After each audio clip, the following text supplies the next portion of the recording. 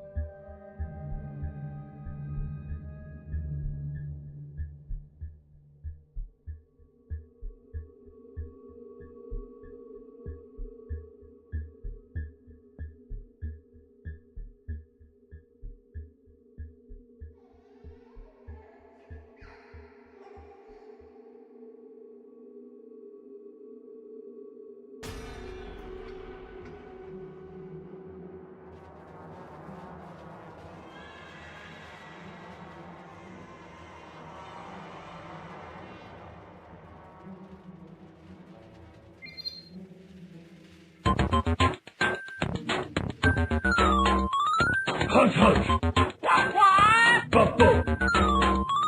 Hush, hush. Quack, quack. Buffalo. Pintsisud fun just subscribed, wo.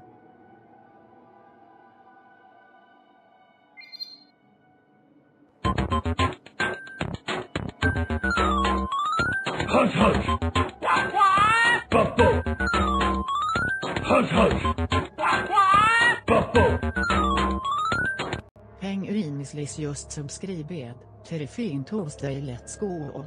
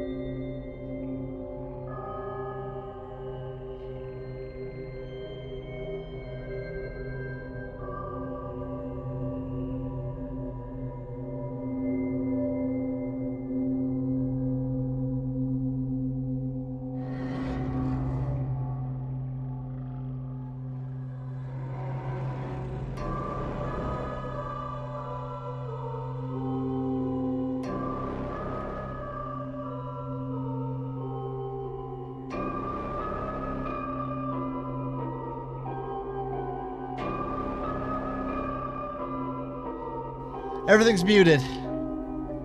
Everything was muted that whole time.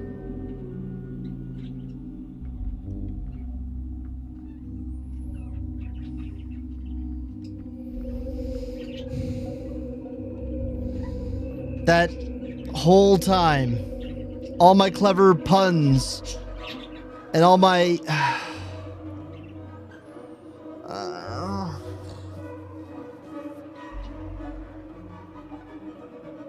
Okay.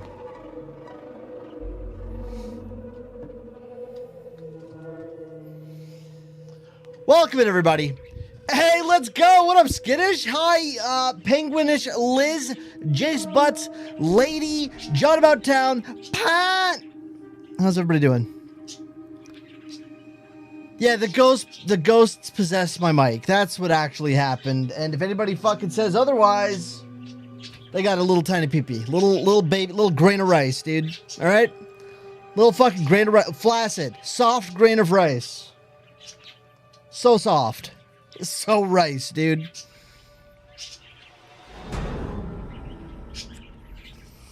Welcome in, everybody. I hope you're all having a good day. I was busier yesterday than I was today, and then I got the news that my mom had to go into the hospital for emergency surgery. But, she seems fine now. Seems like everything's good. Ha! John! Hey, Mom, is my dick big? Oh, no, no, no, no, no. No, no, no, no, no. No, no, no, no, no. Yeah, she's doing all right. It was just an emergency surgery for like a laparoscopic... we got the same scars now, essentially. You're doing great, Jace. Good pin. Strong pin, dude. A+. Can we get a couple shout-outs going? Pint will probably complain. Give Pint-Sized Fun a shout-out. Skittish and Bus needs a shout-out. Liz, you stream, right? Am I crazy? I'm pretty sure I've seen you streaming.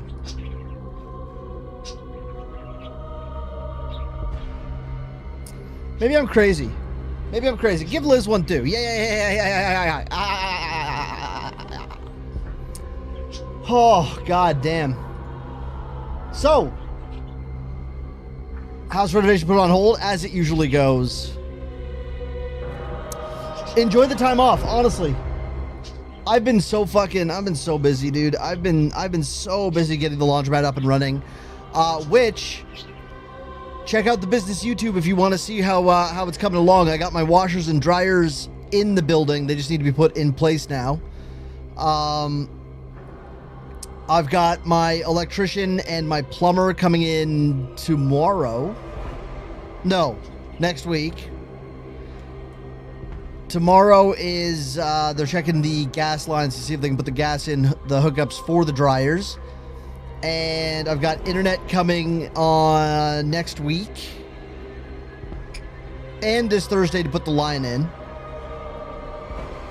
The yellow is going, dude. I'm getting rid of the yellow.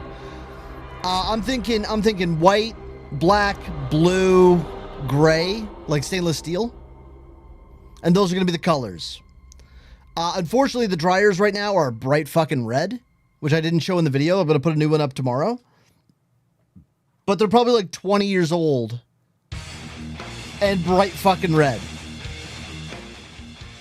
I'm just going to not paint the ceiling. Also, thank you for that hype train. Level 3, let's go. Yeah, the yellow's got to go. I'm keeping it as just very neutral inside as possible, just so it looks clean all the time, right? But the ceiling is just going to stay industrial. All I'm going to do is I'm going to fix up the drywall on one side of the ceiling and just leave it. Because I'm getting lights that hang down really far. Anybody looking up past them, it should be fairly dark up there. So I can probably get away with it for at least a couple of months until I buy the paint sprayer myself and just do it myself. The next big thing is just I need to get HVAC done. And I need to get the fucking, what's it called? Oh, the walls framed out.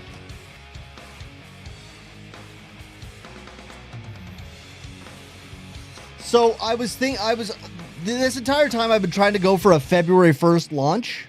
It's not going to happen. We fell a little bit behind, and then the tradespeople that I'm working with, they unfortunately had someone pass away within their company, which put the schedule behind a little bit, but I'm okay with that. I'm okay with it getting pushed back and going behind schedule for something like that. That's a hard thing to have to deal with. I'm getting 2 vending machines. I'm getting a a drink vending machine and a snack vending machine. Those are the and the like laundry soap one. Because those the laundry soap one, you just kind of have to have it, right? Yeah, Liz, right? Like, and I was like, so they were gonna come in last week, and then they told me they had the unfortunately somebody passed, and I said, you know what, like, I've got the equipment coming. The floor guy just finished. Don't worry about coming in until you guys have everything sorted. Like, it's fine.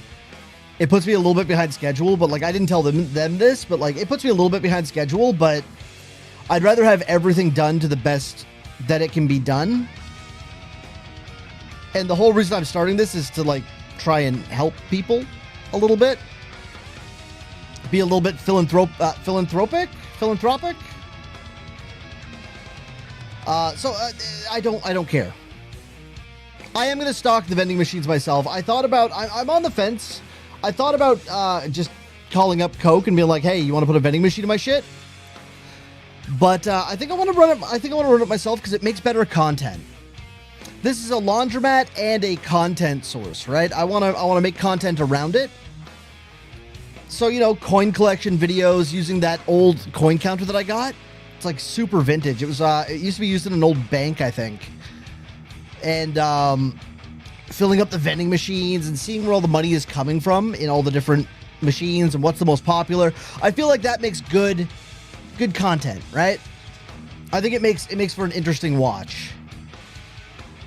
Yeah, so I'm gonna put googly eyes on the cash counter, on the coin counter, and I'm just gonna that's gonna be a common thing that we use, I think, for a while. Because it's pretty fucking sick, honestly. So the way that it works, I don't know if anybody here has seen it. So it's got a whole bunch of drawers, right? It's got a whole bunch of drawers in it. You throw the coins in the top. You plug it in, it runs.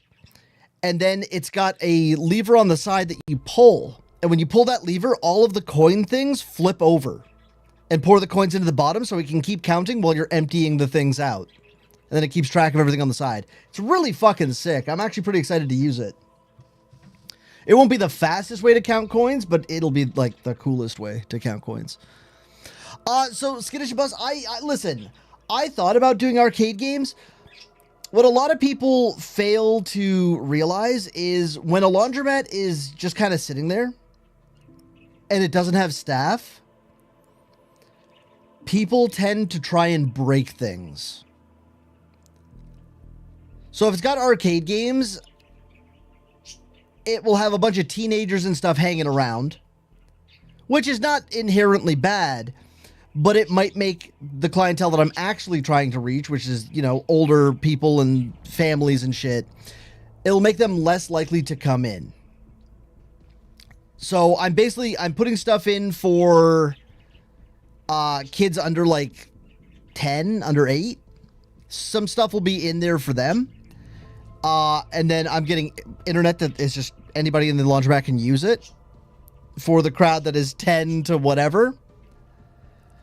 And then I'm putting a TV in with like, so if you guys have a Samsung Smart TV, Samsung makes its own channel or makes its own like programming of channels that like you can just watch all of Hell's Kitchen constantly, or you can watch all of Top Gear constantly, or they make their own like pet stuff or Fail Army stuff or any of that.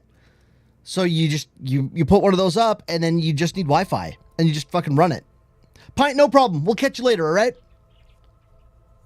You do you. But, so the biggest thing that you have to worry about with laundromats is the people coming in, because laundromats are typically, they're not in the most wealthy areas. And that kind of comes with its own issues. Mainly anything that can be broken will most likely end up broken. And that's okay. These machines aren't theirs, so they don't care about them, you know? When people are using stuff that isn't theirs, they tend to just not give a shit about it. And that's okay. That's why you go in, you clean, and I do the maintenance and stuff. But I'm trying to make it as bulletproof as possible so that there's the smallest amount of things that can be broken.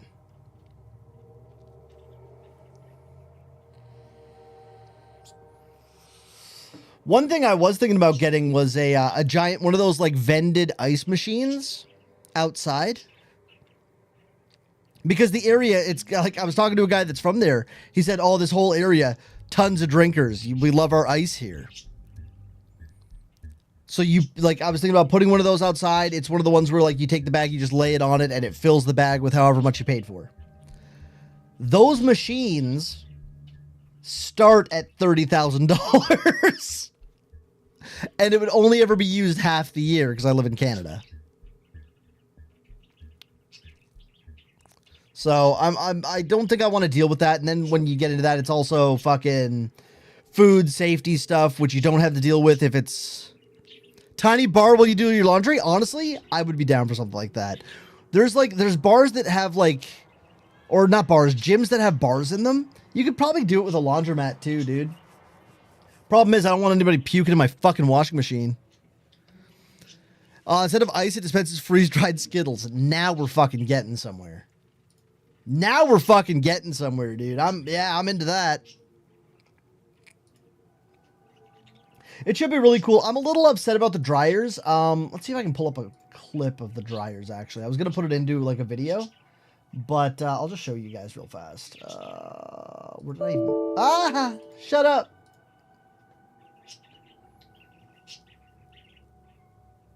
Where would it even be? Where did I put it? C drive? Nope. Yes? No? Yes? No. D drive? Yes. No. Motherfucker, where did I put it? Alright, I'm gonna plug my phone in. We'll watch it off my phone. Hold on. Hold, please. That was me. That wasn't you, it was me.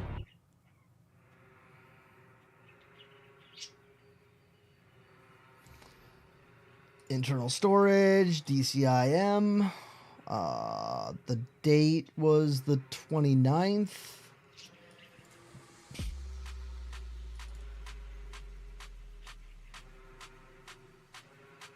Hold on. It's doing it. It's trying to do it. I'll just mute the video because you don't need to hear that. So this is my dryer wall. Yeah. That's my machine I'm trying to get rid of. It's just outside. I just left it outside. Fuck it. It doesn't match any of the other ones and doesn't work. It was given to me for parts, but it's not the same make as anything I have. So the parts that I could get off of it, like, yeah, there's a couple of good ones, but it's not worth, I don't have the space. So this is the new floor that we got put in. I'm going to be selling these top loaders to get rid of them. Because I don't fucking need those. Top loaders are the worst. But these are my fucking dryer. Look at them. These are 25 years old. Probably older. I want to get rid of them. I've got 3 of them. American, dude. America. They are so old. They don't. They no longer have the coin collectors in them. The coin catch baskets. They've been replaced with dollar store fucking little bins because somebody broke into one of them. That's why they've got these big fucking locks added to the outside. Listen, none of them are the same color. What I'm thinking about doing is buying some automotive wrap and just wrapping the fronts of them because you're only ever going to see the front, right? So if I wrap them in white, I will probably end up keeping them for a while. I'll probably run these for like a year, but then I've got 3 of those. And then I've got my Continentals. These things weigh like 900 pounds each.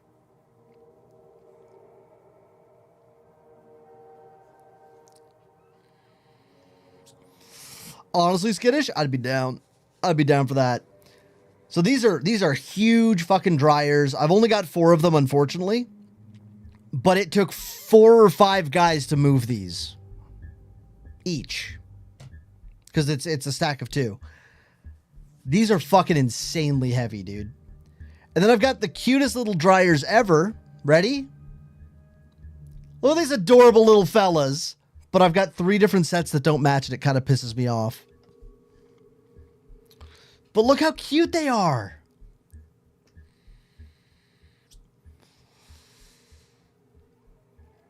I'm keeping these for a little bit. I'm gonna put them in. The problem is I've got to build the wall around them, right? So they're gonna be all the different heights and stuff. It's gonna be fucking stupid. It's gonna piss me off. They're going, ha! Yeah, right? They're cute though, man. I really like these ones. I'm gonna try and sell these later on. I'm gonna try and sell these to like an apartment building or something. Just get rid of them down the road when I've got a little bit of capital, because the dryers, these ones, for example, these guys. How much do you think this stack of dryers costs? We'll do USD. That's fine.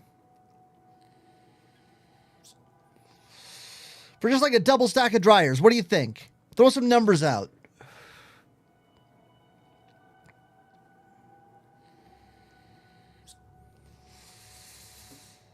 Probably at least $25, $35K, at least $12, $50K. I'm bad with the cost of things. So they're not that bad. They're not 35,000 bad. These cost about 10 grand for the double stack.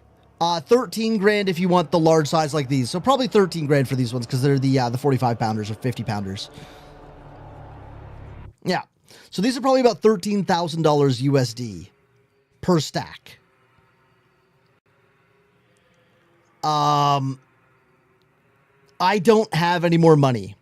No. Well, 5,000 per pocket? Yeah, that's not bad. If you're talking about per pocket, yeah, about 5 grand per pocket.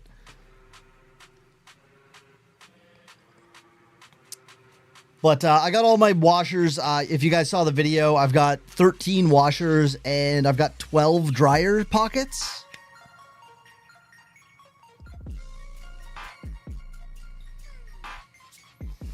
But the beauty of this is you can take 2 washers worth of clothes, because they're about 24 pounders. 24 pound of clothes, like 24 pounds of clothes. And these hold 45. So if you take both of those out, if you take both loads from the washers out, you can put both loads in one dryer. So I don't think this will be a hang up. Well, Jace, so the reason for that is dryers don't make any fucking money. They just don't. They're a thing you need to have in a laundromat because people aren't going to leave with wet clothes, but they don't make you anything. I think I'm going to charge like 25 cents per 5 minutes or something, and you probably only need like 20, 30 minutes. Like, it's going to be like, and then the gas costs are so fucking high. You don't make money on dryers. You make money money is on washers. That's where you make your shit.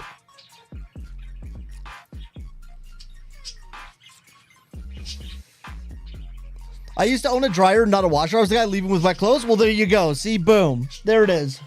But like, you don't make any money on dryers, and that's okay. It's just a thing you need to have. And because they are relatively cheap in the grand scheme of things, normally you just get all new, but the guy that I bought from, so all of the equipment I bought, I got fucking 13 dryers, well, 13 dryer pockets, 12 dryer pockets, and 13 washers, plus 2 for parts and the 2 top loaders. I got all of them for $16,000. So, like, even if they only run for, like, a year or two, I'm still in money. Because it was such a good deal. And, like, he priced his shit really fucking low for, like, per turn. We're talking, he would charge, like, $2.25 on some of the washing machines. That's, like, fucking rock bottom low prices. In the area that my laundromat's in, I am expecting to charge probably about $4 per wash. And then a little extra if you want to add heat, like hot water. Because there's all sorts of like options you can do and set it all up. And I'll go through all that. But no, I'm excited, man. We got a lot of cool shit going. And for anybody who hasn't seen it, I'm gonna show the fucking hold on. We couldn't open. What the fuck do you mean you can't open it? Play the video.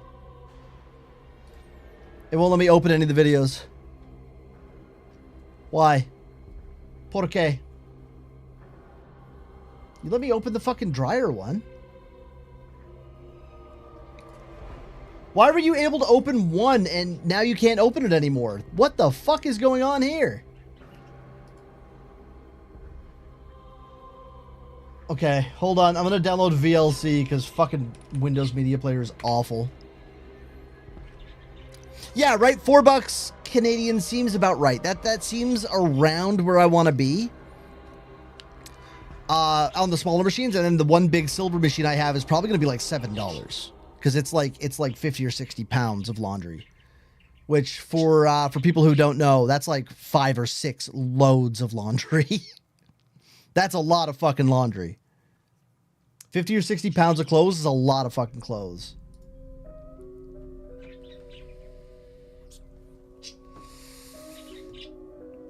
But I want to have it up and running for spring cleaning. I want, like, I'm aiming for March now. March 1st, but if I get open earlier, I get open earlier.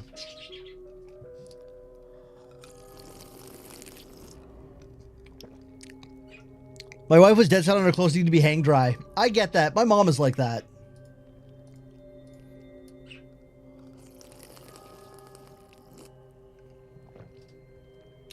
So some of the features that I'm planning on, like, not features, but some of the things that I'm planning on offering at the laundromat, I'm buying a bunch of those little laundry carts.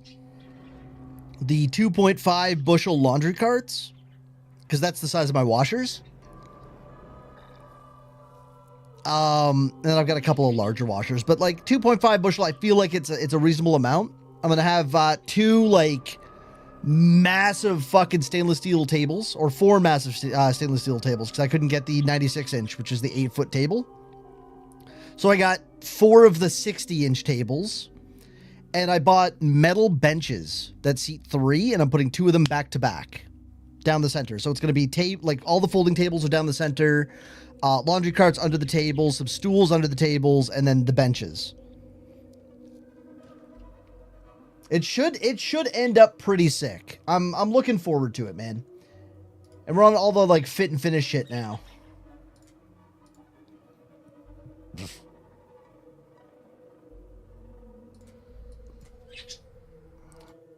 Hold on. So those are my water heaters. I got 3 on-demand systems in the back. So I'm not constantly paying to heat water that isn't being used. When hot water is needed, these things kick on and pump out hot water. Just to keep the costs down of like when it's sitting. But look how cool this thing is. So these trays go in, and they've got like a little like sleeve that fucking rotates when you pull the lever. And then it's got little buckets underneath for, you know, it says halves, but it's basically loonies, quarters, nickels, dimes, pennies. It does all of them. So I'm going to pick the ones that go in and out the easiest and put them on quarters and loonies.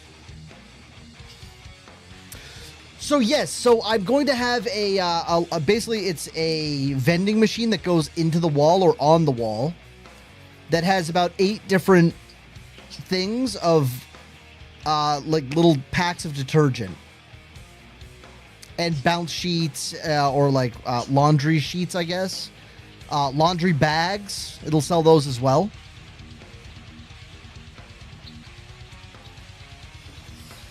And then during it, I'll show you guys like what sells, what doesn't. We can do little competitions on like what's the most popular snack in the laundromat, what's the most popular drink. I'm also thinking about buying like variety packs of pop. Oh, okay, hold on. Skittish and Bus asked me, just wanted to let you know that Pyre is opening a laundromat. Do you have any advice for him? Oh, a laundromat. How quaint. Here's my advice. Ensure your machines are equipped for more than washing clothes, like washing away the hopes and dreams of ever being more than a laundromat owner. Also, don't mix reds with whites, unless you're fond of pink, like your inevitably bleak financial outlook in the laundry business. Good luck. You'll need it. You don't even wear clothes, you bitch! Okay, cool, got her. She doesn't know the importance of clean clothes. That bitch was a potato. Think about it.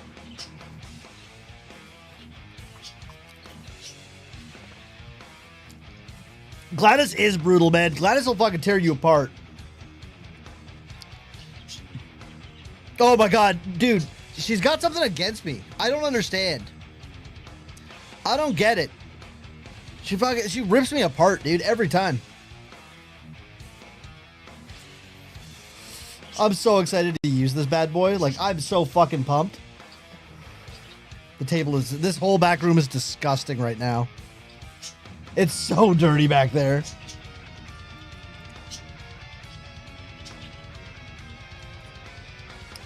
I want to show you the satisfying, hold on, ready, hold on. Hold on. It's not loading. Why are you not loading? The fuck is wrong with you? Why are you not launching in VLC? Okay, give me a second here. It's acting kind of ridiculous, okay? My computer froze.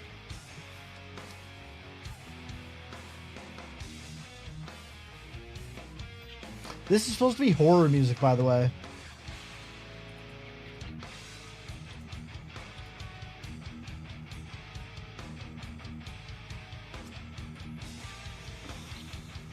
Hold on. I gotta reopen everything. Hold, please. Oh, it doesn't like my phone for some reason. Hold on. Bro, I have to keep closing the fucking... Oh, man. Oh. What the fuck is wrong? Okay, well, I guess I can't show you any more videos. It's breaking right now.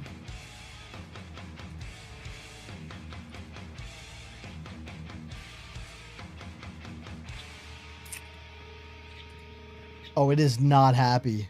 That's fine. We'll get down to some fucking videos, dude.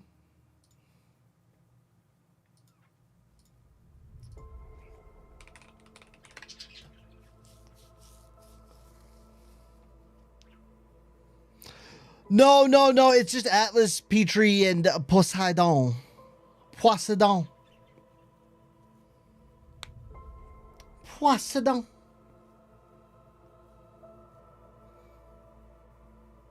Oh, you know what I need real fast? I gotta get in the zone. Hold up.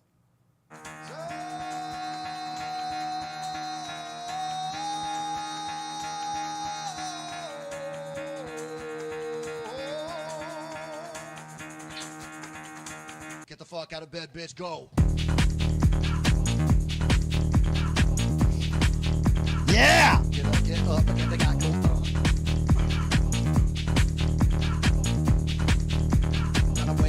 Time to wake up, bitch. Get up. Get up. Get up.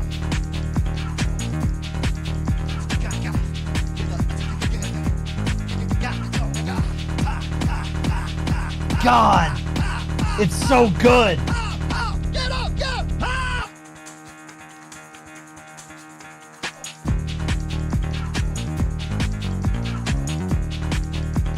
Near to well, as you should. Oh, it fucking just ends. Oh, man. I went to Shut Kanye the West fuck recently. up. Toward the Shut the fuck up! Alright, cool. Nailed it. Alright, let's get down to some horror. Horror, dude.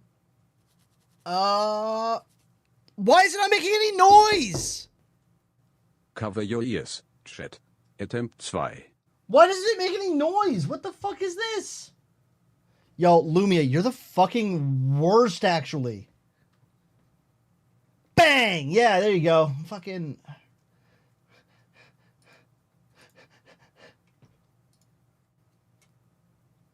Oh, it's because I unplugged my external hard drive. Oh, no.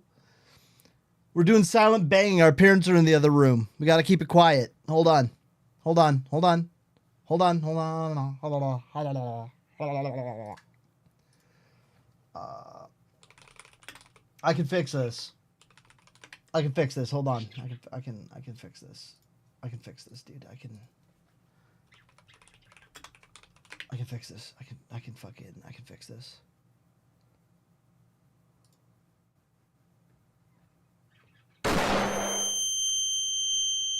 Oh, that's got the worst fucking ring afterwards. This is the new one, I guess. This is the new noise. That one's super annoying. Let's go. Let me just fucking download that. It's the most violent one I could find. We're gonna change this. Select audio file. Terrifying Tuesday, dude. It's happening.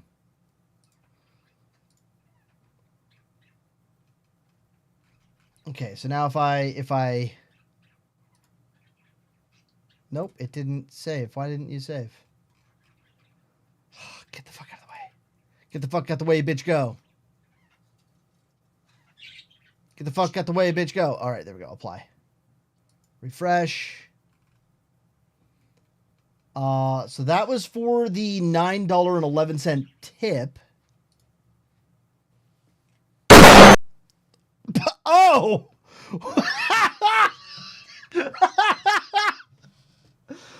I don't think that's going to work. Hold on. Why did you do this?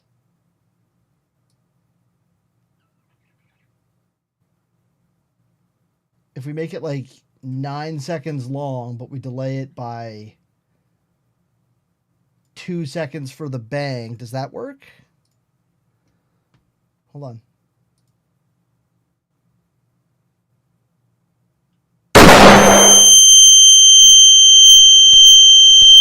Oh! Oh! Oh! Oh, that's fucking horrible. Hey, what up, Chris? Hush, hush. Oh, that's fucking awful, dude.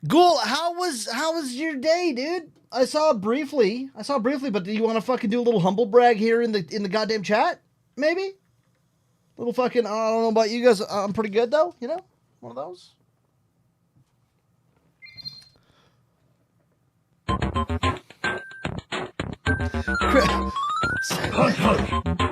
So, when I read it, I said, Chris, who the fuck is Rathans? And then I realized I'm actually stupid. Has gifted a sub to Rat Hands. Dixie Chris gifted a tier 1 sub to Rat Hands. They have given 102 gift subs in the channel. Yep. Wait, what's the profile picture? Hold on, I gotta...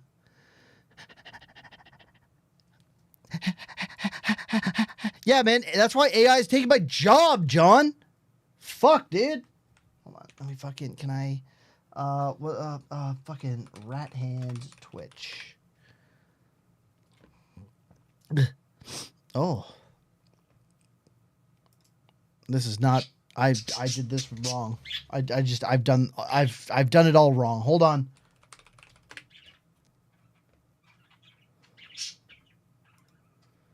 Do. Why can't I fucking... Okay, I'm just the worst.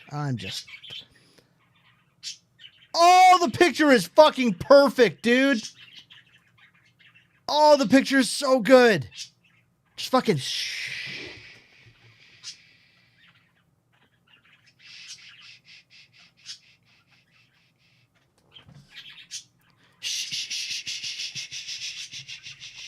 Relax your body. There's a cat in here? Is there a cat in here? No. John, your hands are disgusting, all right? I want to high five a rat. Ghoul, come here.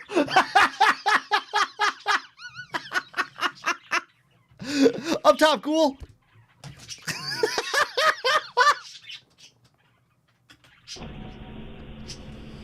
Oh, sorry. Love you, night. Oh. Are you okay? I just laughed so hard I hurt myself a little bit. It's probably okay. Yeah, but it's not my news to share, so I'm going to wait for Ghoul to get back. Ghoul! Ghoul!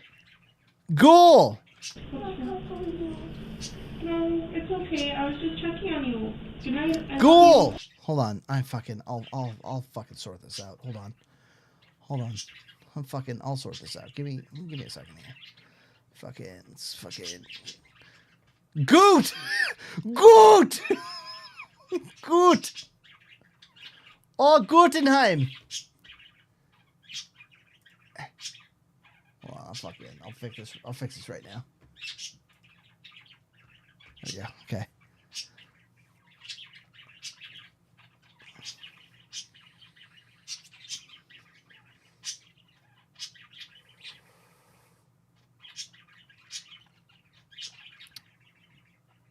This can't be fucking... You can't... Ghoul, you can't be serious.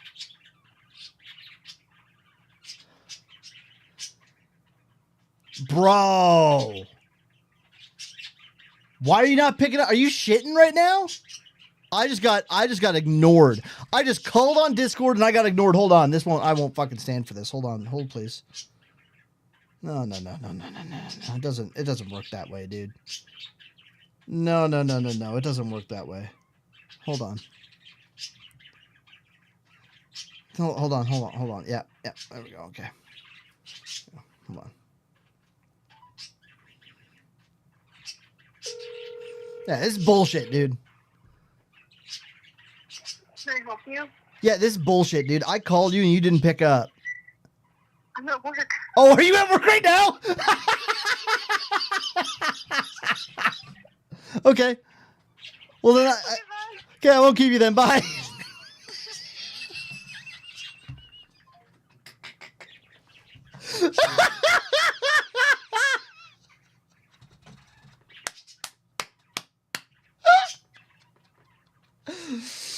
Oh, that's even better, dude.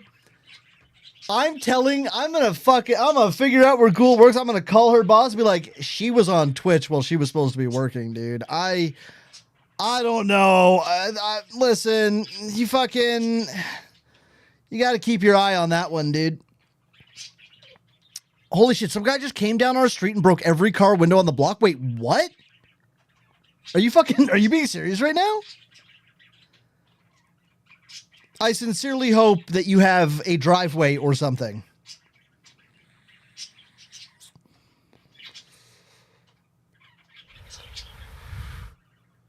That's fucking okay, we have a garage. Perfect. Okay.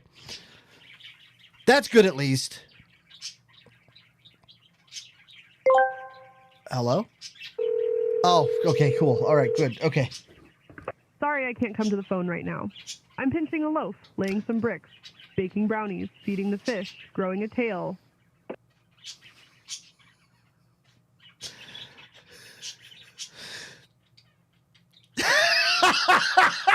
Good job, Chris. A plus, buddy. Now we're talking. Yep, there we go. Well, so that's do you fucking hold on. Hold on. Wait, hold on now.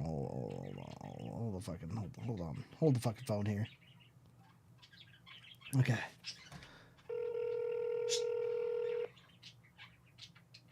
What's up? Yo, so like no news at all? You didn't hear anything from Ghoul?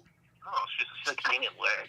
And I'm like, okay, well, what's the news? Yeah. She's like, I'm at work. I'm like, you could have told me in that time. Yeah, like that's not the fucking news. We know you're at work. So I refused to let her hang up. So I was like, okay, tell me. She's like, what do you mean? She's like, don't you have something like interesting to share? I think there was good news. She's like, no, what are you talking about? I was like, okay, you suck, bye. Yeah, what the fuck, Ghoul? Didn't she say she had something to share? Yeah, well, no, she fucking shared something in like our little like private group chat thing. Yeah. Yeah, so like I thought she might want to share with the goddamn class, but apparently too good for it. Fucking loser. What a loser, dude. All right, man, have a good stream. I'll be All right, yeah, I'll fuck you later. I mean, talk to you later. All right, okay, bye. Okay, cool. All right, well, we got that sorted out. That's pretty cool. Let's watch a fucking video, shall we? Scary. Yeah, I scary too, dude.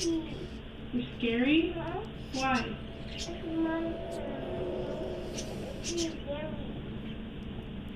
Okay, Chris, actually, I've got a fucking question for you. Did you ever have to deal with any of this shit going on? Like when Harper was younger? Like, did you ever have to deal with any of this? All right, Jace, yo, have a good one. Thank you for coming in early, dude, and chilling. I appreciate it. She made stuff easy? Perfect. Okay. I'm just always curious if, like, every kid is just on mushrooms, you know? Like, just fucking high as fuck. And just yeah, the voices in the room, Dad, they all talk to me at the same time. It's like, oh, okay. I'm going to go play with Mr. Bucket. Oh, sure. Fuck, why not? John, I mean, and it could be that, right? It's like I hate to liken this to pets, but like young people and pets both match the energy of whatever the person in charge does, right? So if a kid falls down and hurts themselves and you just laugh, the kid will laugh. Same thing with dogs. Like if a dog hurts themselves and you're just like, oh yeah, fuck, you're fine, let's play, and the dog's like, okay, I'm not that hurt. It's a shitty comparison, but it's the comparison I'm making because I don't have kids. I've had dogs. I got lucky so far, so good. Knocks on wood the entire neighborhood. Yeah, right. Yeah, exactly, Chris. No, yep, I got you. But like I always see those, like the kids fall down, smash their fucking head off something. The parent laughs, kid laughs. If the parent makes a big deal, the kid like fucking loses their mind. So just don't know where I was going with that. That's where I am. On the monitor, Marquette Jean sees a bizarre figure that resembles a cat that seems to pass right through her daughter's bedroom door. Oh. But when she asks little Everly about the cat... Oh, hey, what up, dude? Hello? Can I help you? Yeah, no, wait, what's the news? I think everyone wants to hear it. What do you mean? I don't have any news. Well, fucking, what do you mean you don't have any news? You have news. You fucking... Wait, what? You said you had news, dude. Fucking just say the news. Why are you holding out on us? When did I say I have news? Chris has to take a shit. Can you hurry up? When did I say I have news? Oh my God. I said you had like a fun little thing that happened today and you were all proud of it. So I thought you might want to share with the fucking class. The bar manager tested us all on like all of our cocktails, which is like a 20-something drink, like long list of cocktails. And I was the only one that got all the ingredients right. Boom. There's the news. You hear that? Chris, shit in peace, my man. There it is. Boom. Oh, Christ, I'm gonna go take a shit. There you go. Good job, Chris. Okay, man. I gotta go. All right. Tell your boss I said hi. Thank you so much. I don't know if she was thanking us. I don't know if that was thank you so much for calling me and thinking about me while I'm at work. I don't know if that's what that was. Like, thank you so much. You're such a good friend. I think I heard. Wow, Empire, you really you changed my day is what I heard. Correct me if I'm wrong, but I think that's what I heard. I think we did good here. Today. It's that quote. There's a monster in the window, and that she's God. scared. So I fucking I don't know if anybody else does this. I was watching Beard Meets Food. Beard Meets Food, fucking, he takes gross amounts of food, like food challenges, and then fucking just absolutely destroys them. Right? Really seems like such a nice dude, like a cool guy. So I was watching one of his videos. I watched the guy dummy a huge burrito. That's the one we watch here. Yeah, John, exactly. Never missed an episode. It's so fucking good. The dude he's so good. So I was watching him crush a giant burrito because it was like one of the older episodes. I was going back to like catch the backlog because I only found out about this guy like recently. He gets through it and I'm like, fuck, that made me real hungry. So I ordered a burrito and it was buy one, get one free.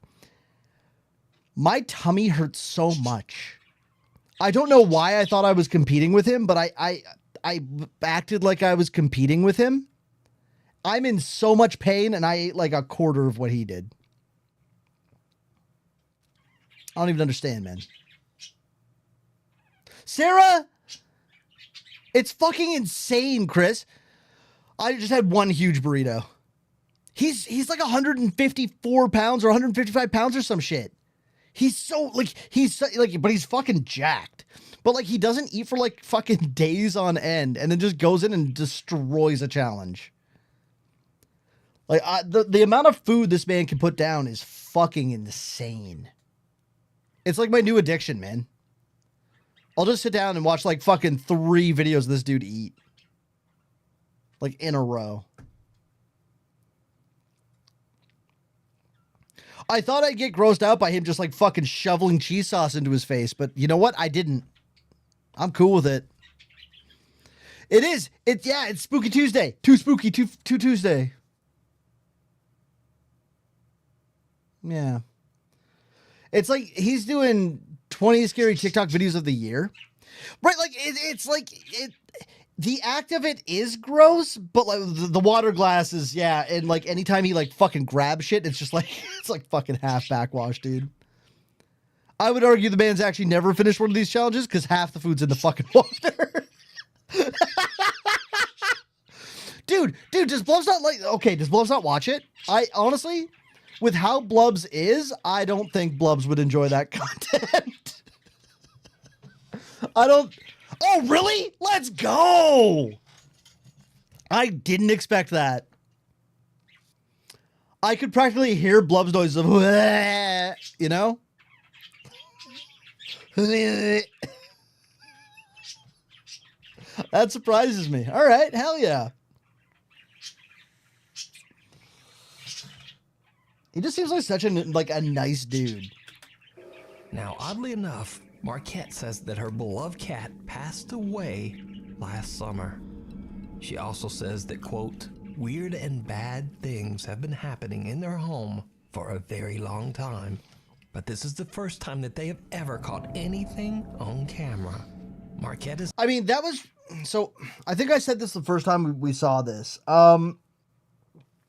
That was probably a very common path the cat took, and it's most likely just a camera glitch. It could be more. Dude, absolutely. Chris, I'm super fucking in. That's dope as shit, dude. That's super fucking sick.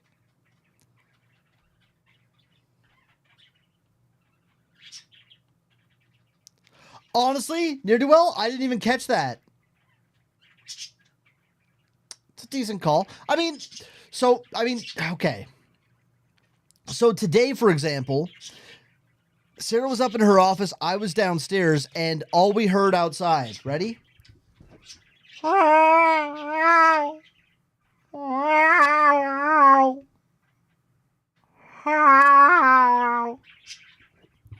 If that cat could get inside this house, I guarantee that cat would come into this fucking house. Like, I was getting ready to message Sarah, and she beat me to it because all we heard was the songs of this cat's people. And it was wonderful. We have so many fucking cats that just like roam our neighborhood and just like end up like, I have little tiny fucking paw prints like in mud all over the back of my truck because the cat likes to chill in the back of my truck. And I'm okay with that. Is not sure exactly what this is. Exploration gone wrong. Two friends decide to explore an abandoned industrial park at an undisclosed location in China. The site has been abandoned for over 3 years. I don't know if we've seen this one, have we? And We most must of the have. entrances have been locked shut to prevent intruders and squatters. But this doesn't stop the two explorers as they manage to find a way inside. Okay. Well, they just fucking chill. Honestly, they seem fine. I wouldn't worry too much about them. They just hang out and do their thing, dude. The number of times that like I've gone out the back of our house, because we usually use the back door. Nice. Chris can use my back door. We usually use the back door, so I'll walk out and I'll fucking turn to the side and there'll be just a fucking big boy cat staring back at me and we'll just like fucking stare at each other for like a solid like couple of seconds where neither one of us moves. And then the cat just dips up the fence out. But like they just like chilling on our lawn furniture and like we don't stop them. That's, you know, it's whatever. I would leave food out except then they'll never fucking go away, so. Okay.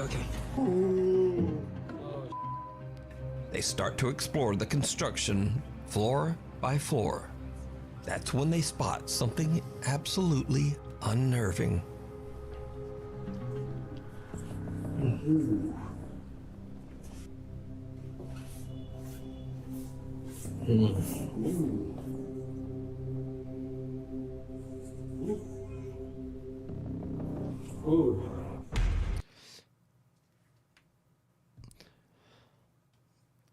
So our street is not that busy.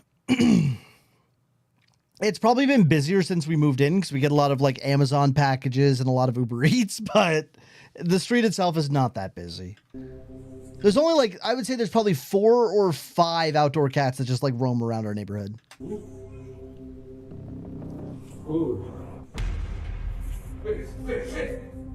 the? Like, that's pretty creepy. Did you see it? Someone appears to be sitting on a chair inside one of the empty offices. Oh! Right when I cracked my neck, dude. Migus, what the fuck? Oh, that scared the shit out of me. My neck cracked and it was like on the second pop, a pipe exploded. And then they quickly turn back and check out the room. What the? But there's no one there. What the?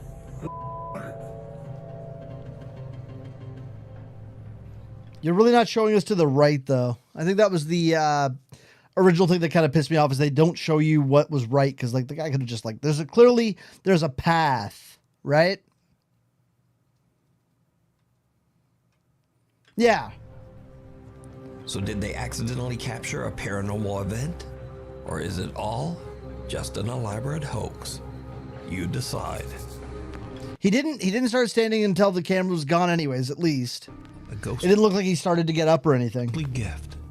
Cassie O'Malley from Lamont, Illinois loves monkeys. So when one day she receives a monkey doll as a gift, she's absolutely thrilled. Yep, there you go. Perfect. Yeah, fist it, dude. Get it in there. Let me wear my asshole like a watch, dude. Let's do this. That is, until she opens the box. I hate this shit. Why? Why? Oh my fucking god, I swear to god, this thing just fucking looked at me. Oh my.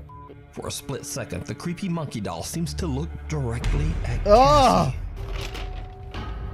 Oh my fucking god, I swear to god, this thing just fucking looked at me. Oh my. Cassie says she's tried everything to debunk what she captured on camera, but she hasn't found anything to explain. But like it does, it looks at her. Now I don't know if there's like electronics or sensors in it. Right? After this recording, the doll hasn't stirred up any trouble. So for now, Cassie is keeping the creepy little monkey doll proudly on display in her. I fucking hate this. Why do people do this? Anyway, she saw a guy sitting in a chair later and it was scary. Honestly, Queet? Yeah. It's the way it goes, dude. We need another shout out. I need one for Queetus. For Monsieur Queetus. Her home. But what would you do with a gift if it did this? Let me know down in the comments. Beard, that's what I'm saying, dude. All these people that fucking buy these dolls. It's weird and it's creepy, and I'm going to go as far as say it's wrong. It is wrong. Nobody needs this shit. You don't need that. You don't need that in your home. You know what never looks creepy in doll form? Penguins. Challenge accepted. Hold on, please.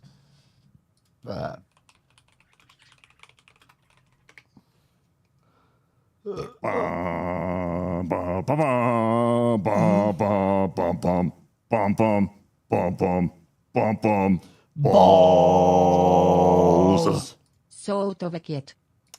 That's what I like to hear right there. I love hearing about balls. You know what?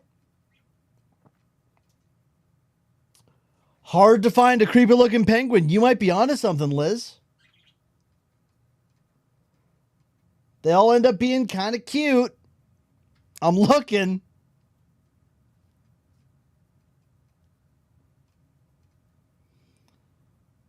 I wanted it to look like someone tried to make a real looking penguin and it just ended up horribly wrong. But, oh, this one's pretty bad. Well, even that's not really that bad.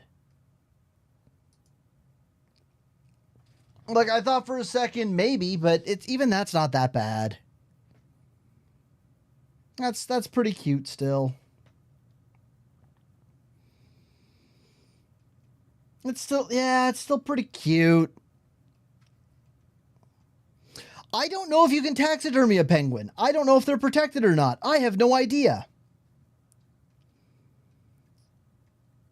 But, like, like, even that's fucking adorable.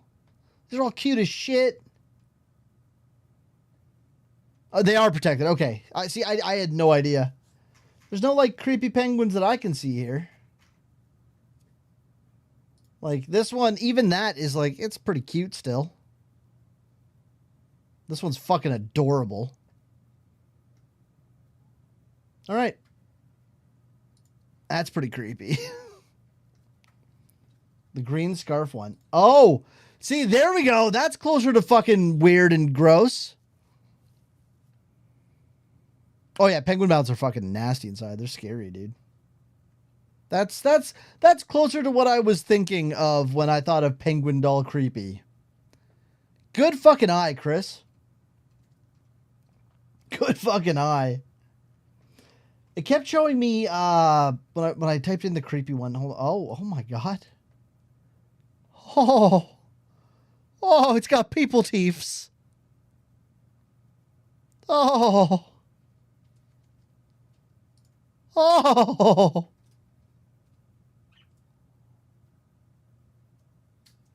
How's that? We're doing good? Oh, but then there's this guy, Ronnie Rockhopper, dude. Look at Ronnie.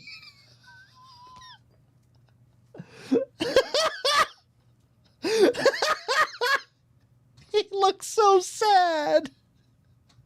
I actually love him so much, man. This is the one that kept coming up for Creepy Penguin.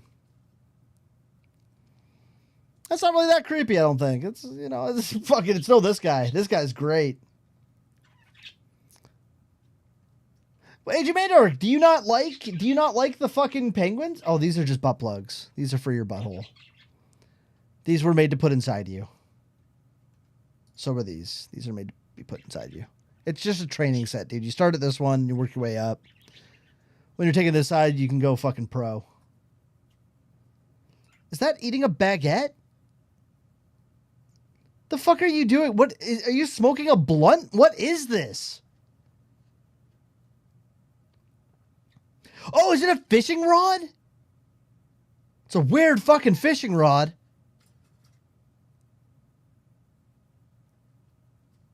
I don't know what that is. All right. Anyways, we've been sidetracked.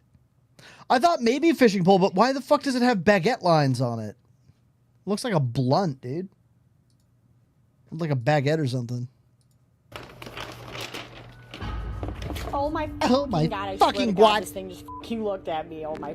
Shadow of doubt. Late one afternoon in Spain, TikTok user Les spots the shadow of a pigeon perched just outside her second floor window. She decides to record a funny video for scaring the bird away. Hilarious. But when she approaches the window, What a fucking genius of modern comedy. things take a very odd turn. Hay algo ahí y no sé qué es.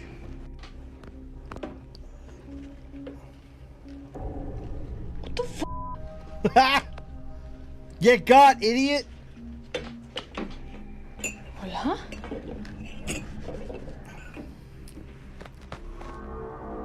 Bye.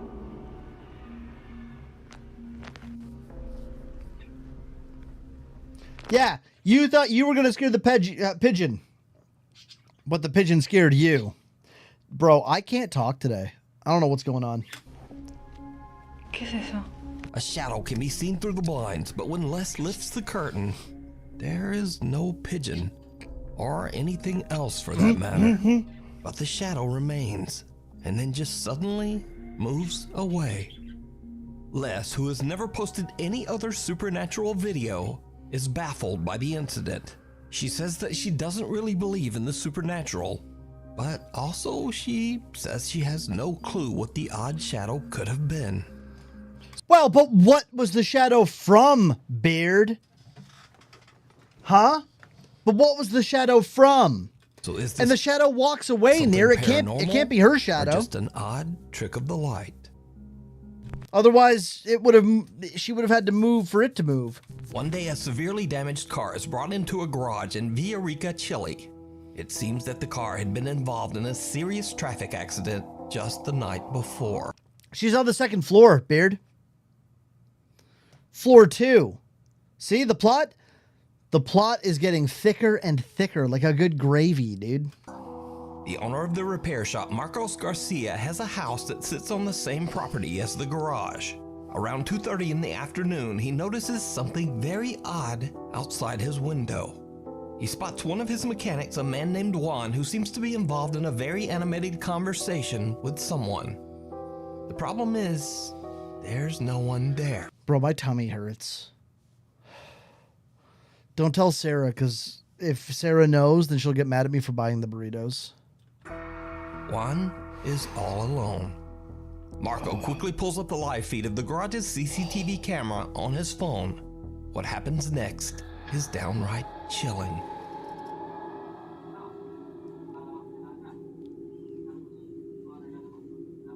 Oye, este weón se volvió loco.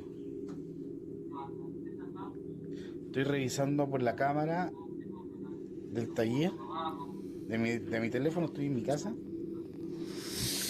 Nair, fuck you! Somebody ban Nair. That's it. You're out of here. You're out of here, kid. Y este maestro está hablando solo. No cacho qué onda. La verdad que no cacho qué onda.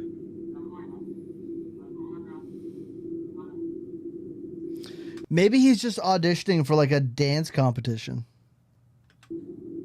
See? No, está hablando solo. Le voy a preguntar por cámara qué está haciendo. A ver, vamos a preguntar.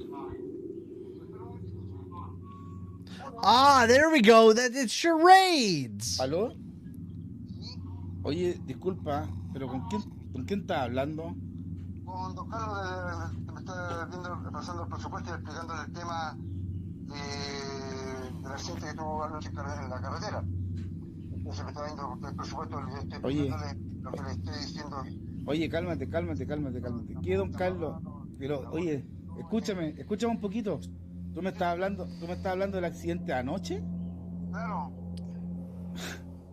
Juan, me estáis huellando, ¿cierto? No, pues estoy con don Carlos aquí, pues. Le estoy explicándole todo. Oye, ¿podéis subir? ¿Sabes qué? Oye, es que no estáis hablando con nadie, viejo.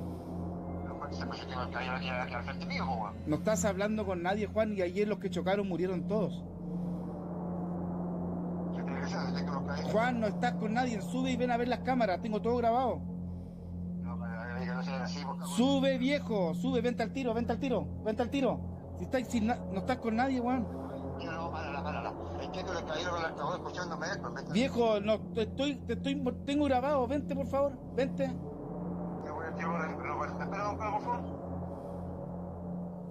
No, esta weá es... Mechanic Juan swears that he was talking to a man who was very real and said his name was Mr. I didn't notice. It might have, Queet. Mr. Carlos. Juan says that he could see Mr. Carlos standing right in front of him, clear as day. He says Mr. Carlos was asking questions about repairing the severely wrecked car from the night before. Now, Juan had no idea that all of the passengers in the car had passed away in the accident. He also didn't know that one of the deceased passengers was a man named Mr. Carlos. So did dun dun dun dun! Juan talk to a ghost? He certainly seems convinced.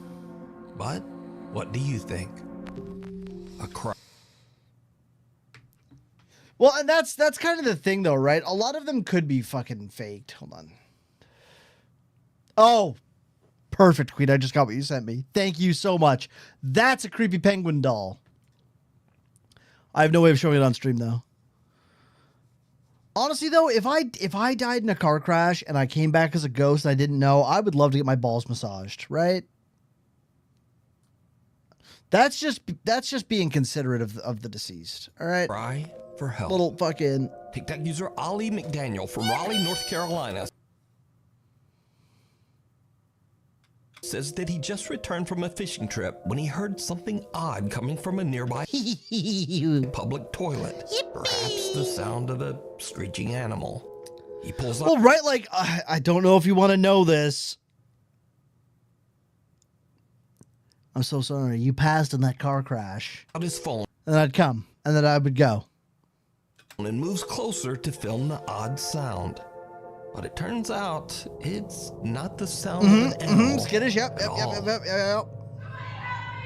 Yo, what the?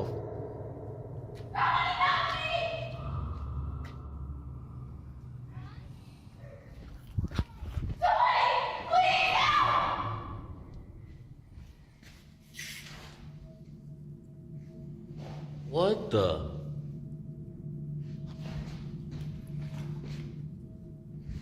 Bro. There's nobody in here.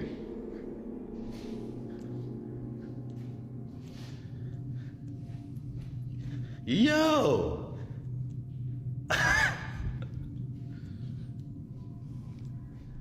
A woman can be heard screaming. Well, we're looking at the fact that somebody was screaming, "Oh my God, please, somebody help me." And then he went in, and there was no one in there. Desperately for help from inside the public restroom. But when Ali goes inside and checks, he soon realizes that there's no one there.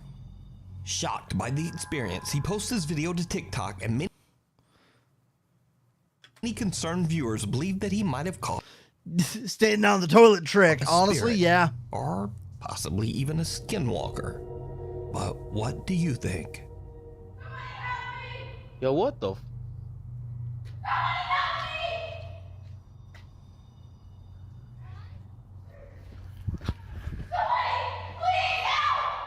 It did get louder when he went into the men's room, though. We need scary video. Well, so the recording I can overlook. As somebody who fucking makes content, I've recorded in some fucking dumb places. If they were walking by that area and heard the noise, well, he just smiled. He's like, "What the fuck is going on?"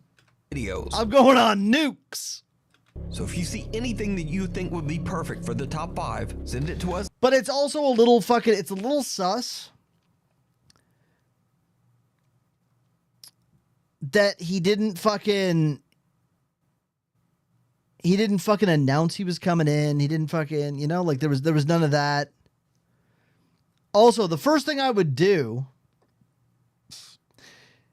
You check one bathroom, you don't see anything, you announce that you're going to walk into the other bathroom to go take a look. You know? I don't just give up when I checked one room, man. That was 50% of the rooms and I didn't see shit. Gotta go.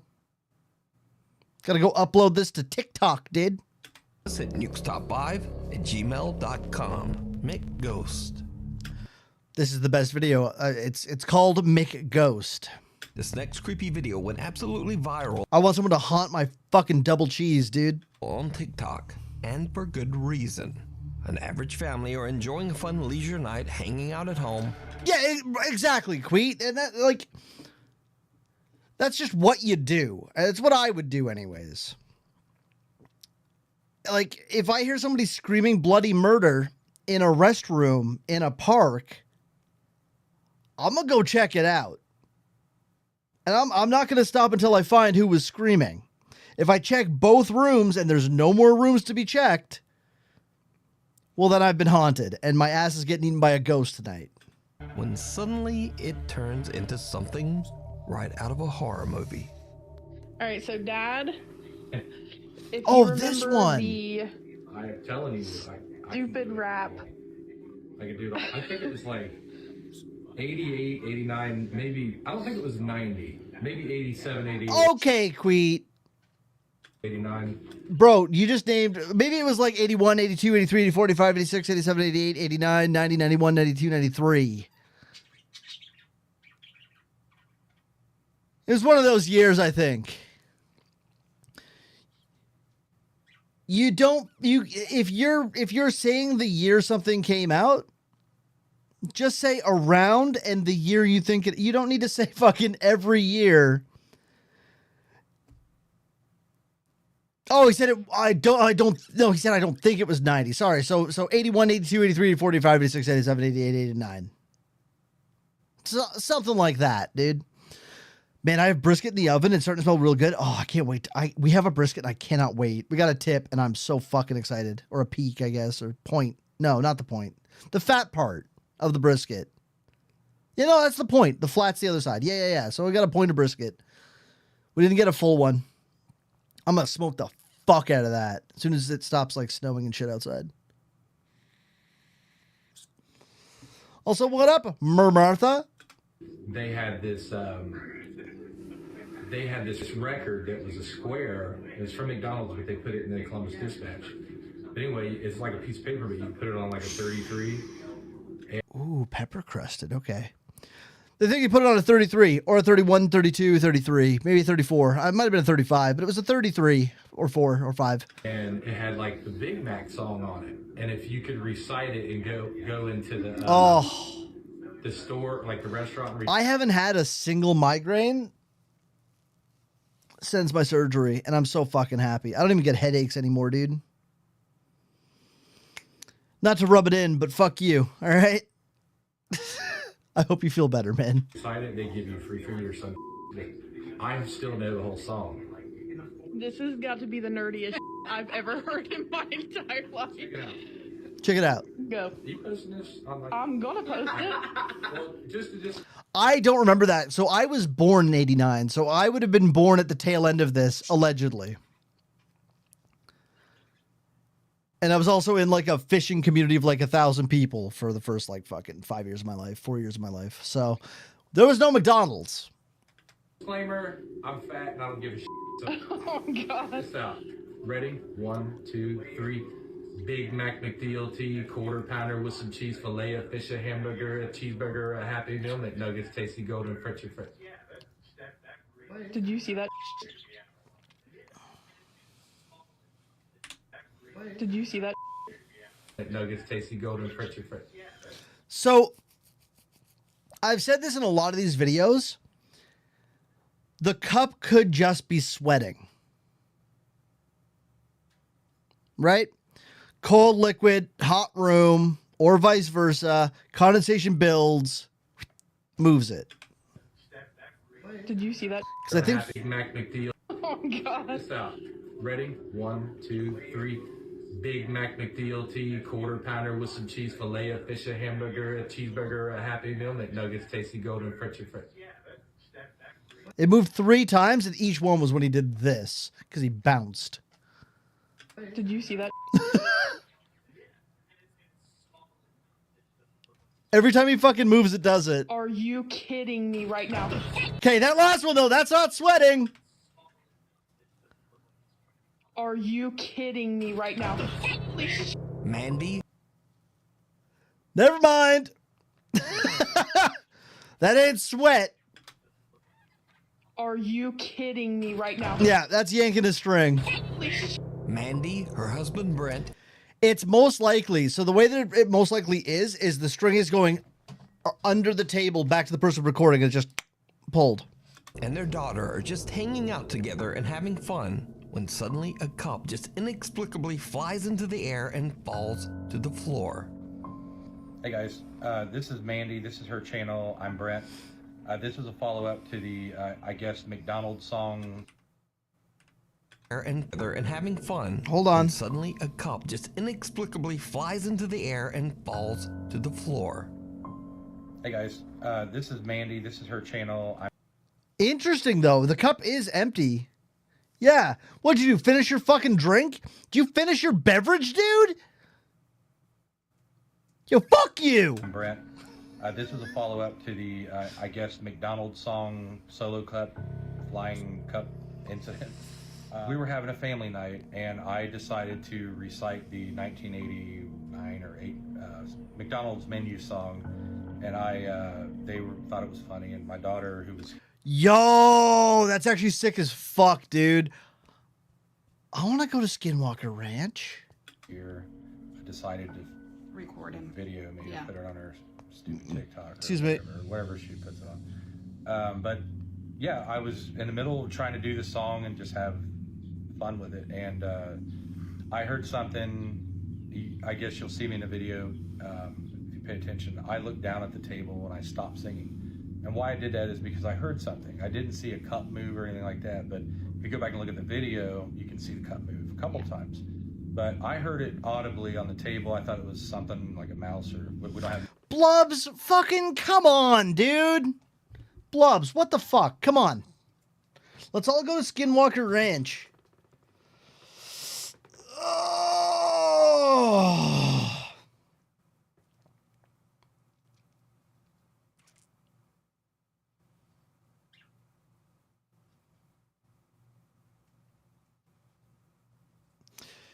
Skittish and Bust should make a fucking like a horror, like basically like a ghost hunting channel. It could be like Skittish and Busted, or like Skittish and Debust. And it's like you try and debunk some of this shit. I'll take my check in the mail, dude. It's fine. We don't have mice or pets. Basically, Blubs, come on. Do it for free. Do it for friendship. Bus saw a little boy in our hallway once where we played Penguins. She drew a picture in your Discord DM. Hold on. Wait a second. Hold on. Let's fucking go. Oh, you know what? Thank you so much for that.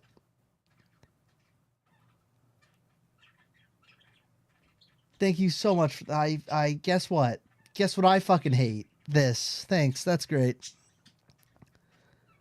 That's fucking wonderful. I didn't need to sleep ever again. That's shadow people, right? Fucking hell, dude. I don't know what my first reaction to like seeing a ghost would be. I don't know if I would be like, oh shit, or be like, did I fucking eat mushrooms today?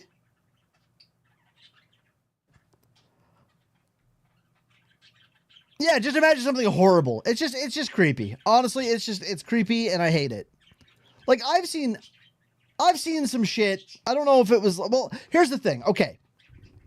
So the first like big fucking like thing that made me a believer in ghosts, Like I actually use as like definitive proof that no one will ever believe me because it sounds fucking ridiculous.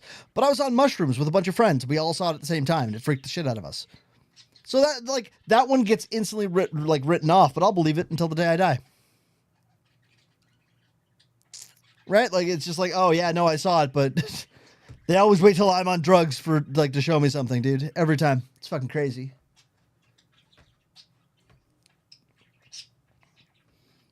Would you rather be a vampire or a werewolf? Oh, actually, you know what?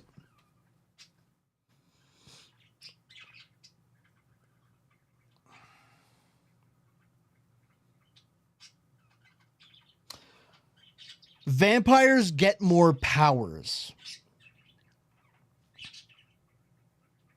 I'm going vampire.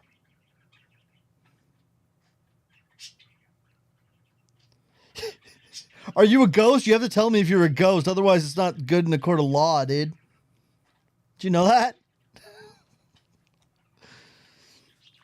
Yeah, you have to tell me if you're a ghost. Chat, what would you rather be? Okay, well, Blubs, we were all thinking it, all right? But food tastes like ash if you're a vampire. Yeah, but ash tastes amazing if you bite it.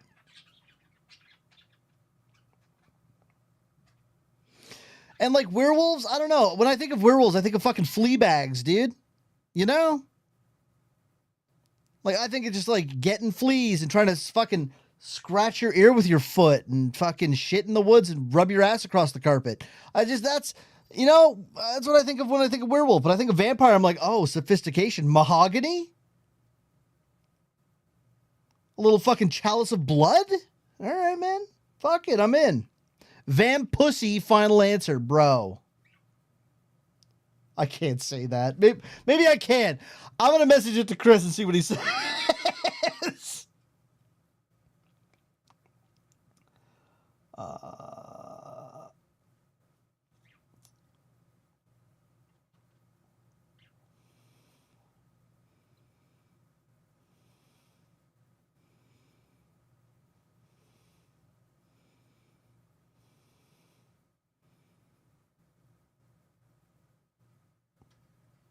Okay, there we go.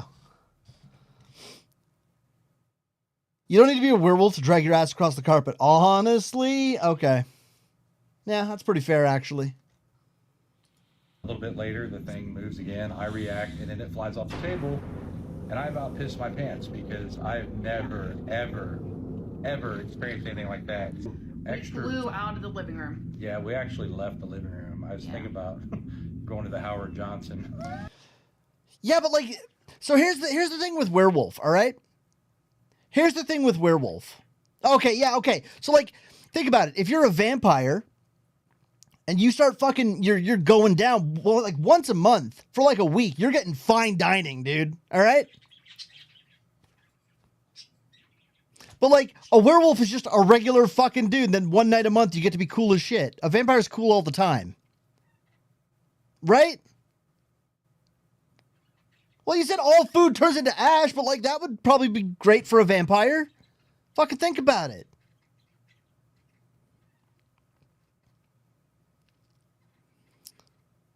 So like, I don't know. Like a werewolf is just a regular guy that sometimes fucking gets wolf powers like once a month or some shit. It's kind of, it seems the lamer of the two options, you know? Oh, yeah, Queen, we're talking exactly what you're thinking about we're talking about. Yeah. I would assume that with an umbrella, a vampire can get pretty far. All right? Now, the downside of that is, well, no, you know what? I guess not, because if it's overcast, you can still get a sunburn. No, probably not. No, well, Blubs, it kind of is. Being a werewolf is kind of like a period. You're just a regular person. Then for like, 1 week a month or one night a month, you just binge, lose your mind, and fucking move on, and then it's back to normal.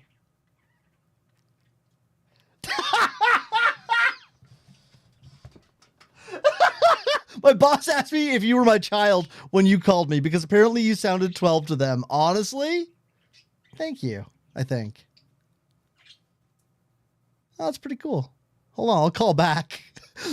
I'll call back. Mom? Mommy? Mom? Mother? Mommy? Mother? Mom? Mom?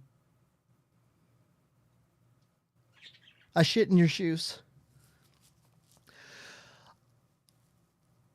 I just left.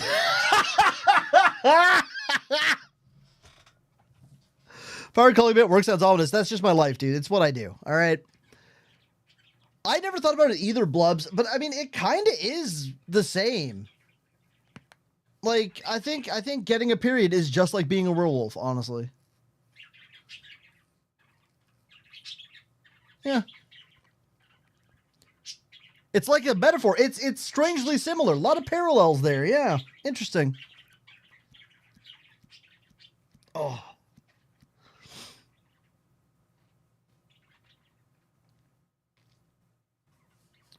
Oh, man, my titty's itchy.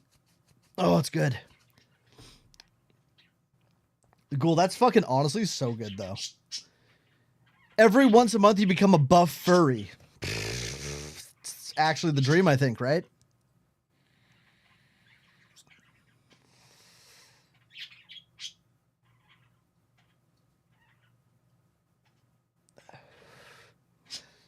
So here's the thing, Nixu. As somebody with ADHD, I think this might be what you guys talk about. As somebody who has wicked bad ADHD, I've literally put so many fucking items in places where I'm like, I will never lose this because this is such a novel place that I will always remember. And then I forget 12 minutes later. As soon as the item goes into where I'm like, oh yeah, I'll never forget this, and I close it, that item no longer exists. And then I have to go find Sarah and be like, Sarah, what kind of cool place would I leave this item?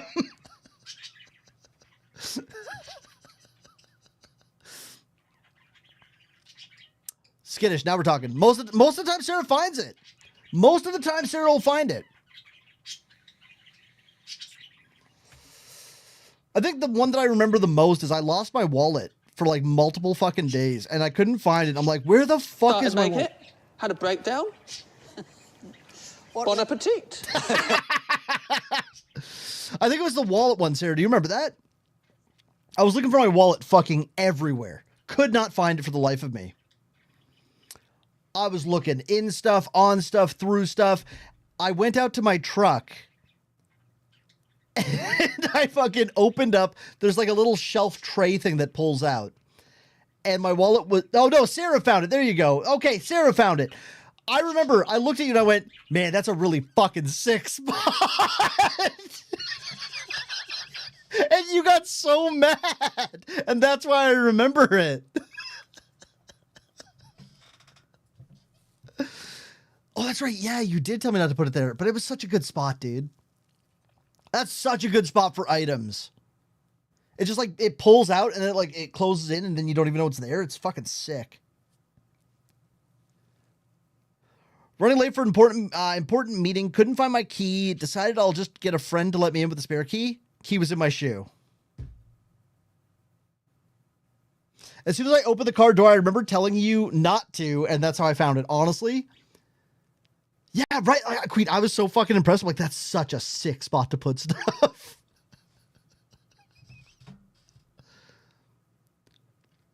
Oh, Beard, I've done that. But I will say, every day of my life is like a little Easter egg hunt, which is pretty fun, right? I had a wallet chain. Fuck you. How about that? I had a wallet chain. That shit was so cool. 20 years ago. Fuck you. It was about 20 years ago. Fuck.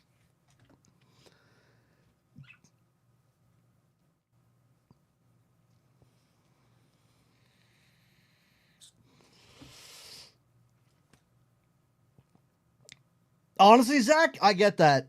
Yep, I get that. I lost my debit card since right after Christmas. Took me until today to finally get a new one after rummaging through my house and my car. Just tried to leave for the grocery store and misplaced my keys at some point in the process. Good times. Good times! Yeah. I don't know if I have to pee or poop. That was a lot of burrito. I mean, just the right amount of burritos, Sarah. It was just enough.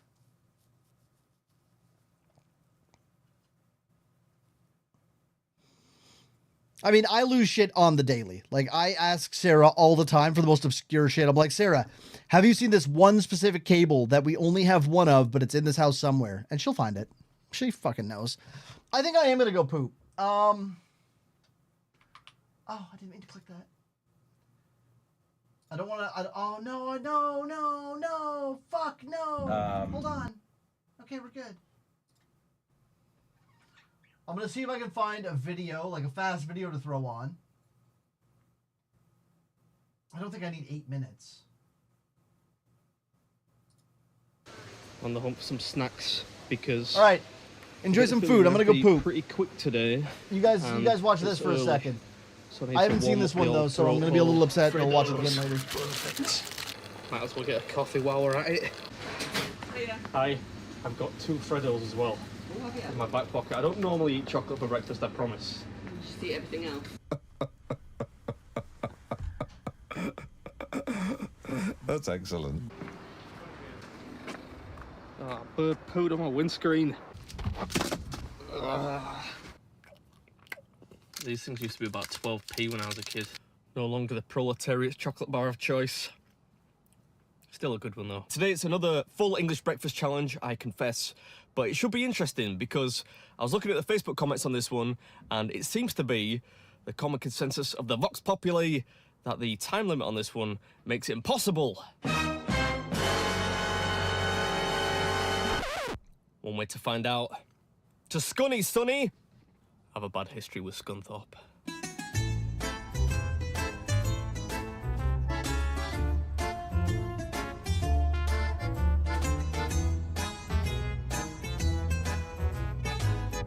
Welcome to Scunthorpe, Duck. I think this place is inside a like a shopping centre or a mall if you're American.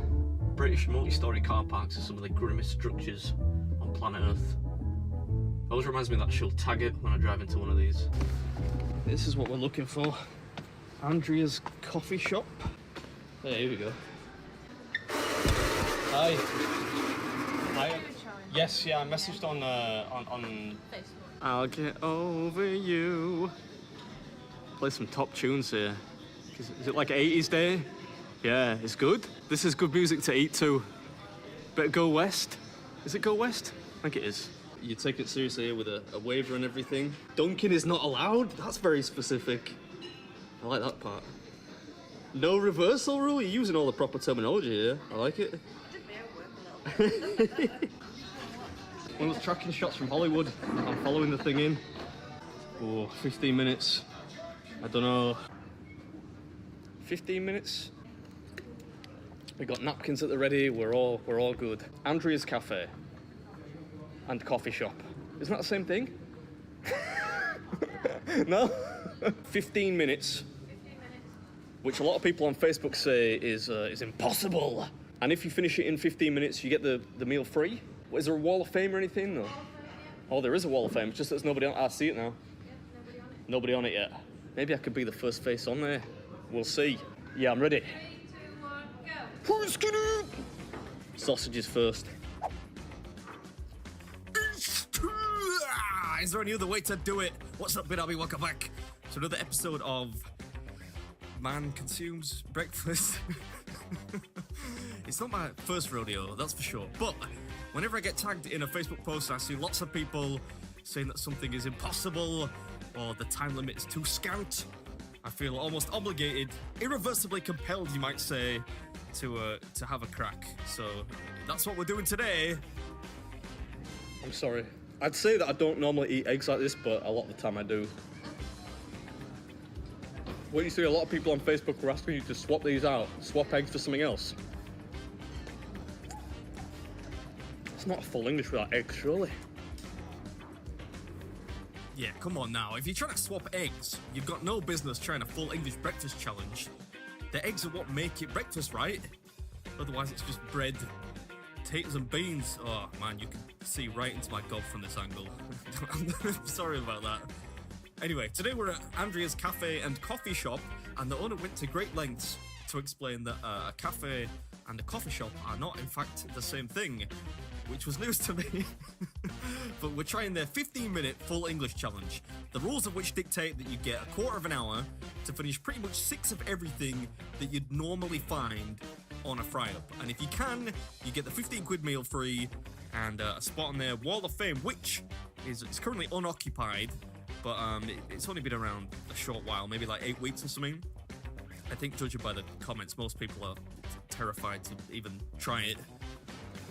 Oh, there is fried bread. I thought it was all toast. I'm very relieved to find there is fried bread. Bacon sandwiches. Yeah, we're gonna save the fried bread to enjoy towards the end. 'Tis a delicacy which should never be rushed, if you ask me. How long have I been going?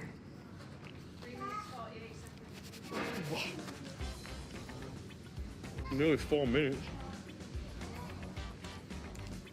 Yeah, you got it. What, a third of the... I don't know what I was looking at there, by the way. Probably a bemused bystander. That's what my money would be on. But yeah, we're about, a third of the way in. And we're doing all right. Still the bacon and the bread to go. Those are some of the slower components. Not to mention the sloppy stuff. See that? That was a textbook beard wipe. I know you'll appreciate that as a long-time fan. How long have I been going now? 6 minutes. This is really yummy. It's really nice, yeah. I almost don't want to eat it, you know, quickly. There's a lot of beans. Yeah, precisely 3 portions apparently. Although who knows what constitutes a portion. A bit like when American cooking shows say a cup. Like, what's a cup? What is a cup? One of my favourite things on planet Earth is baked beans with fried bread. Can't beat that. No?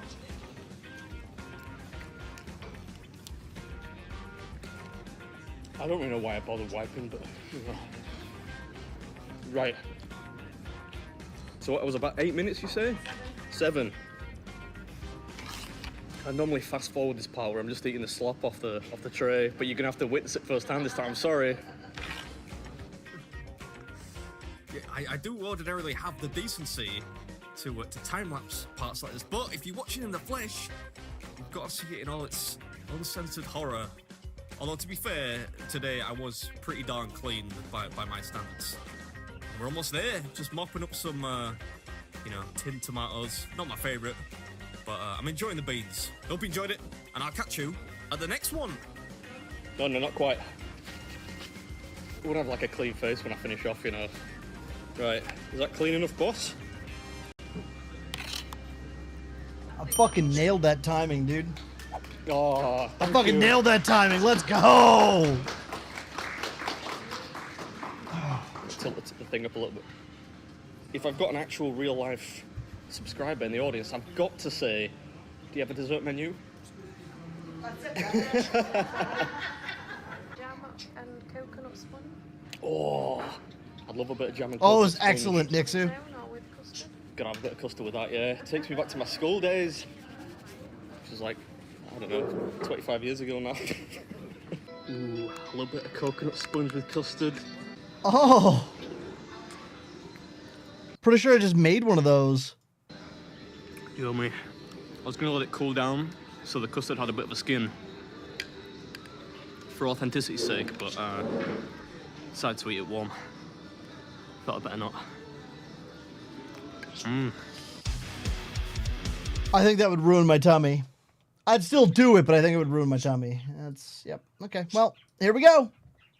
We're back. Basically, a little bit later, the thing moves again. I react, and then it flies off the table, and I about pissed my pants because I've never, ever experienced anything like that. Extra. Flew out of the living room. Yeah, we actually left the living room.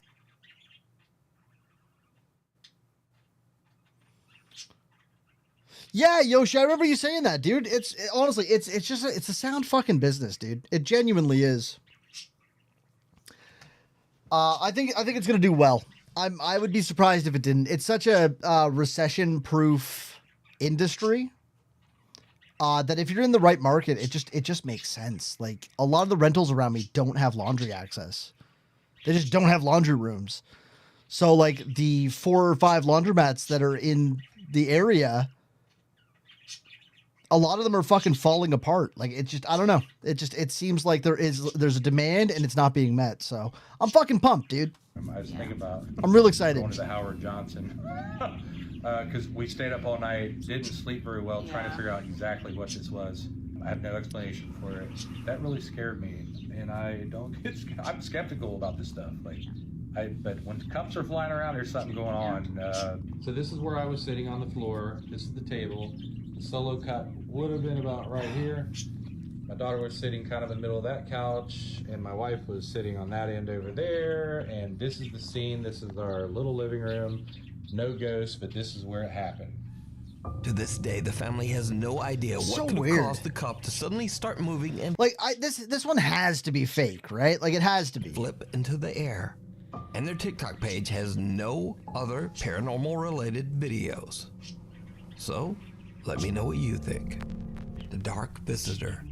TikTok user Alex from the Dominican Republic receives a very bizarre video from one of his friends. The video shows his friend leaving his apartment to go to work at around 5:30 in the morning. What happens next is truly bizarre.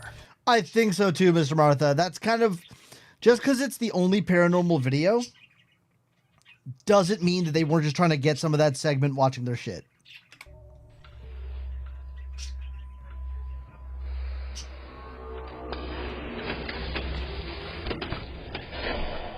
Hey, there we go. Let's go, Queet. I have such a fucking issue. Like everything needs to be like splayed out in front of me so that I know where it is. I don't know if that's common for you too, but I need to have everything in front of me so that like I can be like, oh yeah, my screwdriver, right? No problem, got it. Or like, oh yeah, no fucking Tylenol, yeah, I got some, perfect, dope, sick. What's the weirdest thing I have on my desk?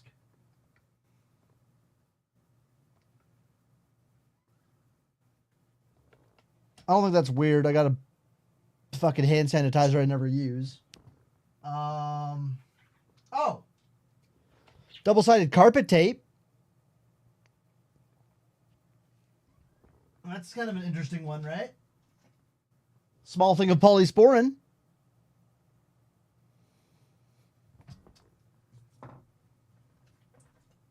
A fidget spinner.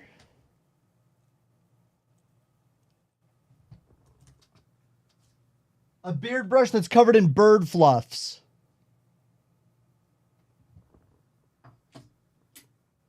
A clamp. What else do I have? Hold up. Oh. A cube of Baby Bell. But there's no cheese in it. It's just the wax that I turned into a cube. And then left on my desk. Don't know why, but that's on there too.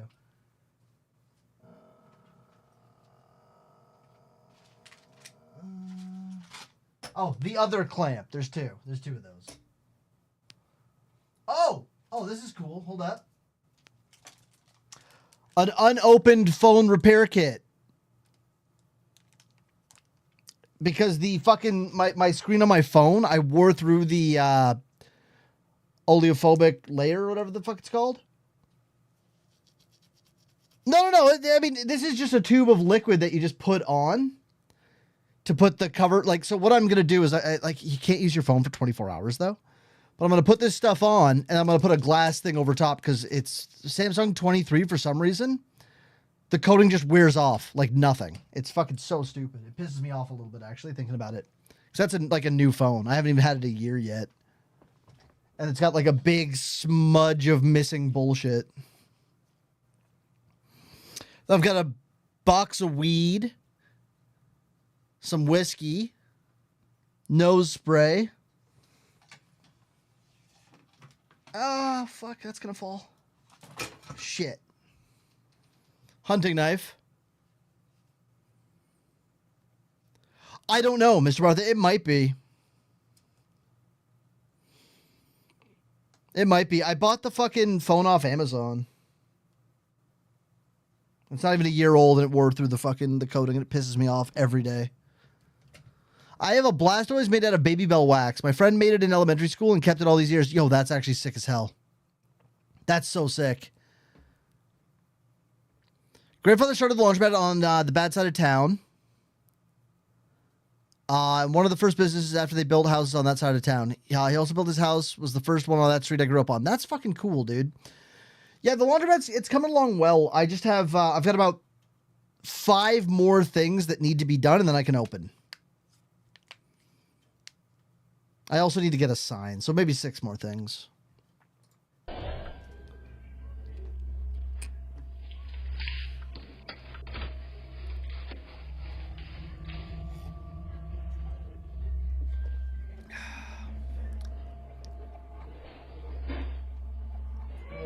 While closing his apartment door, a very odd-looking dark translucent figure can be seen in the background, just walking through the hallway.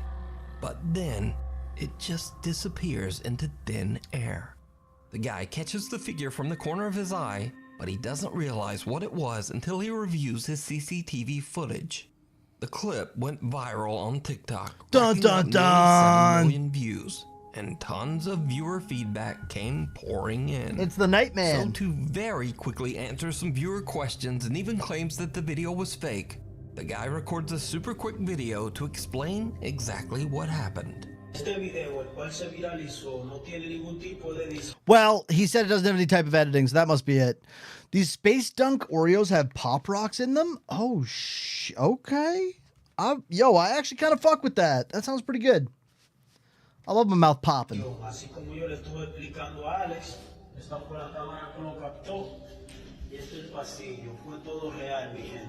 Oh, okay, that cleared everything up.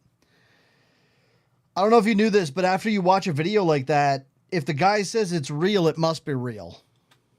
So what do you think this could be? Is it real?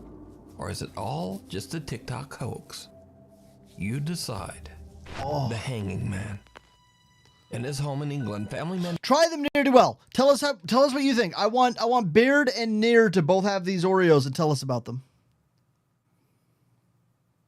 Oh, I didn't even know you can get those, Mr. Mouth. That sounds so fucking good. Ricky Beetle has gotten increasingly more worried about his son Elliot's abnormal behavior. One day, Ricky finds his son whispering to himself in his bedroom. So Ricky decides to take out his phone and record. Kids are just fucking weird. Also, I need to respond to this. I fucking hate this. Thanks. There we go. Perfect. Little Elliot, what's going on?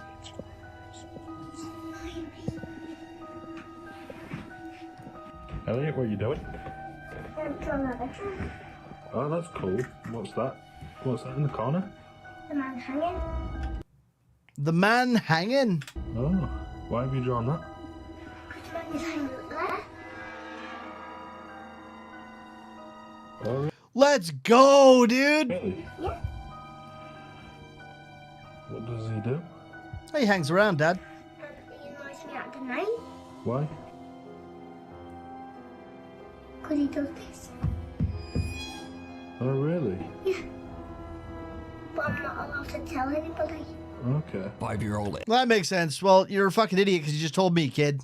Elliot explains that he's drawn the man that is hanging in the corner of his bedroom. A man that annoys him at night by banging on the wall. Now, as if that wasn't creepy enough, Ricky later finds his son seemingly talking to someone that only he can see. Stop it. Elliot, what are you doing? I see the man hanging. Oh, really? Yeah. Right. He's crying, and I keep saying stop it. You crying? Yeah. So this is the... Sup, dickhead, you weren't supposed to tell nobody. Ghoul, just because you're the same age as this child doesn't mean you can call them a dickhead. I fucking can't believe, dude. Cool. Anyway, you're adopted. Yeah, right. Like, no, don't want anything to do with any of this. He's seen in the corner of his room. I'm going to ask him to draw it again when I've rubbed it completely off. Elliot, can you draw the hanging man for me like you did before? No, because you'll tell me off at night. What if I don't let him? What if you can sleep in my room? Is that okay? Yeah.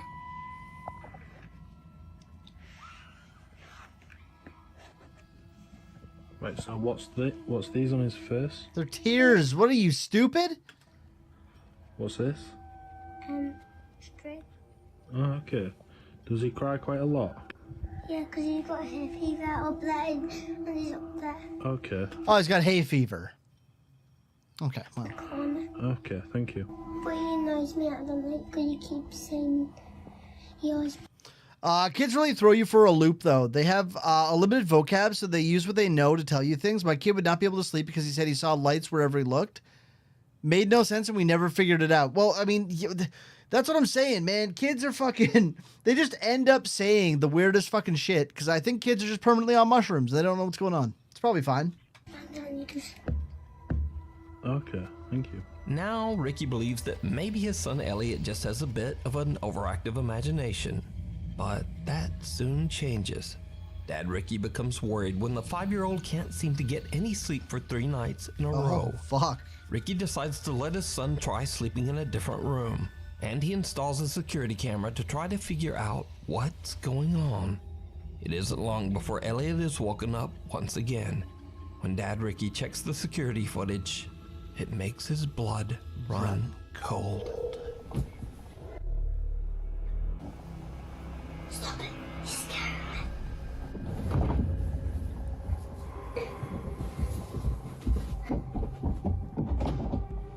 Now, Ricky thinks the strange growl in the footage is nothing more than a vent inside the room, but he has no idea what seems to be pulling Elliot out of the bed.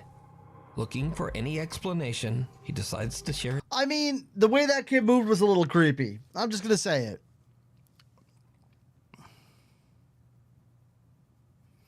My sister, when she was 4 or 5, asked my mother for finger in hands.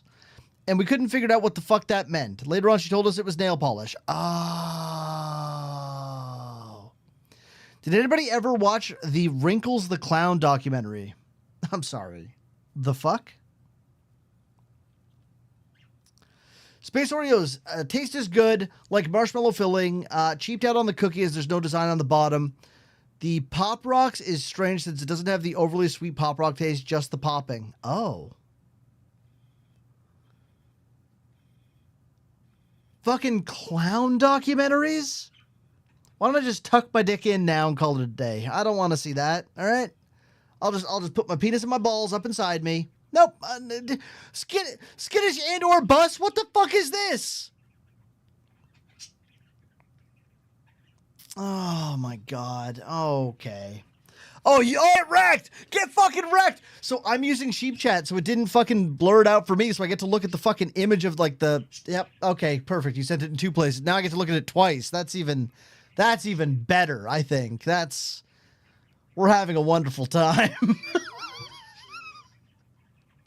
fucking hate this. I don't really find clowns scary. It's just kind of creepy, you know? It's just kind of creepy. Thank you for sending me those, Mr. Martha. I'm fucking in. His story on TikTok. So, just what do you think is going on here? Could Elliot's It's imaginary amazing. friend Amazing in what way, though? You know, like...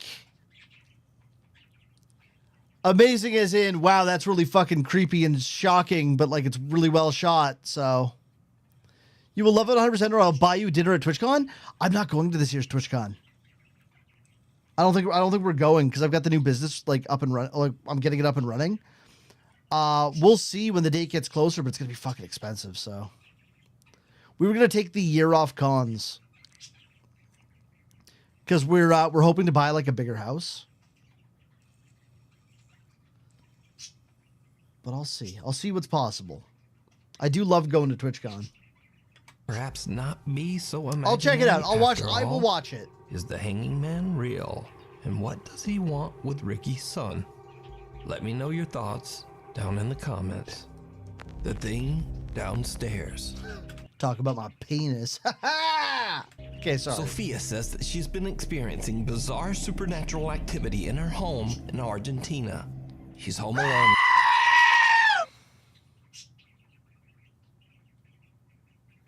Dude, Queet, our house is so fucking tiny. For 2 people that work from home, it is so fucking, like, it's just not big enough, dude. 3 bedrooms, 1 bath, like, it's just not large enough for 2 people that work from home.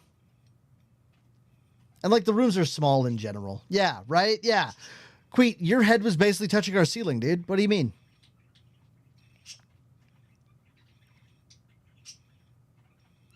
Can I go live in your house? You can probably live in Baby Door. We can count that as a 4th bedroom if you're really small. Yeah, Banksy. Wrinkles is like the Banksy of clowns. That's actually kind of okay. That's it. Okay, you've sold me. I'm in.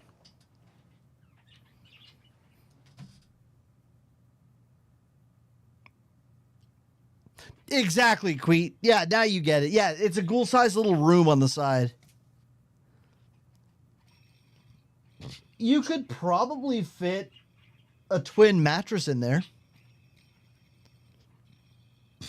Like, you could probably get a twin mattress in there, and like someone could sleep in there.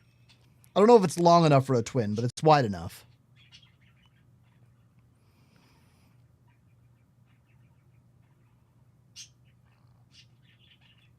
Yeah, the second story, I used to bang my head all the time going upstairs. Like, every fucking time. Now, every time I go up, I hug the wall, and I just make sure my head is, like, a little bit fucking bent towards the wall so I don't smash my fucking head in. Oh, yeah, but those, it's fine. Salad, yeah, well, so it's a house from 1920-something, right? Like, it's just small. It was never a house designed for people to, like, live in.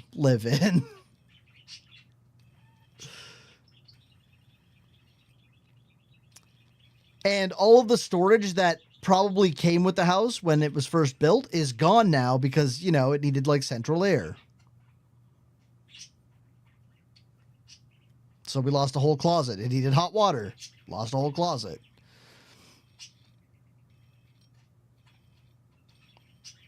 So we're looking to move probably this year. We're gonna do some renovations on this place, and then see if we can find something better. They built that house for $20, and now you have to pay $300,000 for it. Yeah.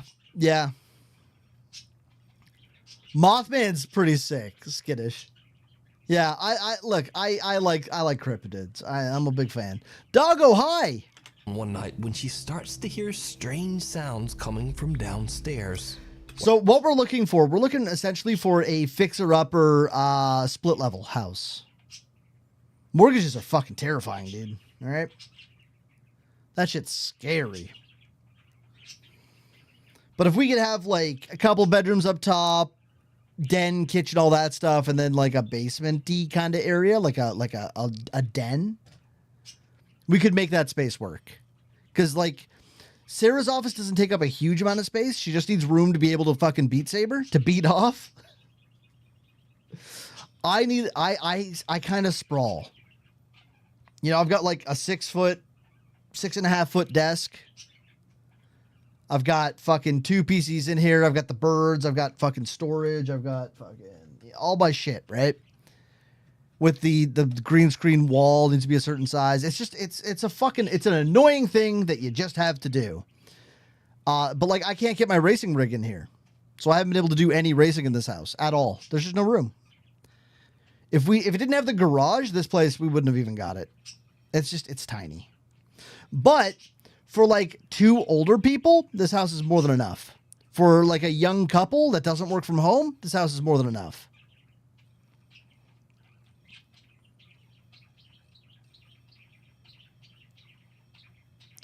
300 meters square. I don't know what that is in feet. What is it? 3 point something feet per whatever. That's probably smaller than our house. Well, maybe. I don't know. I don't know how many feet are in a meter. I think it's like 3.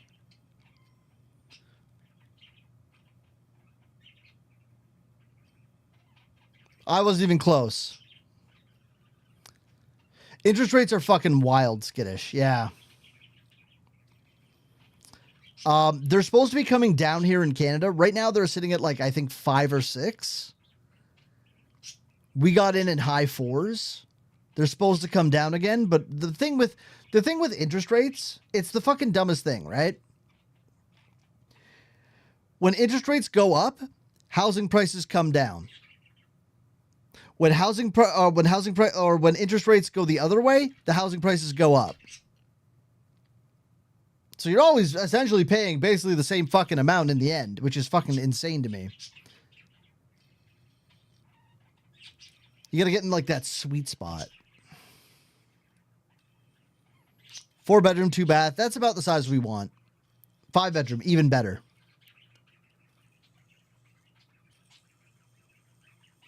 We're hoping that the rates come down a little bit more this summer. Well, the prices will go up in the summer, but we'll probably move in like September, November.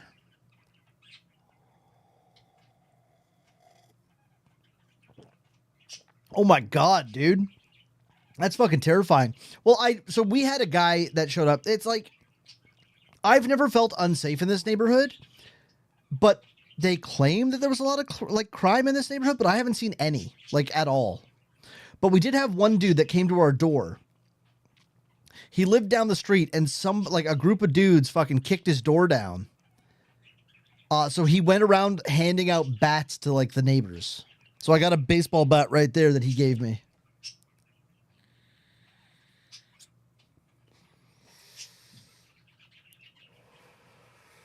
Which was nice. You know, that was nice of him. Dude was like 6'5". Yeah, right? A free bat. People steal fucking plants out of the ground around here. Honestly, we heard so many things like, oh, the area you're moving to is like, it's really bad. There's a lot of crime. None. We've seen none. I barely ever see the cops. Ever. I think I've seen the cops 3 times in like a year and whatever. And that was mostly on the highway. I don't know. It got a bad rap, but the air is fine. What happens next is absolutely terrifying.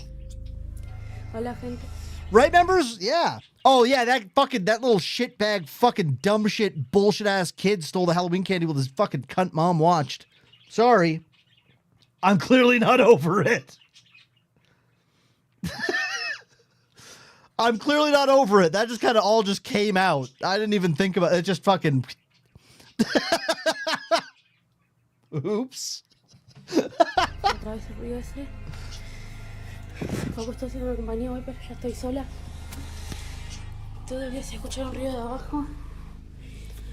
that fucking struck a nerve with me, man. Like, you think that as a parent, you'd be like, no, don't steal the... Like, you'd think the kid would do it. You'd be like, he's just a little shitbag kid, whatever. But the mom was fucking encouraging him and opening the bag wider. Fucking bitch. I shouldn't judge. They might be on hard times. They might not have any money. It's fine. We're in a place where we have enough. They can take the candy. We were expecting to get rid of it all anyways. I was just pissed off that other kids couldn't enjoy it. Whatever. All right. I think I'm over it again for another month until I get mad again about it like next month, dude. I think we're good.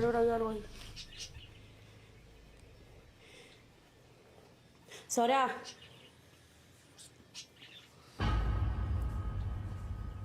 Sora, subí. Thanks, Mr. Martha. Perfect. No, judge them. Well, but like, you don't know, right? You don't know other people's situations. They could be fucking... I don't even want to say paycheck to paycheck because most of us fucking are, but like they could be going to the food bank and like not getting enough to eat and they just need the calories. So they just grabbed all the candy, or like maybe they don't get candy ever, or it's hands. There's hands up the stairs. I'm trying not to judge, but it still pisses me off a little bit. We had COVID. We couldn't fucking open the door and be like, hey, what's going on? I know,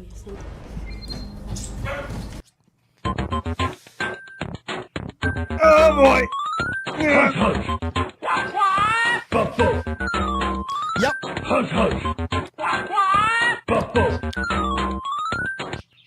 Lollipop just subscribed. You see and steal my candy lollipop. Oh, do I not have the whale face anymore? Wait, fuck. Oh, I do. Wait.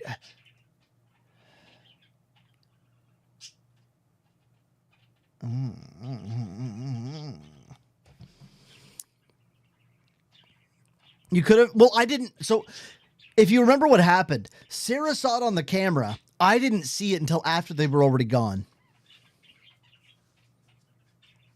My candy stealers. As a parent, no, they're just douchebag. That's. I mean, the mom should have known better, right? The mom, she was complacent, and well, she was fucking complicit. Actually, she was fucking in on it. But it pissed me off, you know. Then we went back and rewatched it on camera. Exactly. Yeah, correct.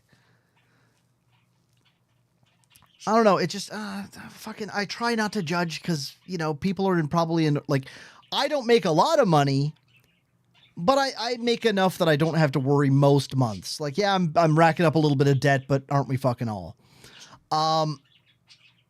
Maybe she's not in the same boat. Maybe it's a lot worse for her, you know?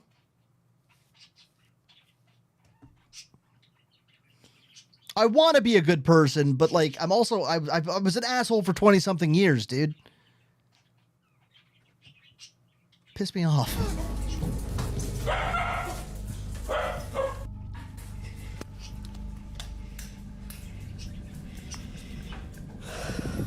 Sophia sees an ominous dark figure at the bottom of the staircase, slowly reaching out towards her. That's, yeah, right there. That's where the hands are. You did it. You did it, dude. Good fucking placement. Look at that. Hands right there. That's good. I like that. Also, Pepperoni, hi. Antipop, thank you for the 20 months. I should have said that. I fucking got on a tangent. But Sophia is not having it. She rushes down to protect her dog and cat, who are both downstairs. But the hands disappear and there's nothing there. Only her two visibly upset pets. So could Bro, your pets aren't even upset. They were just like, why the fuck did you run down the stairs and scare us?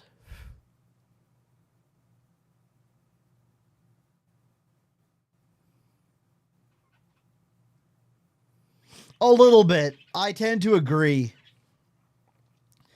And like, it takes her basically an hour. She walks down the stairs like a fucking drunk uncle falls downstairs at the cookout, dude. Like, this be something supernatural? It takes her an hour to get downstairs. Or is it just another TikTok hoax? You decide. An odd? Bitch, I would have taken those things 4 at a time down if I saw fucking hands. There ain't nothing getting by me, dude. That's it. Intruder. A woman in Jamaica steps outside to retrieve something from her car, but she doesn't know that an absolutely chilling event is about to occur.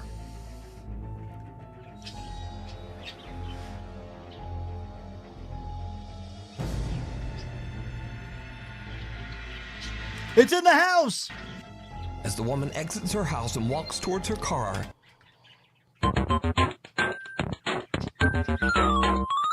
Hush, hush!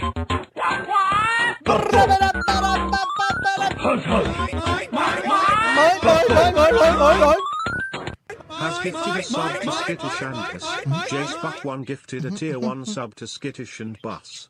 They have given 23 gift subs in the channel. Well, it's a hype train. It's been a while.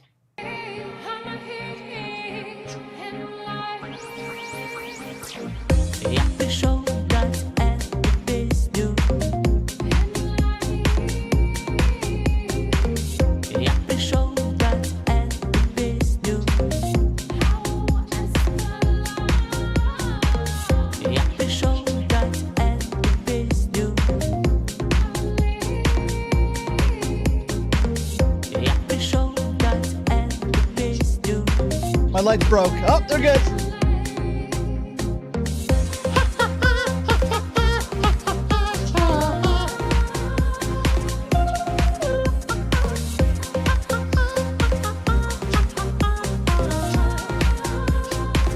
I need to add a VTOS emote.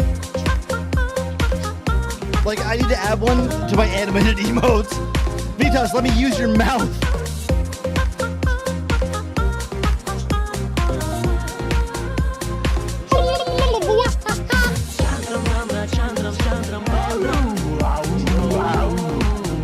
Yep, exactly that.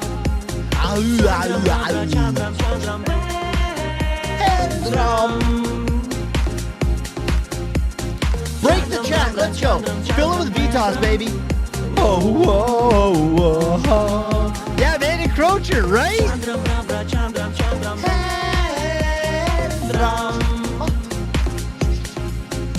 Yeah, break it. Break it.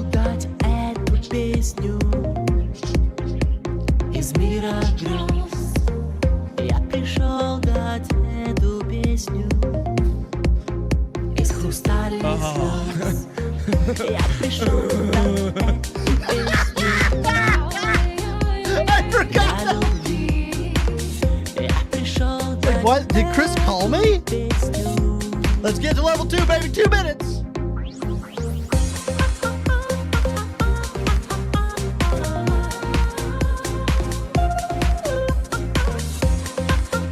I fucking love Vitas. It's so fucking catchy, dude.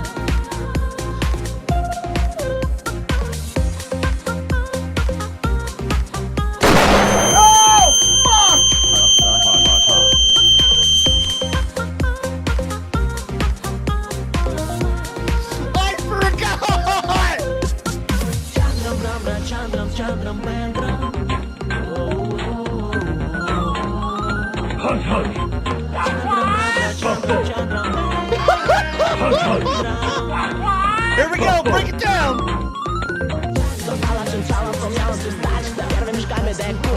Holy shit.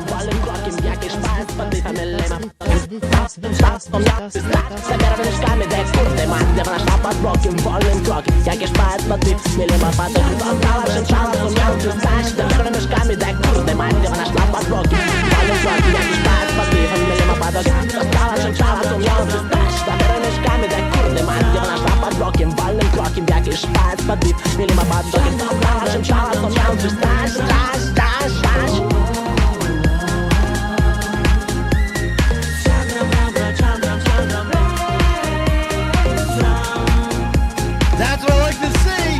That's what I like to see. Ja, Priscilla.etu pesnu. Aha, aha, ha, ha, ha, ha, ha, ha, ha. Burl, burl, ha, ha, aha, aha, ha, ha, ha, ha, ha. Burl, burl, ha, ha, aha, aha, ha, ha, ha, ha, ha. Burl, burl, ha, ha, aha, aha, ha, ha, ha, ha, ha. Burl, burl, ha, ha. Chandram, Bramba, Chandra, Chandra, Bendram.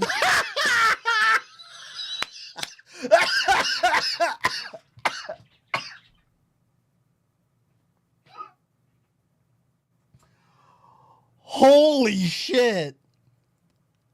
Yo, I think that was magic, dude. I think we just saw magic. Holy fuck. Hold on, I got something else for you. I'm just a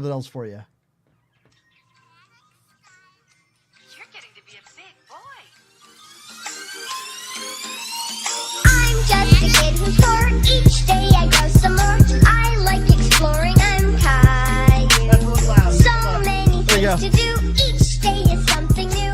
I'll share them with you. I'm Caillou. My world is turning, changing each day. With mommy and daddy, I'm finding my way. I'm just a kid who's 4. Each day I go somewhere. I like exploring. I'm Caillou.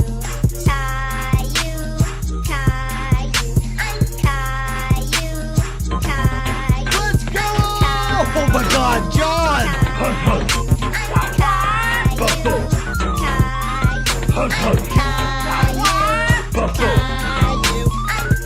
Has gifted a sub to Tiny. John About Town gifted a tier 1 sub to Caillou.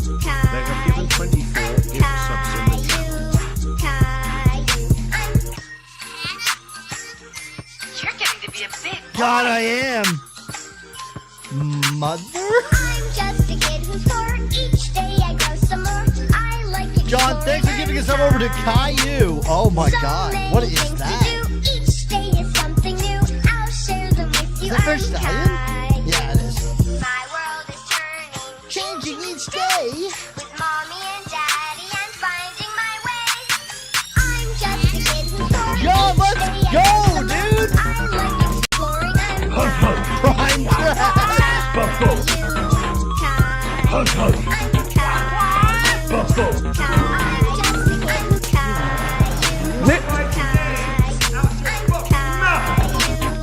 yep, yep, okay, there's level 2. Hunt, hunt. Yep, okay, yep. Buffo. Hunt, hunt. Buffo. Möjligt till övervägt subscribed, Prime Trash.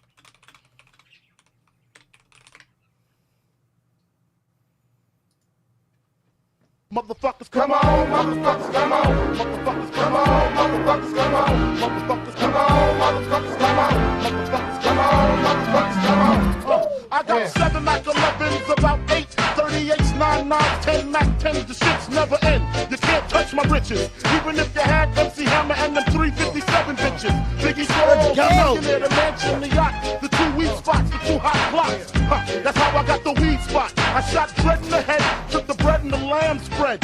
Little body got the shotty to your body, so don't resist or you might miss Christmas. I tote guns, I make number runs, I give MCs the runs dripping. When I go this is well done, dude. I slay from far away. Everybody hit the D-E-C-K. My slow flow's remarkable. He's too Mateo. Now we smoke weed like Tony Montana, slip the yayo. That's crazy blunts, mad L's. My voice excels from the avenue to jail cell. There we go. Oh my God, I'm dropping shit like a pigeon. I hope you're listening. Smacking babies at the... Each day I grow some more. I like exploring. I'm Gulu. So many things to do. Each day is something new. I'll share them with you. I'm Gulu. My world is turning, changing each day. With Mommy and Pyre, I'm finding my way. Growing up is not so tough, except when I've had enough. But there's lots of fun stuff. I'm Gulu, Gulu, Gulu. I'm Gulu. That's me. Listening, so you better grab your pistol, cause if you sit still, I'm gonna make it. With Mommy and Pyre got me, dude. That was the one. Fucking shit spill, and I'm talking about buckets. Why did I have to do it? So that says fuck it. You gotta gun like a buster, cause I got more shots to pop ya. Big Papa, breaking you off something proper. Signing off is the hardcore rap singer, aka rap slinger. Bring it anytime. Come on, motherfuckers, come on. Come on, motherfuckers, come on. Come on, motherfuckers, come on.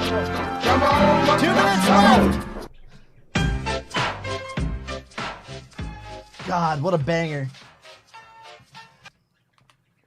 What a banger, dude. What else do I have for hype music? What do we got?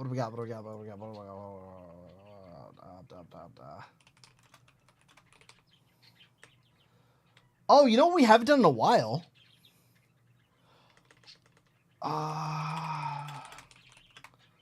That's a good one, actually. We'll do that one. Like superstar wristwear, I can exercise you. This could be Why the fuck did it start so...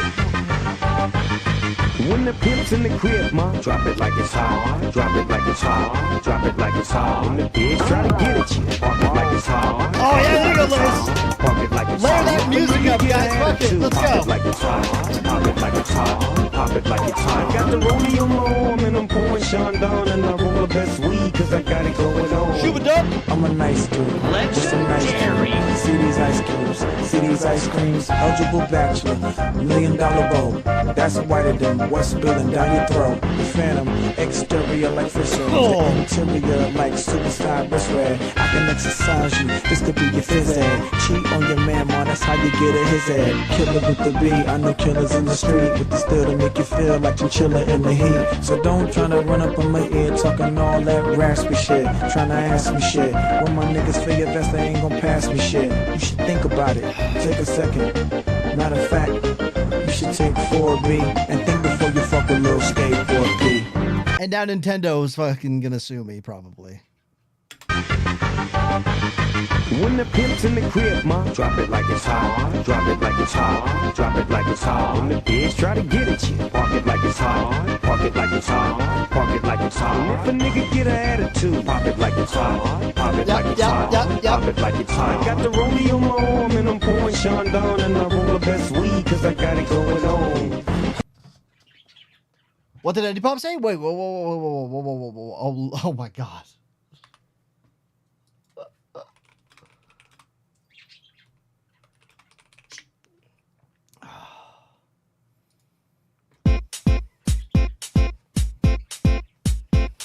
It's a piece of cake to bake a pretty cake.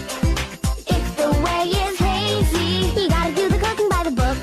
You know you can't be lazy. Never use a messy recipe. All right. The cake will end up crazy. If you do the cooking by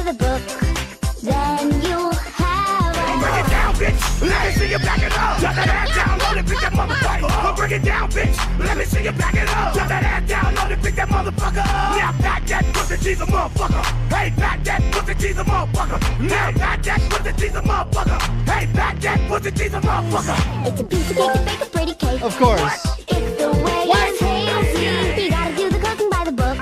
You know you can't be lazy. I like exploring uwu. I'm kuwu. So many things to woo to woo. Each day I was something new. I will show you the with uwu. I'm kuwu. My wild I was tuning, changing each day with mommy on Paiwi uwu. I'm finding my way. Growing up is not so tough. Except when I've had enough. But there was what's the fun stuff. I'm goo goo. Why does homie look like he's about to lick whoever's bacon, dude? I fucking hated that.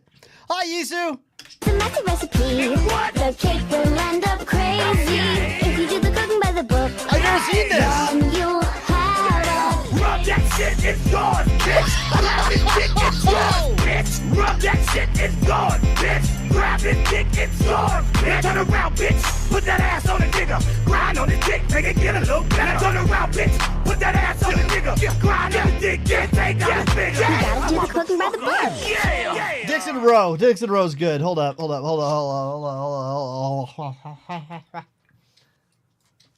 There's no video for that one, though.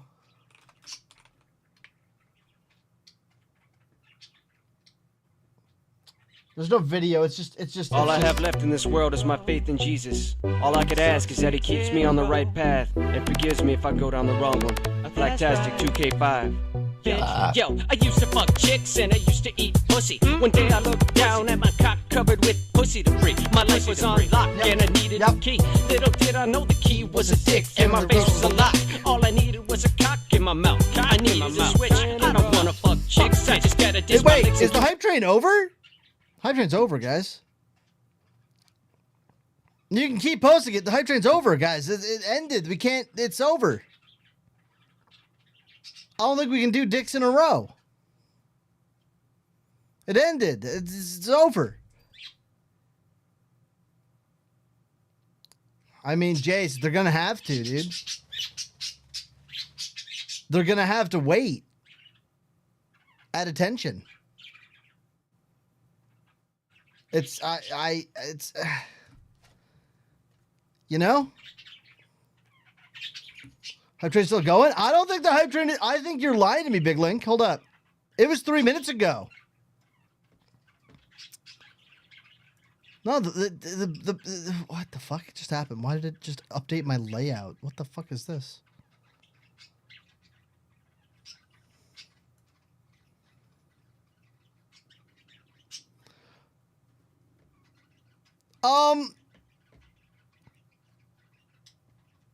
At mobile, stuck at 1 second. Oh, shit. Oh, fuck. You're in a permanent hype train. How do you feel about it? Hold on. Give me... Okay. Okay. I forgot again!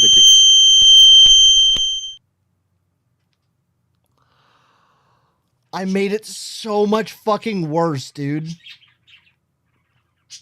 It's so much worse now than it ever fucking was.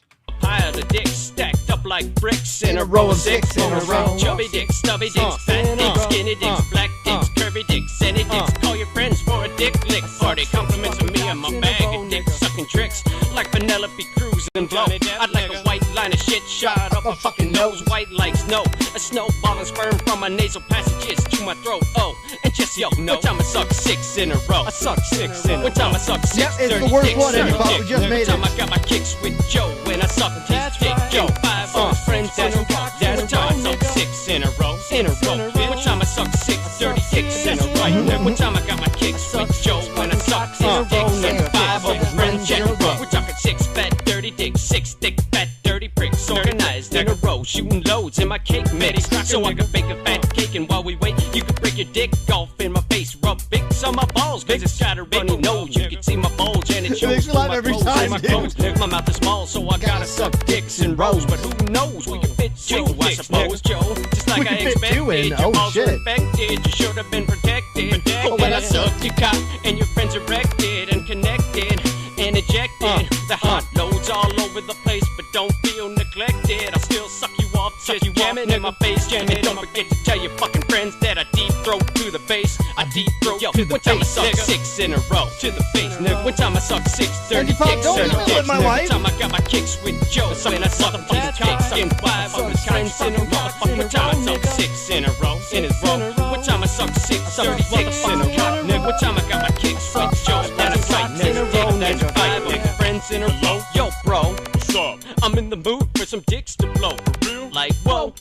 Well shit, maybe I should grab these 5 dudes I know and show up to your crib so we can get our cock sucked. Yeah, although, well yeah, I got a minor headache and I'm all out of Excedrin. All I got left is some NyQuil and some Robitussin. Well that's cool, I'll sprinkle aspirin powder on my dick, quid pro quo, give to get. Just get ready to suck me and my 5 friends off in the backseat of my Geo Metro.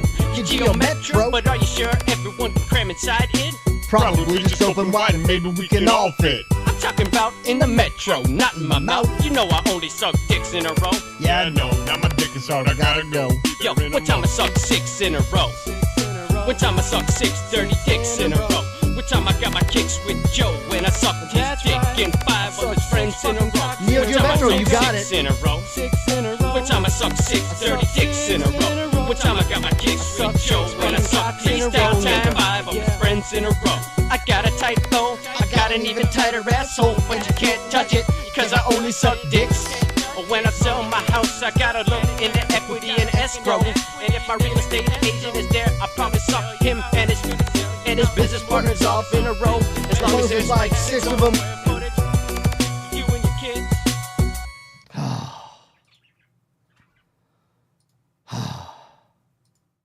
Anyways, this bitch is haunted. We can see some strange translucent shape. Nailed charged out it! of the woods. What a segue, baby! Thank you, Pyre. I've been depressed all day, and yeah, I could listen to this on my own, but it's more fun with you in the community. I'm glad you like it, Liz. I'm sorry you're depressed all day, dude. That fucking sucks. Depression's one of those like, it's like the worst thing ever, because you never really, like, feel it coming on. And then when you're in it, you're like, well, I don't want to do anything, so everything sucks, and I hate it. It's near her house and run right inside the front door. Now, whatever this is does not seem to be any kind of... That was Stamper. Zam! Okay. Here we go. Okay.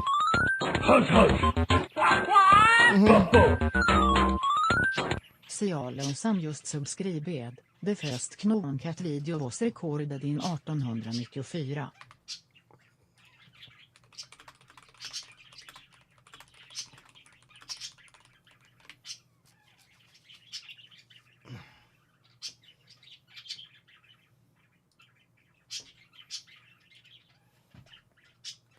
This is it.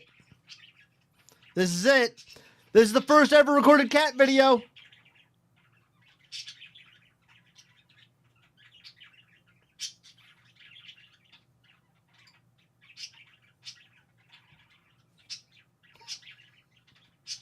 Because of course it was.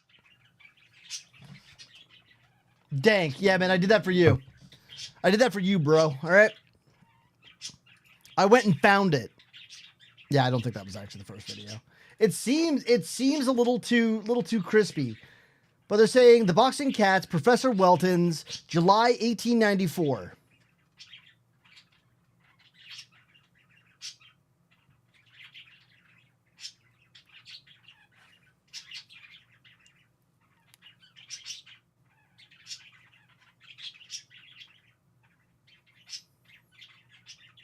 I mean, I don't see anybody debunking this.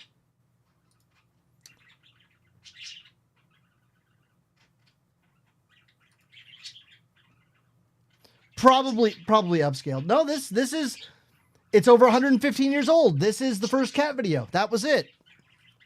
I don't think it's all an elaborate hoax.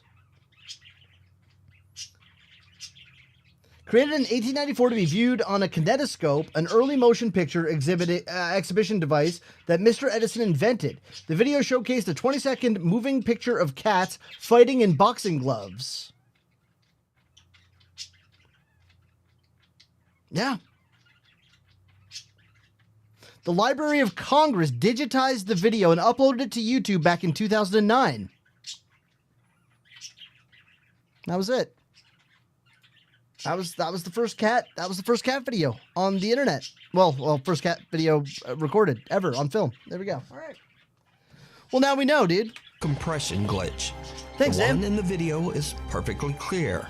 What resolution is it on YouTube? Well, it's probably been upscaled. Phyllis, no, dude.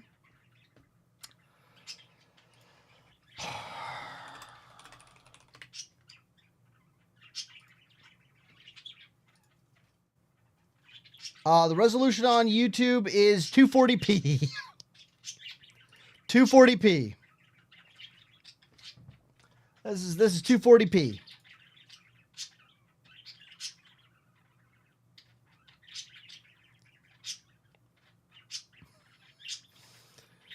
It's especially cool watching a 240p video on a 1440p monitor. There's something kind of magical about it, honestly.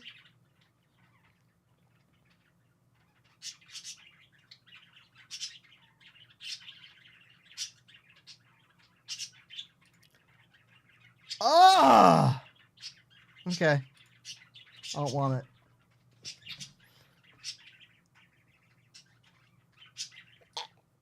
There was a gross video on there. I wish I could fucking report YouTube to the police. First cat video uploaded was Pajamas and Nick Drake to YouTube in 2005. Yeah, but this was the first cat video recorded on film ever. I don't know what the first cat video on YouTube.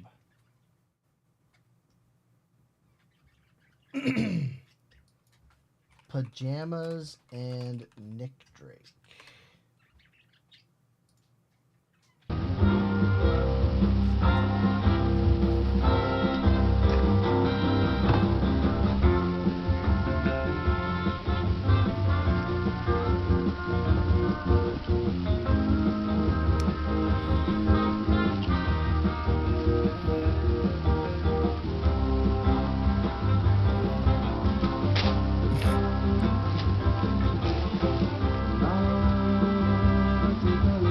Oh shit. Okay. All right. Okay, honestly, all my recommendations are so fucked up from you guys, dude. Let's go. And also the figure approaches the light and still remains an odd, indistinguishable mist. But is it supernatural? And if not, just what is this? As always, I leave it up to you. Bro, a ghost just came out of my mouth. Do you see that? To decide. This next video is a bit of a mystery as it was posted to TikTok without a source. The post claims that the video was recorded in an apartment in Barranquilla, Colombia. The man who recorded it said that he was shocked when he began hearing the chilling sound of a woman crying from somewhere in his house. He took out his phone to record the terrifying event, but what happens next makes his blood run cold.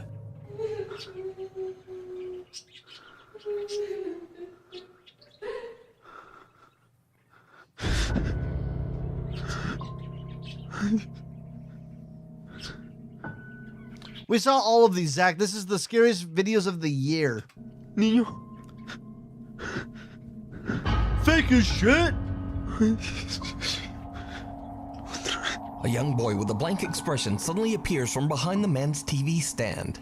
And judging from the man's reaction, he has no idea who this child is. The boy then ducks down behind the stand and the man quickly walks over. But the boy has disappeared into thin air. Now, without a source, it's impossible to know whether this creepy footage is real or fake. But either way, the video is definitely spooky. Bora Zam A few months Zam. ago, we featured the story of Tim Saver, a night guard who started a new job at an undisclosed facility. For some reason, What are you no looking one at, was willing bird? to work the night shift. And before long, Tim understood why.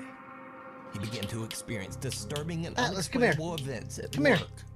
Eventually, Tim discovered that the source of the strange activity in the building seemed to be coming from an overhead attic space. Atlas, child, come here. Come here. What the fuck, man? Atlas, what the fuck, man? Come here. He'll fly over when I don't want him to, but he won't fly over when I want him to? What the fuck is this? Atlas, come here. Come here. Come here. Do you want a seed, Stinky? Come here. All right. He's not coming over. When Tim went up into the attic to investigate, he discovered something truly horrifying. I'll do it if I want to, goddammit. Oh. There we go. Here, come talk to them. Oh, right, he chromas out all the way. I forgot. There's a bird here. Hi. What are you doing?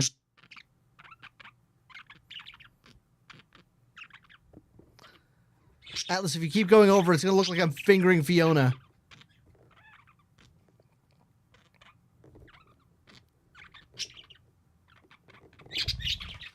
Okay. Ash,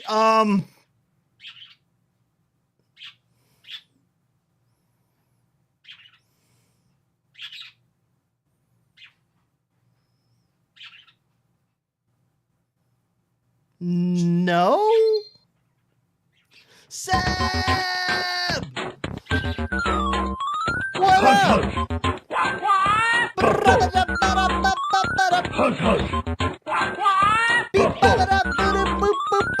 Sebbanutet 995 just subscribed. Ims till Yeah, it's a puppet. Don't tell anyone I'm here Krep. John! Don't tease me, Pine.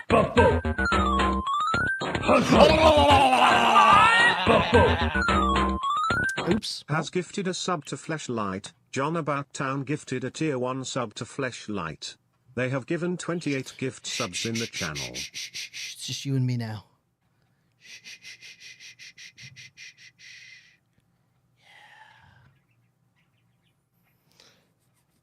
There we go. See, John, now we're talking. Well, I mean, when I was sponsored by Adam and Eve fucking forever ago, they sent me 2 of those and like a variety of other things. I don't remember the other stuff. I just remember 2 of those. It made me laugh. Because I don't know if you guys have actually seen them, but if you get the porn star ones, they just kind of sign their own fucking labia, I guess. Hi, Sarah. The fleshlights that they sent me. So if you've never seen fleshlights, what they do, if you get the porn star ones, because they do like a cast of their vagina, right? They'll just like sign their fucking pubis mound, I guess. I don't know what part you'd call it. But they just like their signature's just on it. But like it just makes me laugh. How many penises do you have? Just the one. I just have mine. How many penises? Yeah.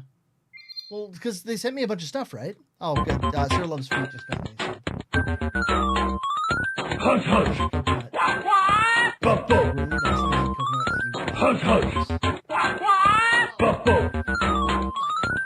Has gifted a sub to Sarah Loves Feet. An anonymous user gifted a tier 1 sub to Sarah Loves Feet.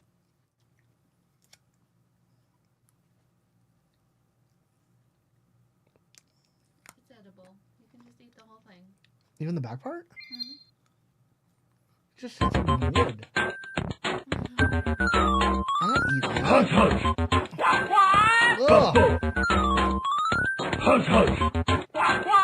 Bro, why does coconut taste so fucking bad? When Has it's not gifted a sub to Tenga. John About Town gifted a tier 1 sub to Tenga. They have given 29 gift subs in the channel. Like you're not chewing it. You're not eating it for like a flavor. Like it doesn't have a flavor. Well, it does. You are weird. You know that, right? But does anybody else eat coconut without sweetener on Like it? coconut. Like not sweetened. Feet. Perfect. Sarah, you also eat the fucking rind of watermelon, so I mean... Not like regularly. Okay, sure. Whatever you want to tell them. Okay, thank you for gifting a sub over to Tenga.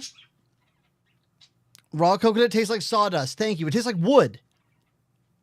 It's like wet wood. It's like pulp. Yeah. But like hard. It's like hard pulp. Yeah. It's fucking gross. Watermelon rind is kind of similar. Oh, well, there you go. You heard it here. You need to make it like a fucking show called where you just eat random fucking gross things. Has gifted a sub to Nice Feet Bro. Nice Feet An Bro. anonymous Thank you for giving us user over to gifted a Nice tier Feet 1 Bro. sub to Nice Feet Bro. Oh. Oh, there we go. Yep, there you go. Yep. Who eats watermelons regularly enough to eat the rinds? Who the fuck do you think you are, Sam? We don't eat watermelon very often, do we? Not really. Yeah, not really. Well, it's not usually worth buying it to Eat the rind? No, it just takes up a lot of space. We have a second fridge, dude. Yeah, but we're not gonna remember it's in the Well, second yeah, it'll fridge. go bad in there, but you know, we still have it. We could do it if we wanted to. Wooden cannonballs. Yeah, well, fucking right. It's I don't know. Not toasted coconut tastes kind of like shit. I'm just gonna say it.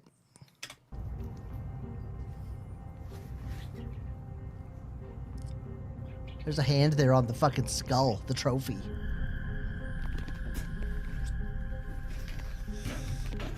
Since this video, the strange activity in the building has only gotten worse. Tim says that he's actually been attacked by something a few times. So, cut to another late night. Security guard Tim begins to hear banging come. Oh, as a side note, well, first of all, my stomach just growled for like a solid minute. I think I have to shit again. We'll see. Can everybody here do me a favor? Now that you're all on the channel, can you all make sure to follow the business YouTube and check out some of the videos? Huh? Huh? I'm expecting to see fucking 50 to 60 subscribers on there tonight. How much are you paying us? Nothing.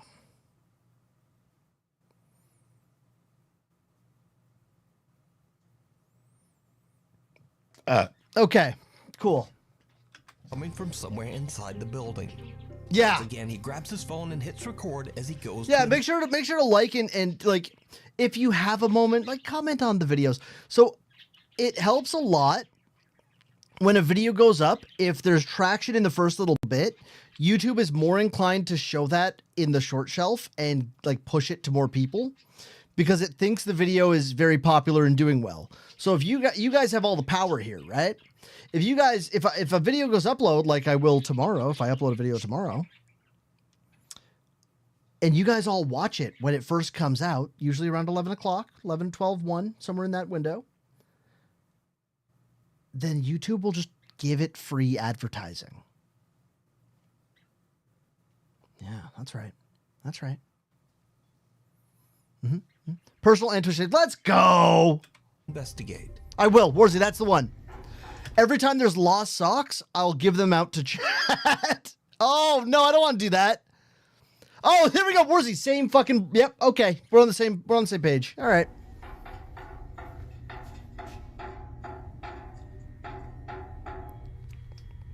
God, I just farted my guts out. That was awful.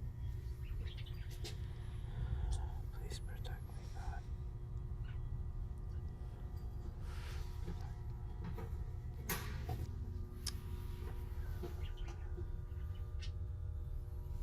Y'all ever sit around and like fart in your room and then wonder why your room smells like farts? Me either. I guess we're doing this. Hello?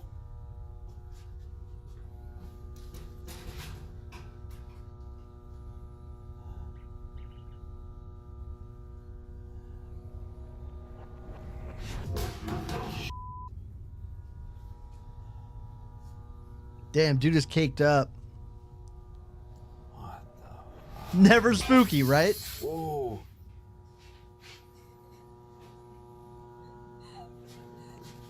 Okay, that crying sound effect is literally one you can find on Epidemic Sounds. I just want you guys to know. All right. I'm going to tell you what you're going to do right now. You're going to go to the business YouTube channel, click subscribe, click the bell, make daddy happy. Go now. Oh, damn. Even I almost went over and subscribed. God damn. All right.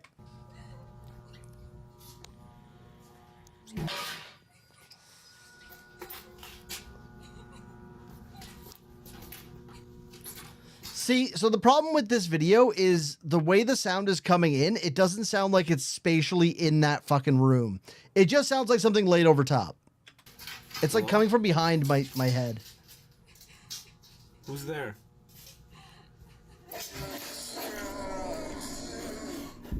Hello? All right, man. I just did that. I literally just fucking ripped ass too. What the fuck? Thank you for the long fart. That's great.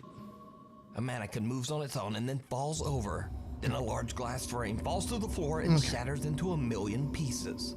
Tim hears the creepy sound of a woman crying, and finally, a loud, raspy voice can be heard from somewhere in the room. This is my life, dude. Hello? Tim is scared shitless and he just makes a run for it. So, now a few weeks later, Tim is back on the night shift when things once again take a terrifying turn.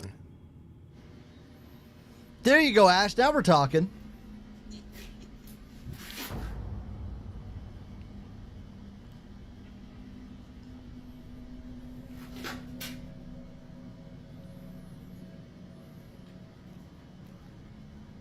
Hello?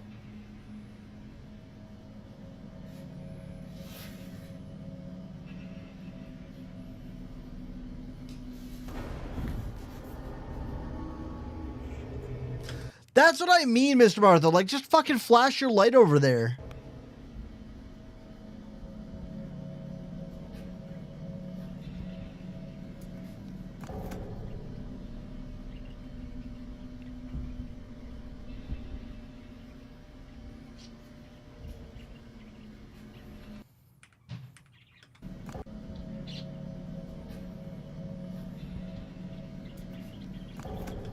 Yo.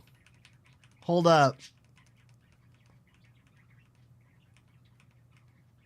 Sick cut, dude. That's a sick cut frame.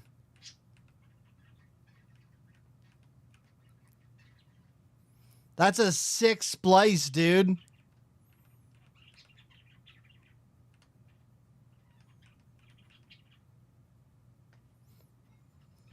Pretty good one, man.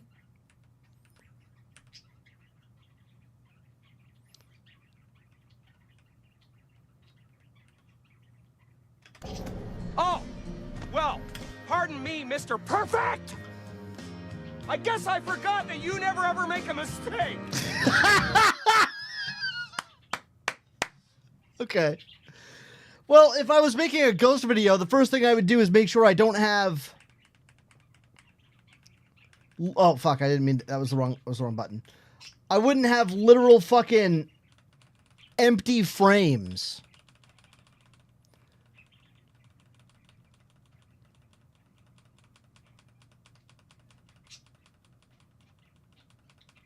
Which are right there. These two empty frames. 3 empty frames, sorry.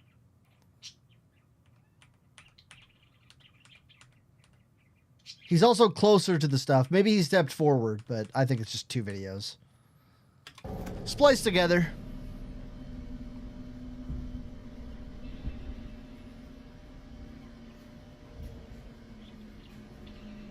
Well, I maybe when I'm working at the laundromat, maybe some shit'll happen. We'll see. It's been abandoned for a lot of years, so we'll find out, I guess.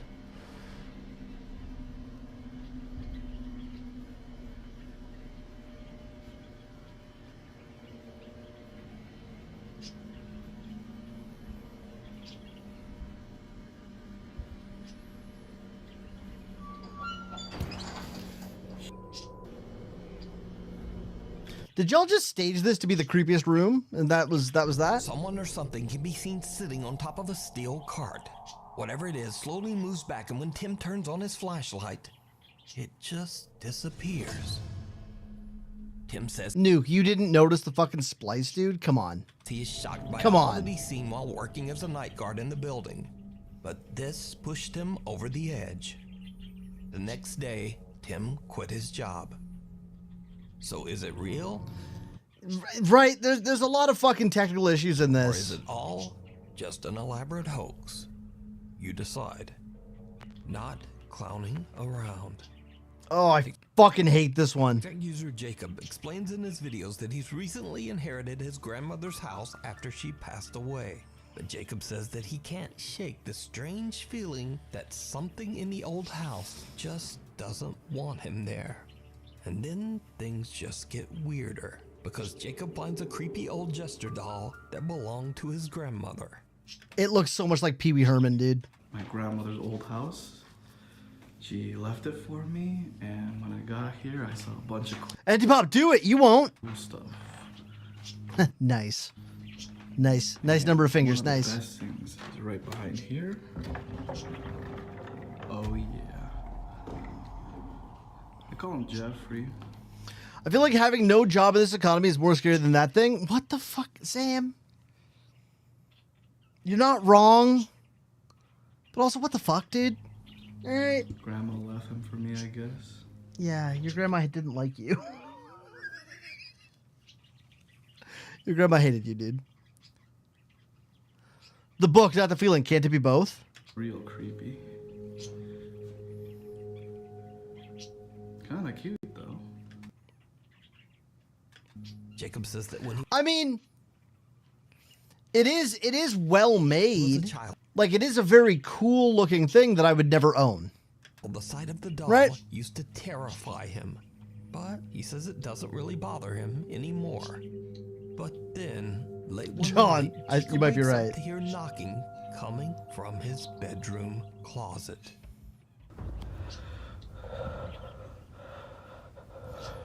Why did you fucking like? Okay, why did you position it to watch over you all night? Maggie, as you fucking should have. All right. I just heard knocking from the closet.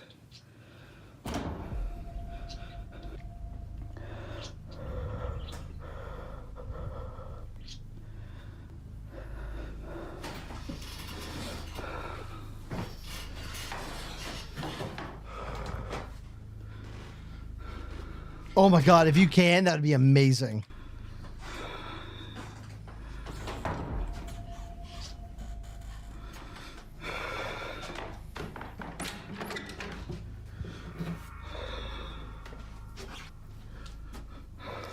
Okay.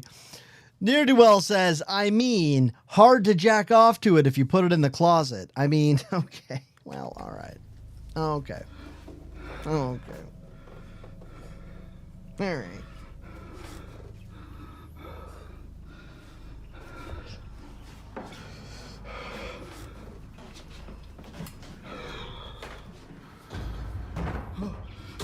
Whoa. Did you see it? The jester doll's head has turned. Before, it was facing the bed, but now it is staring right at Jacob as he closes the closet door. Oh, Hey! Thanks for the follow. almost as if it's keeping an eye on him. Jacob says that he didn't even realize that the doll had moved at the time and only noticed it later when looking back at his footage. So could it be that Jacob's grandmother's home is haunted? Could there be an entity attached to the creepy jester? I'll leave that to you to decide. Oh my god! Unrestful stop. Oh! Late one night, truck driver Danny Ramirez pulls over at a rest stop in Oregon to sleep for the night. But there will be no sleep this night. He experiences something truly. Oh, right, Badass? That thing's fucking creepy, dude. Started to hear stuff out here. I'm over here on 97 on the rest stop. And,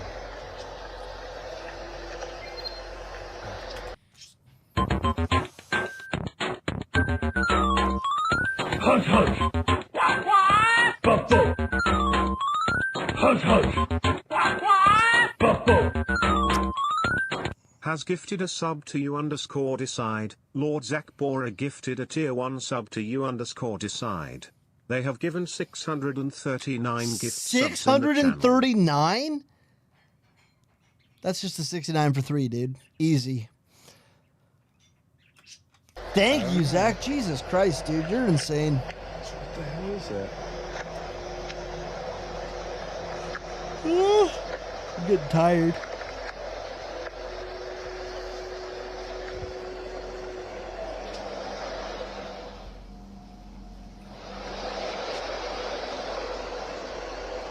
What the You got it, Badass. Don't even worry about it, dude. is that?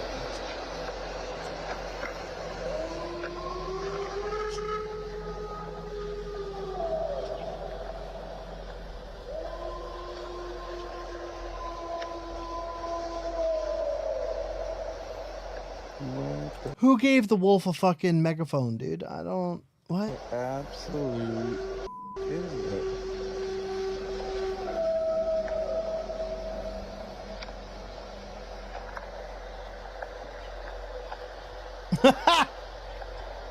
Yeah, but like, if you have a truck and you don't have truck nuts on it, do you even drive a truck?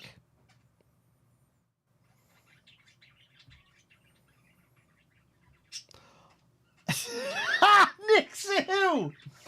One of the other truckers is a werewolf, and it's that time of the month. Yeah, where they become a werewolf. You're absolutely fucking correct.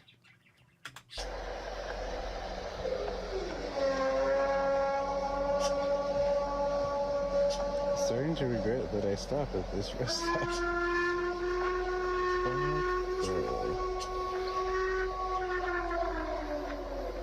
That one just sounded like a siren, straight up. And they say Bigfoot isn't real? Dude. The fuck?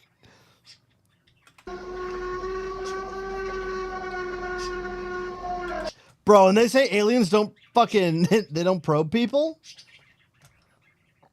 Exhibit A, wolves in the forest, dude. Yeah, y'all said Area 51 was fake. I don't even want to stick my arm out the window.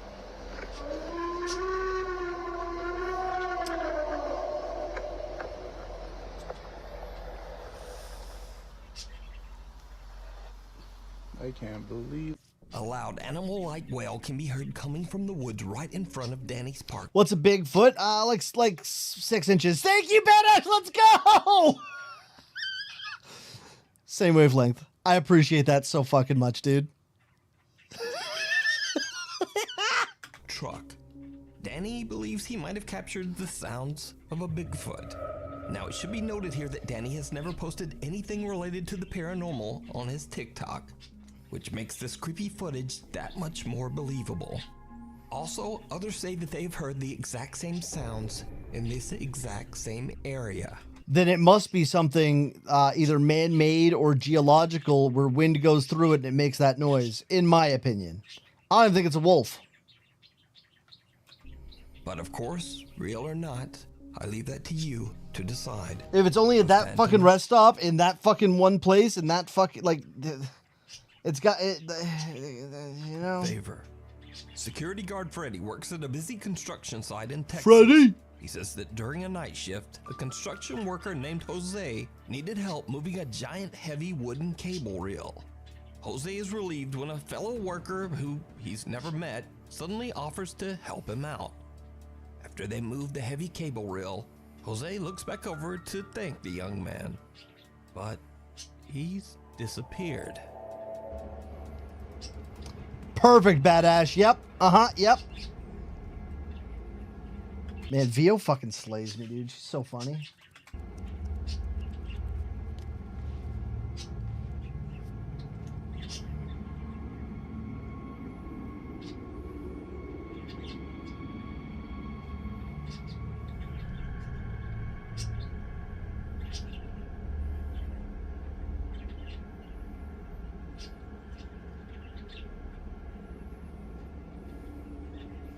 Oh, you're gonna get some fucking bizarre ones. You fucked up. But thank you. Better your browsing history than mine.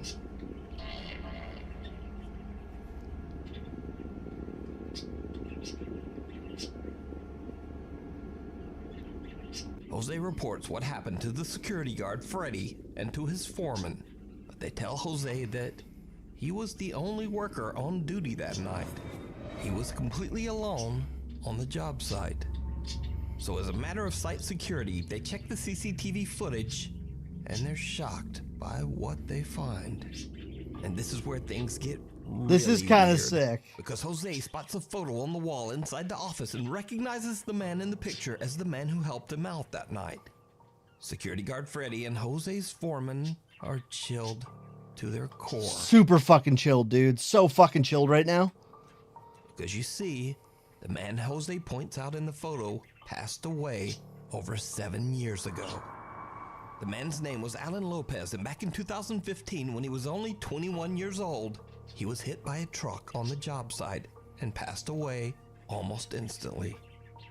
Security guard Freddy decides to post the bizarre footage on TikTok, but after receiving some backlash, he decides to actually show just how difficult it is to move one of the heavy wooden cable reels.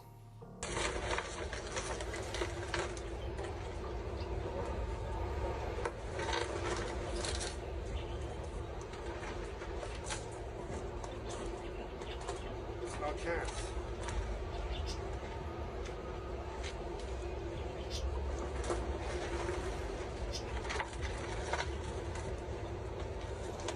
Even if you pushed it hard enough,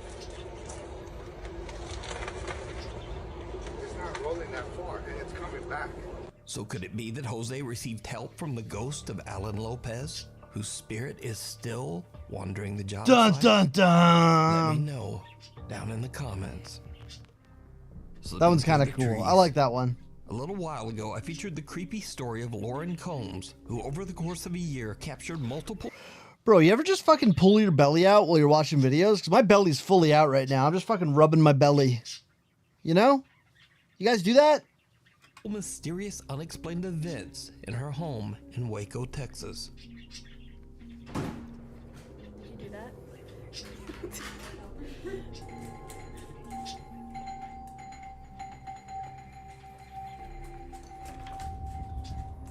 Oh, it's this chick's house. I remember that entryway. Hold my boob. Okay, that is definitely the girl version of, yeah, that's fair.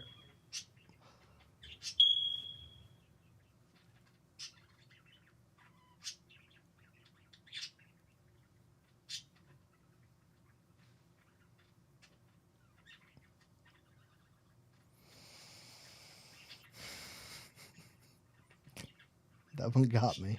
All right. Right, I'm just chilling my belly out, dude. Thanks, Zach. That's great. I loved that.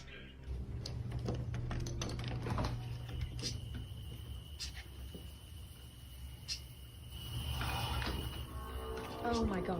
Now, since these terrifying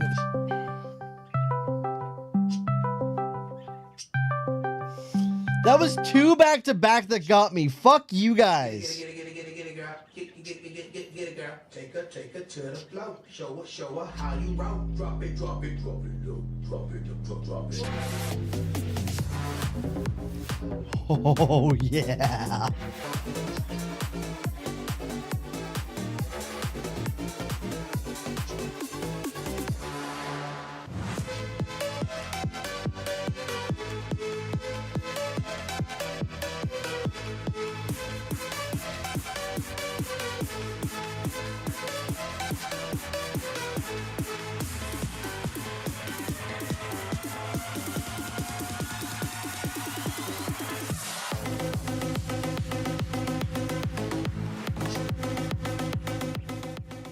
Yo, that goes pretty hard, dude. That goes pretty hard. Thank you for the level 110 Gia, the Tanjussy, dude. The Tangussy. events, Lauren has installed a new security camera in her backyard. Is the video loud Because enough, by the way? eerily, a lot of the strange activity at her home seems to take place in the wooded area just behind There her you go. house. So late one night, Lauren is hanging out and casually playing some Call of Duty with her roommate. Hell yeah. When their dogs begin to totally I didn't know she didn't know how to read, dude. Oh, well, okay. freak out for no apparent reason. What happens next is all caught on camera.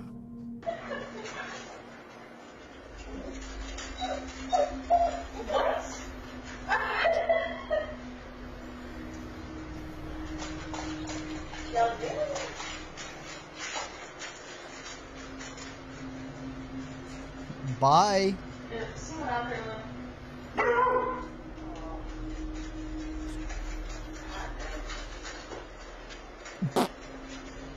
I love this one dog just not giving a shit, like, this is where I stand now, fuck it. The dogs all seem freaked out by something that is going on outside the house. So Lauren checks her outside security cameras and sees something that chills her to her core.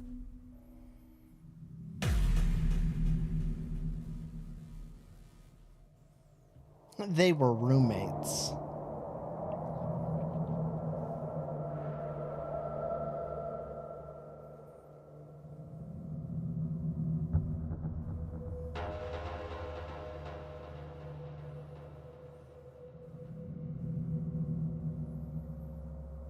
I mean, alright. Someone or something can be seen quickly pacing or maybe even running back and forth along the tree line in Lauren's backyard.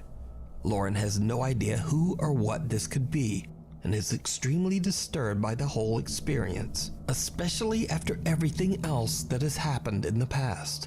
So just... Bro, these refi beans are hitting different, dude. The Waco serial killer. Oh, fuck. Well, okay. I just, like... I don't even know how to describe what just happened in my stomach. It's kind of like I'm over here blowing raspberries, but it's not making the it's just doing that. It's not doing the, like, you know? What do you think is going on here? Okay. And what is this? Gate to hell. Let's go. It's 3 a.m. and Cassandra is shocked awake by the sound of her two very disturbed pit bulls.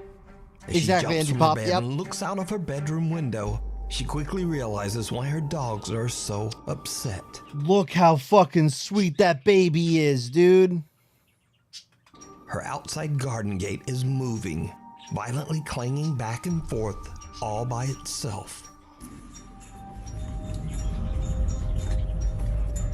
What a sweet doggo. That's a good doggo.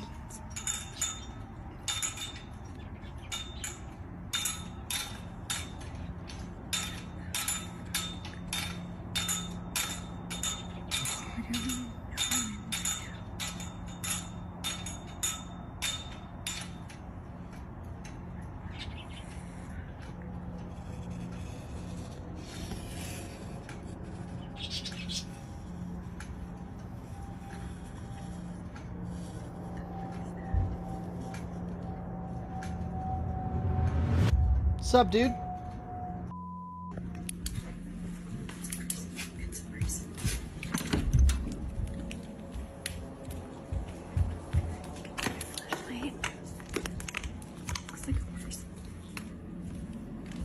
And now they're in the house.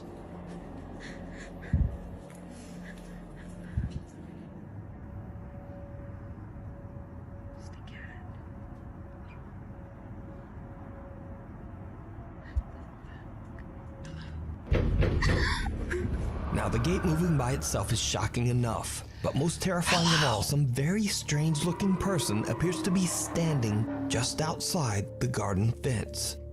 Cassandra runs to grab a brighter flashlight, but when she returns, the mysterious figure has disappeared.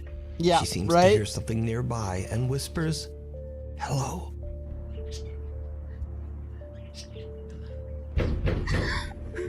As if in response to her greeting, someone violently pounds on the door right beside her. Cassandra says that she called the police, but they didn't find anyone or anything around her property. So whatever this is, it remains unexplained. Wrong turn. Dirt bike rider Ethan's TikTok. Sam, I don't think that's true. I mean, maybe it is. Okay. It's dedicated to videos of his biking trips into the sand dunes and woods of Oregon.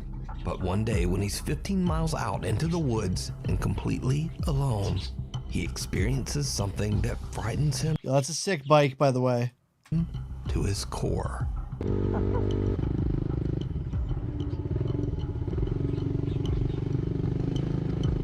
Kind of creepy.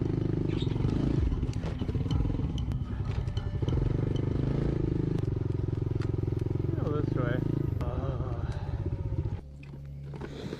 This is where most people would turn around. If you turn around, you never get to see what's on the other side.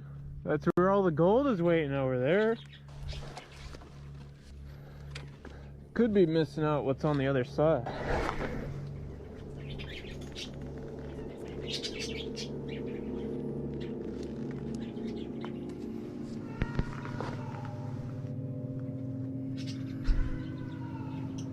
Hello?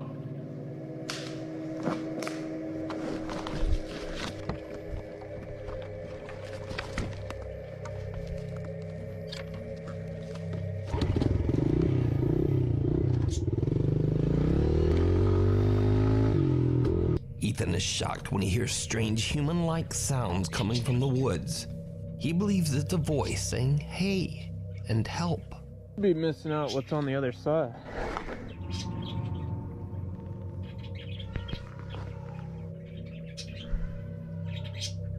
Hello?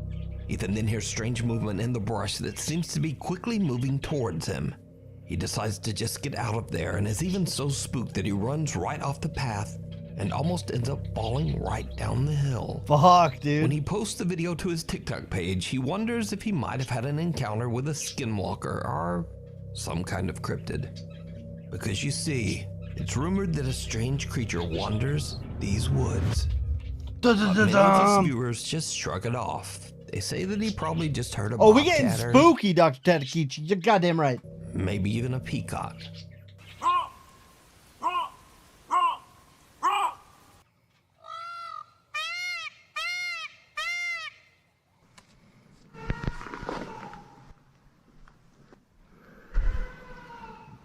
Now, whether it was just a bobcat or a peacock or not, many of Ethan's viewers want to see more. They ask Ethan over and over to return to that same spot in the woods to see what happens. So finally, Ethan decides to return, but he makes the very bad decision to return late in the day What an as idiot. the sun is starting to set. As you might guess, it did not go well. Peacock, Something nice. happens that Nice, no dude. one can explain. Oh god, bones are still here. I don't like this at all. Oh god, there's even more bones than last time. It's been a few months since I filmed the last video, because honestly I've just been too scared to come up here. Definitely a lot more overgrown than last time. I'm hoping that since it's been such a long time that I don't think anything will happen this time. I think that tree is actually gone. This road's been cleared. Looks like we've already passed it a while ago, but that tree is gone. Oh! It's just dark as hell in here. I'm probably gonna turn around soon. Yeah, no shit. You don't have a headlight. Oh, there's two ways. Holy crap, dude, this trail goes on forever.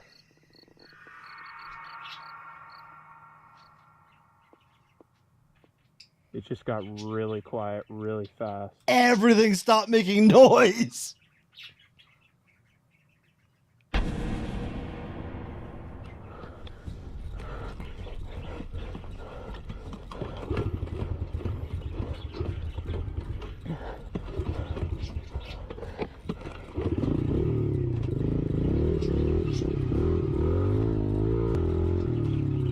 No, no, no, no. Yeah, that was my fucking cue to go.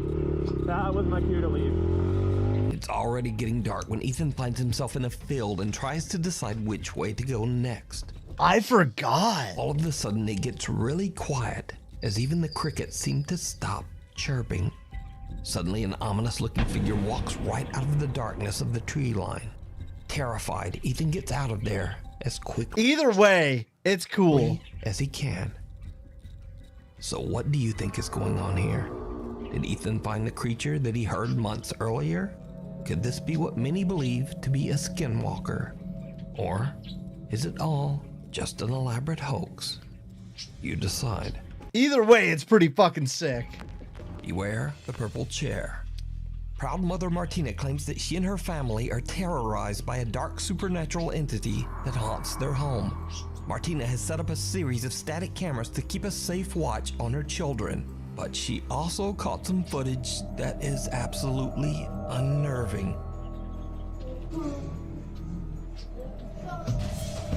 All right, this.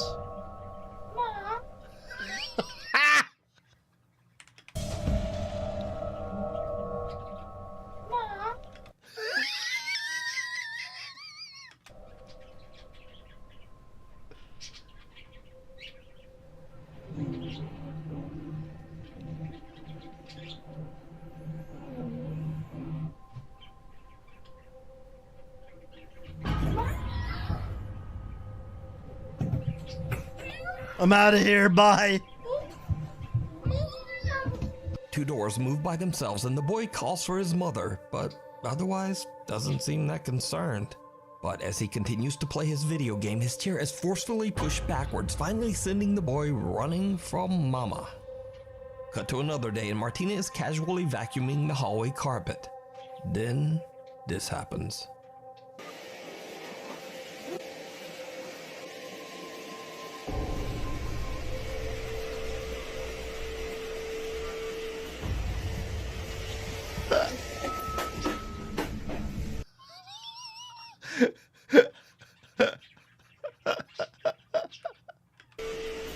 Whoa!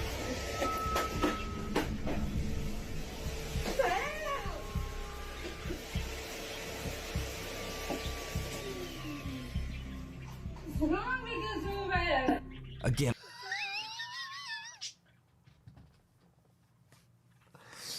What is wrong with this Hoover? She just started floating in the hallway. That's the sucking power I'm looking for, honestly. He's probably playing Fortnite, dude. All right. And a door moves Little by cod. itself, and Martina's vacuum seems to float into the air as she hysterically slaps and screams at it until It is a very nice film angle. it just drops back to the ground. But the creepy activity doesn't stop there. Martina and her son are home alone one night when the living room security camera captures this.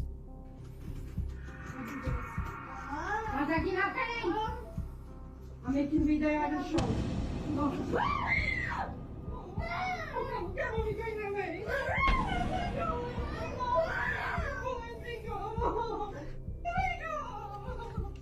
The outside door opens and closes on its own as the door handle rapidly rotates as if being turned by some invisible force. Martina grabs her phone and is about to record the door when the purple desk chair suddenly glides toward her and her son.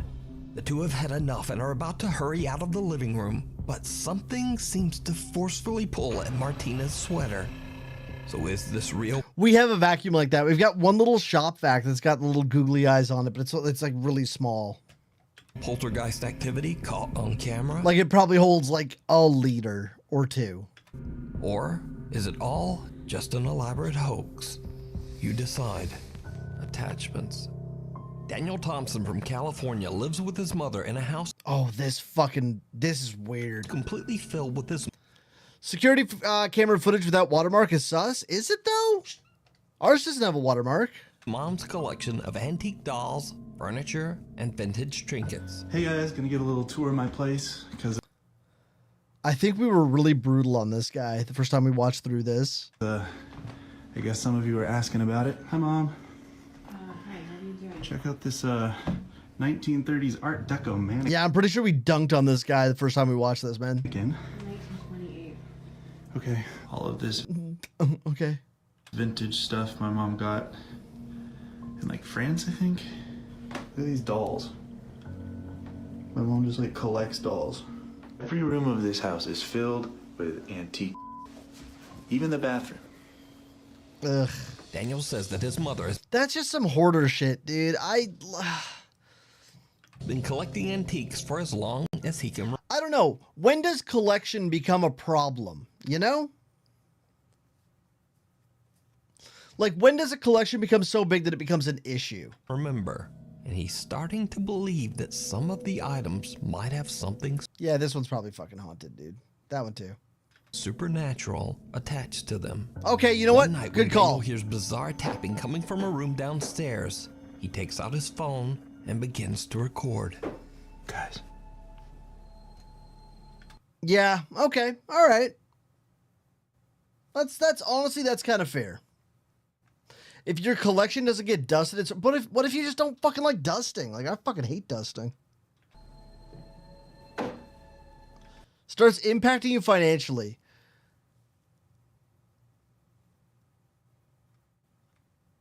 I can't really refute it, but I don't know if I agree with that one.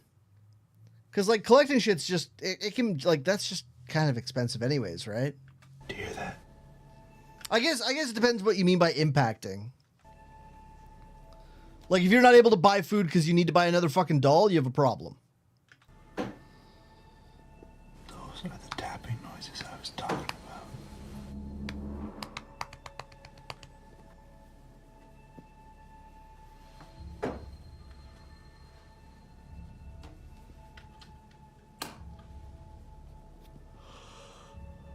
Oh, right. It's fucking Are You Afraid of the Dark guy. Fucking Dollhouse of Horrors motherfucker over here.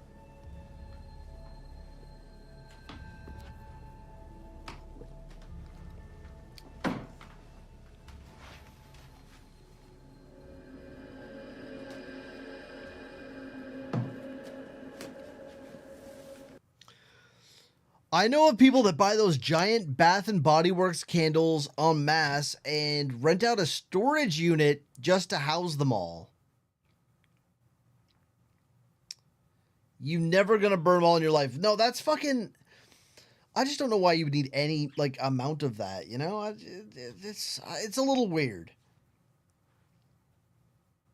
Yeah, but I mean, he was trying to get his rocks off, dude. That's a little different, I guess. Because, like, I have shit that I have collected, and it just kind of chills over here, and it fucking... My room's also fucking disgusting right now. It's a mess in here. It needs, like, a good clean, but I'm too lazy to do it. I've been busy.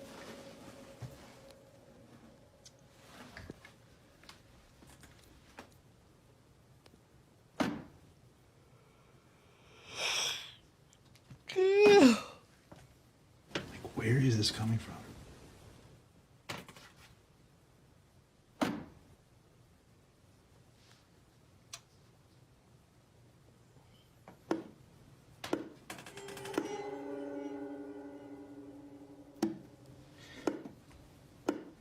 It's like knocking at the door.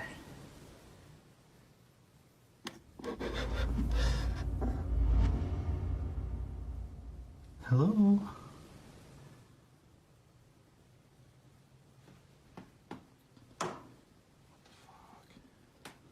After the odd experience, Right?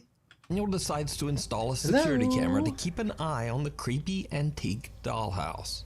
5 days later, and this happens.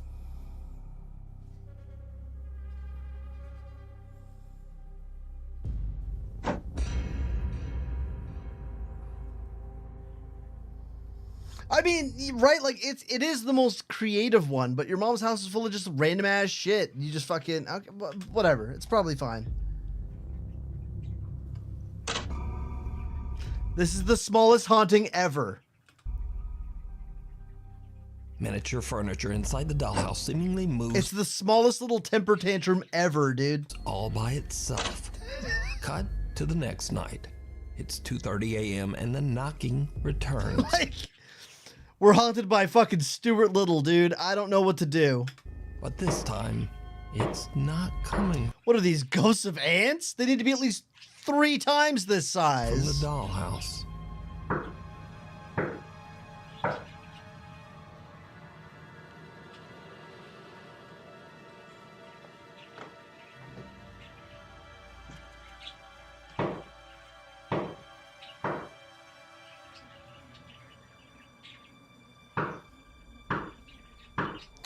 Oh my god, skittish! Yo, real talk, that's like the cutest story I've ever heard in my life.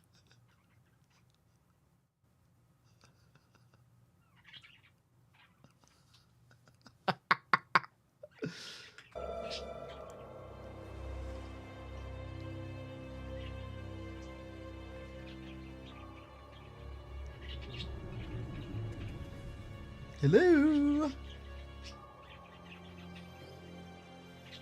You've let them in.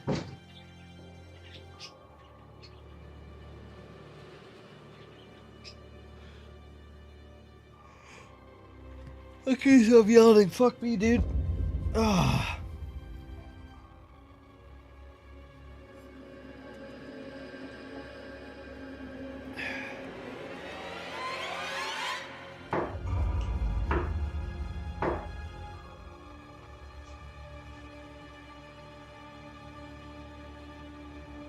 At this point, Daniel has had enough, and he moves the old dollhouse into the garage with some other old collectibles. And this is when things start to get really creepy. Now it gets creepy, guys. This was all just foreplay. Like, look, you don't need these things. And you decided to put the fucking thing over the door. Fucking shut up. Fuck you.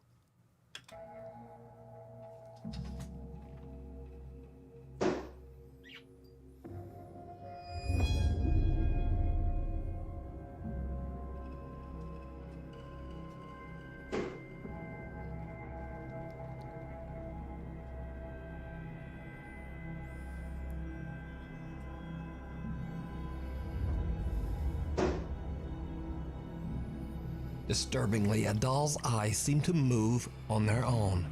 Daniel begins No, to Bad wonder Ash, these aren't fuck dolls. They're different. if whatever is haunting the dollhouse might have moved into the creepy little doll.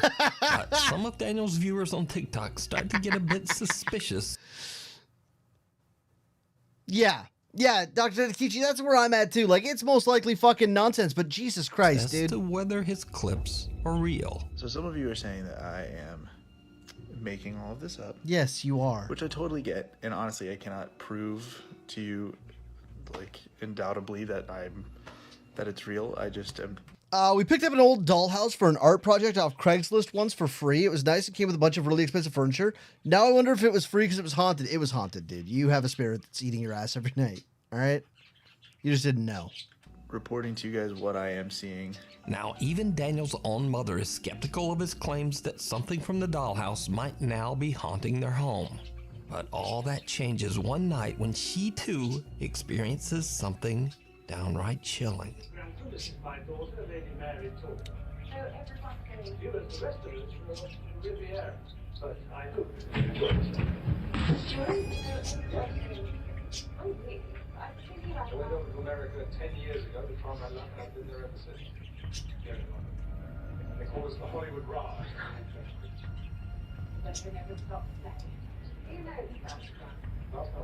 As Daniel's mother is watching TV on the couch, little footsteps like those of a small child can be heard running right behind her. The sudden spooky sound startles her so much that she quickly raises up to look and is visibly freaked out. Because I agree. Nobody should eat, like, unless you are literally a fucking dressmaker. If you're not making clothes, you don't need mannequins. All right? Just skittish. God damn it. I'm in. My star, right? The hand on the chest, like it was. Oscar goes to her, dude. Yisu, yeah, can I help you? What's up?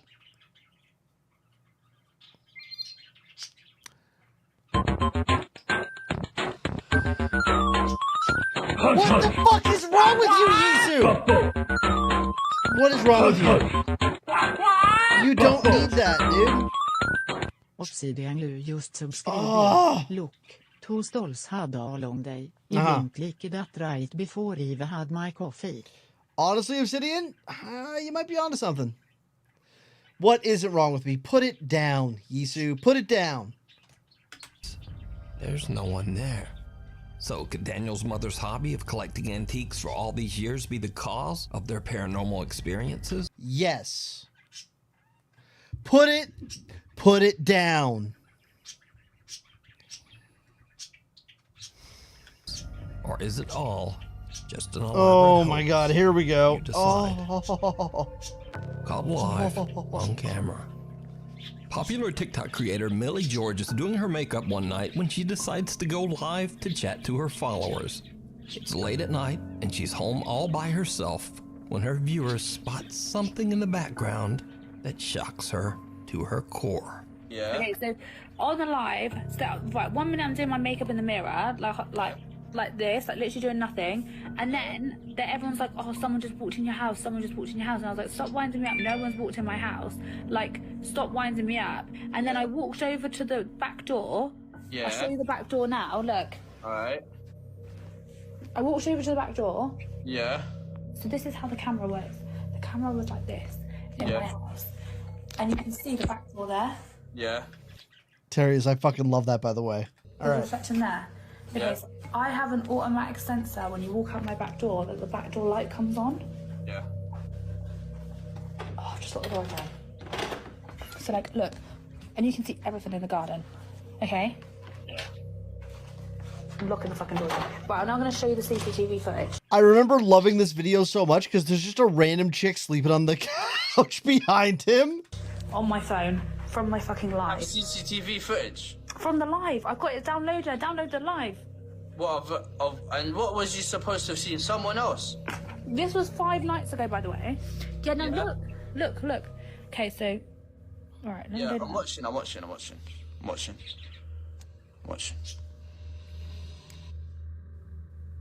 Right, the door opens. Wait. I'm gonna zoom in. Oh, no way. How did your door open? It's glass. You can see through the door. Look. There's no one there. Joking. Bro, this... Well, so the mannequin head is fine to have if you're like a Cosmo student, dude. Yeah, Dr. Takechi. That's basically what he says. This is like the ring. And then, look, it gets worse. It gets worse. It gets worse, mate. I don't know what to do. I'm actually shitting myself. Look. Oh my God, you're joking. You're lying. No way. Look, there's a fucking head. No, you've edited that. You have to have edited that. How have I edited it? It's come up Why is there no live. Chinese kid in there? And then I then walk over. At this point, I then walk in.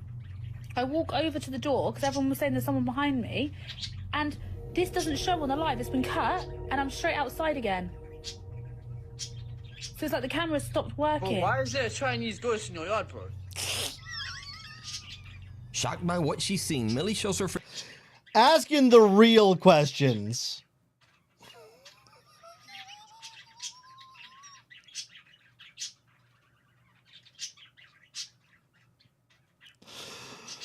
Roseanne Barr, is that you? Nailed it. What was captured on her live broadcast.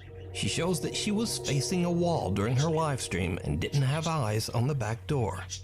The door seems to open by itself, and Millie's motion sensing backdoor light just doesn't turn on for some reason. Then, creepiest of all, a little girl who Millie has never seen before can be seen just walking through the house. Millie claims that she was home all alone that night and has no idea who or what this is. So, what do you think? Is this a real ghost caught on camera? Or is it all just an elaborate hoax? You decide. It's probably what happened, What Talc, yeah. waits at the window? Blogger Natalia Valente, along with her mother and a few friends, set out to explore the abandoned Cesario Mota Asylum in Piracicaba, Brazil. The Mota Asylum was built in 1973 and served as an institution for patients with severe or violent mental disorders. After many rumors of tragic patient deaths inside the hospital, the asylum was eventually forced to close in the 1990s. Now, it's 30 years later, and the property is said to be... Zam, you haven't even seen it yet. You don't know if it's a hoax yet. How could you know, dude? Extremely haunted, especially the so-called pink... Yeah, skittish. No, there are. Out of China, there's a lot. Out of Japan, there's a lot. Like India, ish, and then like Brazil are like the big places where all the ghost activity is. Typically, areas that are spiritual have a lot of ghosts. Oh, badass! You get the bidet? Oh my god, dude! I want one so fucking bad. Wait.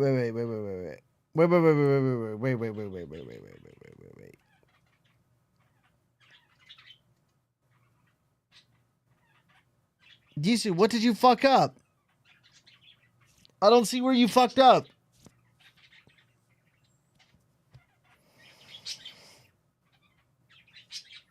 Tell everyone how you fucked up so we know.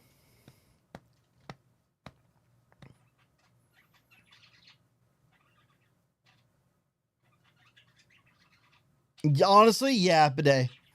I misspelled hoax as an announcement. What an idiot. Hey, everybody! YouTube misspelled hoax on an announcement. It's all fucking point and laugh, dude. Hold up, everybody get your fingers out. No, fuck it. No, maybe it's not the right way to spell it.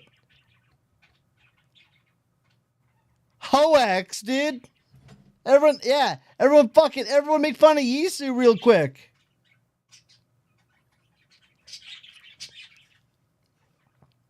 Hoax, dude.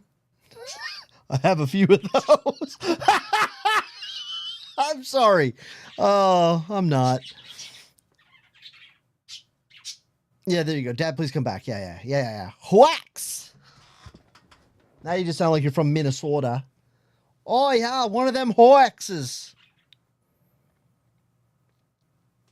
Same bestie, slay it. Okay. Of the asylum. The Pink Wing is on the second floor and is said to be where mentally disturbed children were held. Today, kids' toys and posters can be found scattered throughout the creepy, barren rooms of the Pink Wing. A gente vai entrar, já chegamos. Whack! Skittish, thank you for giving us over to whack! Skittish Andor Bus, nailed it. Whack! Has gifted a sub to Hoak. Skittish and Bus gifted a tier 1 sub to Hoak. They have given 2 gift subs in the channel. He said it the way I said it, and then Hoak, dude. I'm here for it. I need to trim my fucking beard, dude. My mustache keeps curling down into my mouth, and then I try and move it, and it goes up my nose. Entramos. Gente do céu. Hold on, wait a second. This is gonna be. Hold on, wait. This chick has the same haircut as Dora the Explorer. And they're exploring. Coincidence? I think not. Illuminati's real. Entramos. Gente do céu. Think about it. Olha o tanto que a gente andou. Olha isso. É muito grande. Agora a gente tá indo pra Ala Rosa. A Ala Rosa é a mais pesada que tem. Pra você ter noção, ele veio uma vez... Thank you. Yep. Bro, I tried doing the mustache wax thing. It didn't fucking work. I wonder if anyone in the group made the same reference. I mean, maybe. I was gonna sing a Dora the Explorer song, and I realized I don't know any. So the first thing that came into my head was going on a trip in our favorite rocket ship. Yeah, there we go. Cool. I fucking hate myself. Thank you. Tem que descer. A gente tá numa parte onde tem vários brinquedos. Tem vários. A Emília. É a parte de brinquedo. When Natalia and her group explore the Mota Asylum's Pink Wing, strange things start to happen. Parte 5 e essa é a Ala Rosa, que a gente...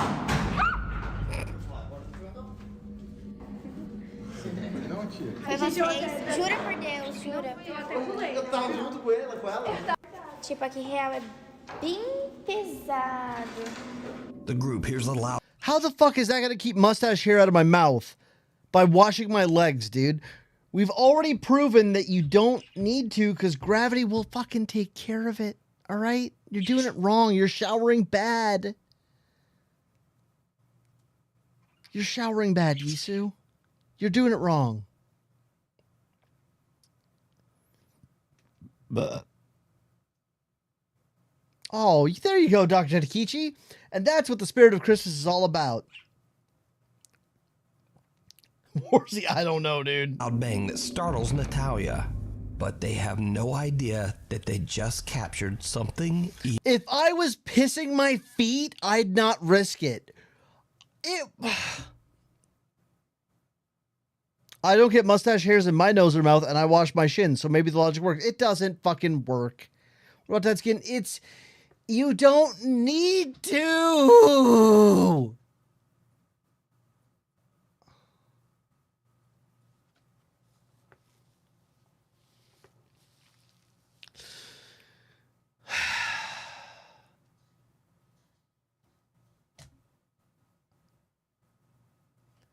Gravity. It just works. All right, you flat earthers? Even more terrifying. I don't need to wash my legs because the earth is flat. Or I need to wash my legs because the earth is flat. That's what you sound like. That's what you sound like right there. Watch closely as they explore just outside the asylum's pink wing. Hi. Can I help you? Thanks, man. Thanks, buddy.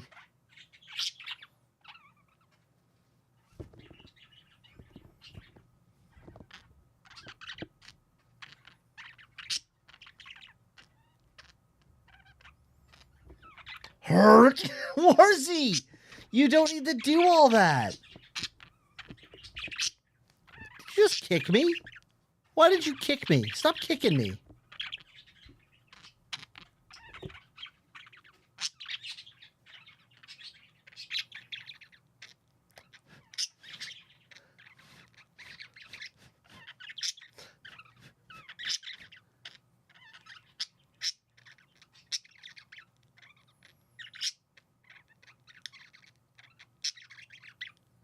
Hello, my child. Did you just sneeze in my face? Why?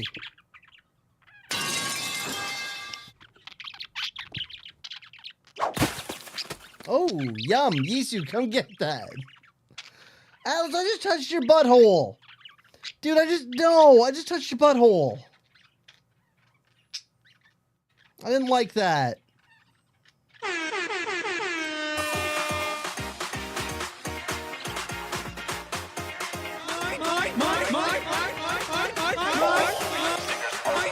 Hi, Aslina. 3, 2, 1, go!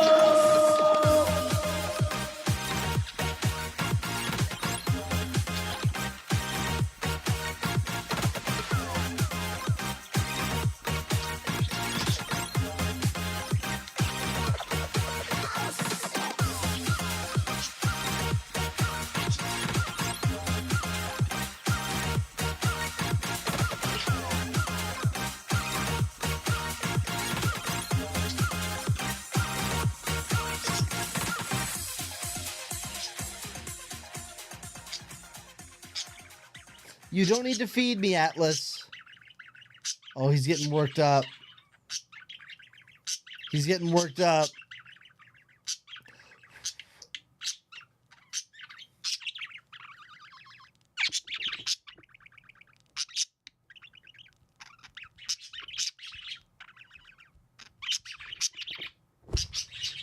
There we go. Turn your volume down. Turn your volume down. Maybe.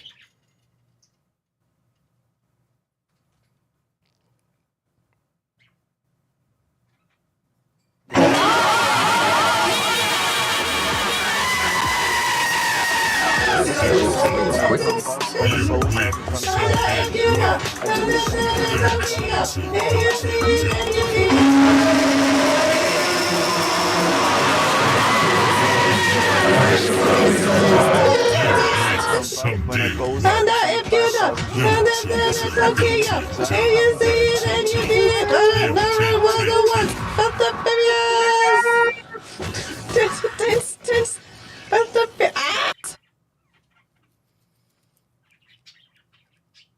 Well, all right then. There it is. Look at you guys being all brave. Wait, I didn't even hear the Shuba duck. Did it go off during that? Have I lost my fucking mind? Gente, quanto barro no chão. That's what just happened to me, actually. Oh, okay, perfect. So I missed it. I just didn't fucking hear it. Well, that's upsetting.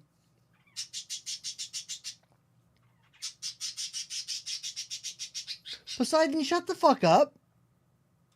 Aqui, ó, a gente tá indo pros...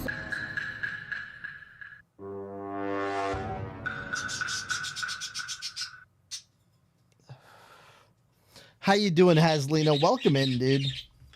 outros lados que é bem escondido. Thanks for the side eye. Que é onde o povo ficava, tipo, real presaço. Bom, a gente tá indo agora pro necrotério.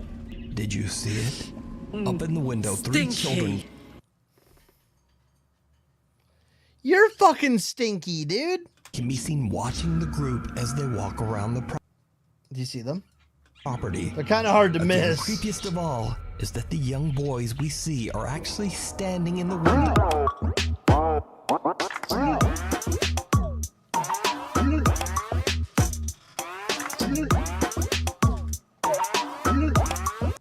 God, it's so fucking good. You know what?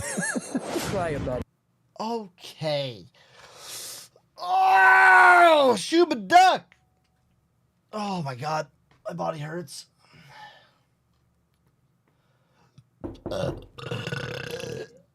Oh.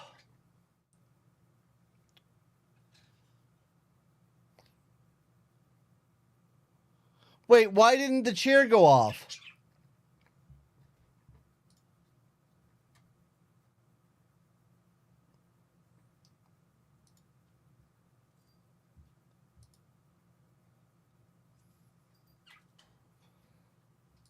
They've worked all fucking night. What? Fuck!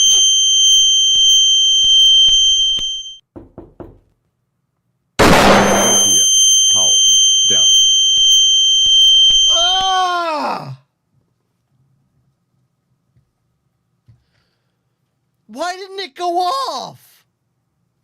Why was it so fucking delayed, dude? Yeah, you see, I put a new sound. I put a new sound on it. I apologize. I picked the first one when I typed in flashbang out into Google search. And that's the noise we have now. And I fucking hate it. So that's cool. I didn't even do anything. I didn't push any buttons. It just decided when it wanted to go off. So imagine that screech running through a 400-watt subwoofer. Oh, I'm imagining. Okay. My whole building just heard that. I'm using earbuds, you dig? Now you know how I feel. The fuck do you want from me, dude? That was impressive. Yeah, get him.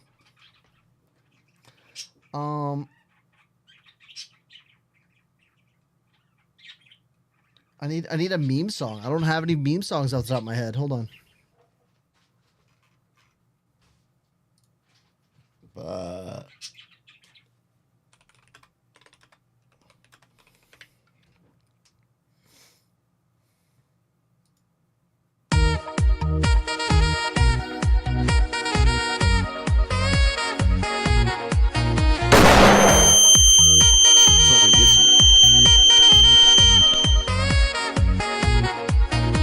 It's so loud.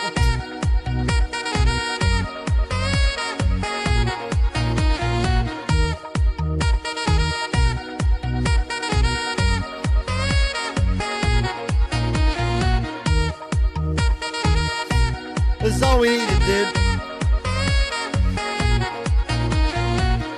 If we hit the next level, I'll change songs. If we hit the next level, I'll switch over to Crab Rave.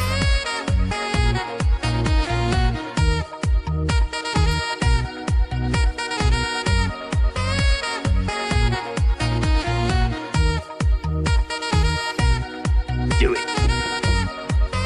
Do it. Do it.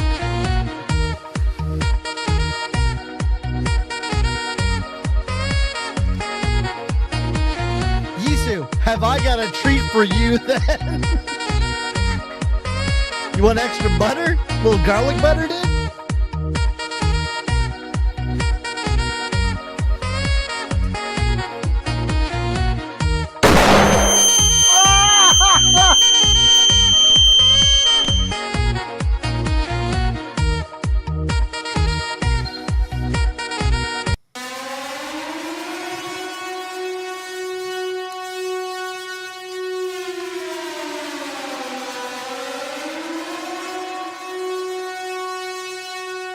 Oh, me too, Haslina. Oh, don't worry. I can feel myself shouting. Has gifted 2 subs to viewers. Doesn't tell you who, doesn't tell you why, but thank you, Lord Zach Bora. You do some out of the community. I'm macroing the mute button to my mouse. You're so welcome, dude. I'm glad I could help you. God, this looks great in 2K.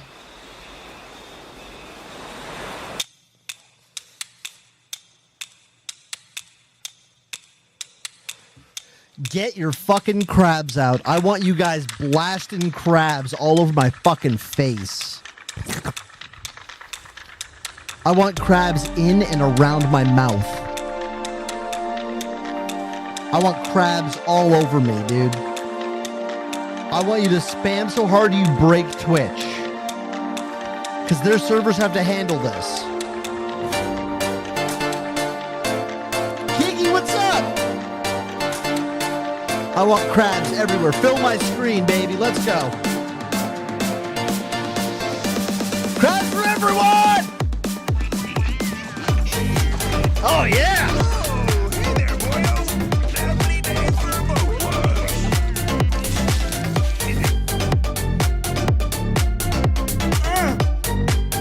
Thank you. Thanks, Haslina. Thank you. Can I go further with this? Hold on. Hold on.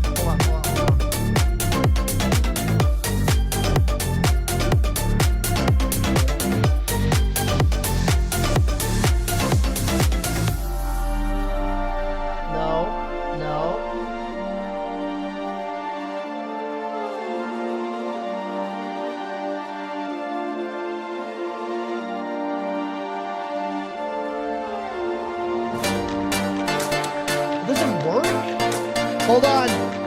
Hold on. I'm just blue. Ah!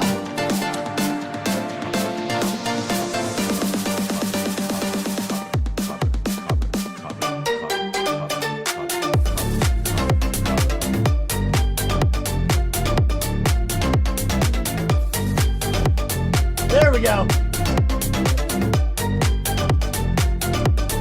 There we go.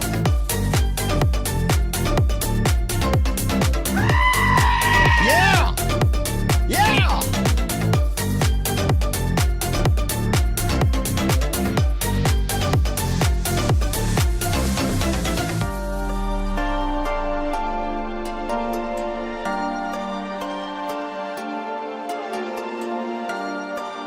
We got 1 minute left on the hype train. Level 3, baby. Let's go!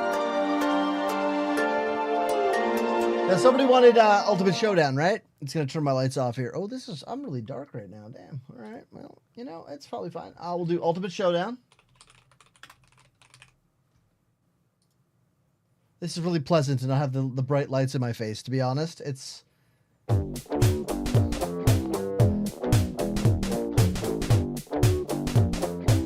then it just does this. Cool. Old Godzilla was hopping around Tokyo City like a big playground when suddenly Batman burst from the shade and hit Godzilla with a bat grenade. Godzilla got pissed and began to attack, but didn't expect to be blocked by Shaq, who proceeded to open up a can of Shaq Fu when Aaron Carter came out of the blue and started to but they both got flattened by the Batmobile. But before it could make it back to the Batcave, Abraham Lincoln popped out took an AK-47 out from under his heart, threw Batman away with a run of attack, but he ran out of bullets and he ran away because Optimus Prime came to save the day. This is the ultimate showdown of ultimate destiny. Good guys, bad guys, and explosions as far as the eye can see, and only one will survive. I wonder who it will be. This is the ultimate showdown of ultimate destiny.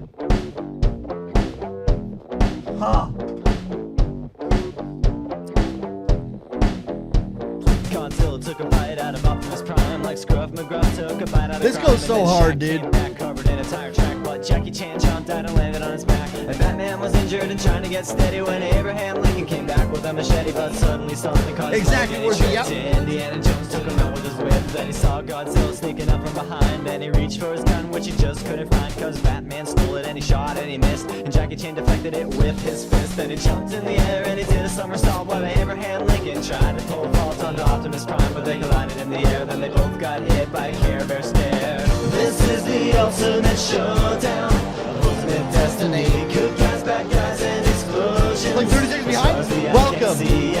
We did it. We've done it. I wonder who it will be. This is the ultimate showdown. Angels sang out in an immaculate chorus. Down from the heavens descended Chuck Norris, who delivered a kick which could shatter bones into the crotch of Indiana Jones, who fell over on the ground, writhing in pain, as Batman changed back into Bruce Wayne. But Chuck saw through his clever disguise, and he crushed Batman's head in between his thighs. Then Gandalf the Grey and Gandalf the White and Monty Python and the Holy Grail's Black Knight and Benito Mussolini and the Blue Meanie and Cowboy Curtis and John B. the Genie, Robocop the Terminator, Captain Kirk and Darth Vader, Lopan, Superman, every single Power Ranger, Bill S. Preston and Theodore Logan, Spock, the Rock, Doc Ock, and Hulk Hogan all came out of nowhere, lightning fast, and they kicked Chuck Norris in his cowboy ass. It was the bloodiest battle that the world ever saw, with civilians looking on a 2 minutes left, level 400, let's raged go. on for a century, many lives were claimed, but eventually the champion stood. The rest saw the better. Mr. Rogers in a bloodstained sweater. This is the ultimate showdown, ultimate destiny. All right, I need another one. Need another one. As far as the eye can see, and only one will survive. I wonder who it will be. This is the ultimate showdown. This is the ultimate showdown. This is the ultimate showdown. This is the ultimate showdown. Ultimate destiny. 4, 3. Ultimate Sparta mix next. Oh, this one is like Jill's favorite. Okay. Delightful. No, that's not it. Hold on. Oh, I gotta play this real fast. Oh! Oh, it gets violent with the lights.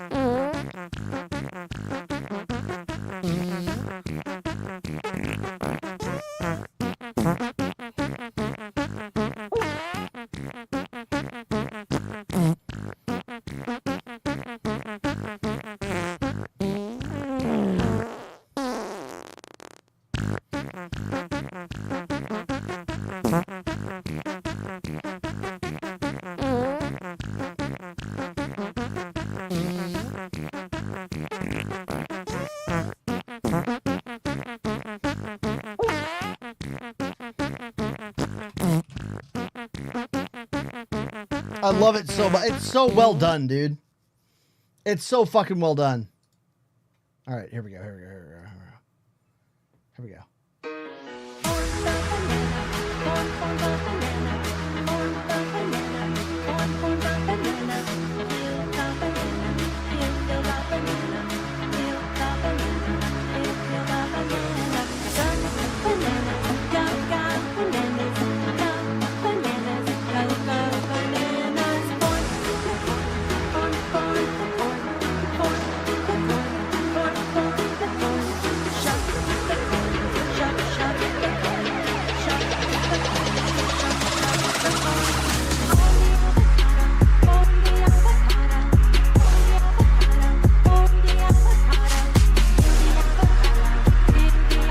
Oh!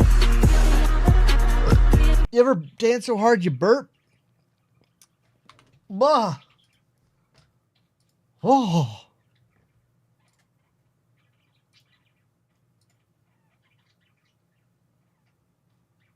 Okay, fix yourself. Fix yourself. Thank you. Fucking Lumia. Whoa. Those of the haunted asylum Pink Wing, Whoa! the area where disturbed children were kept 30 years ago. So could it be that these children are the spirits of patients who lost their lives inside the asylum? Nah, probably not. Damn it, Bobby. And if not, just who are these boys? Let me Good luck, Missing Monster. Yo, have a good class, dude. know what you think down in the comments. Thanks for watching. If you haven't... Oh, that was it. Oh.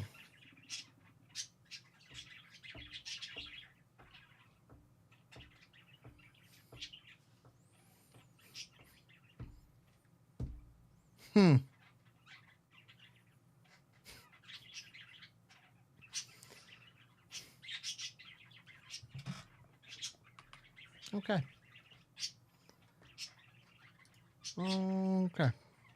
We got through what it was an hour-long video, dude. And it took us 4. That's pretty good. Hour-long video, 4 hours. That's pretty good. Also, stream just ticked over from 420. All right. Guess you could say I'm kind of a big deal. All right. Okay.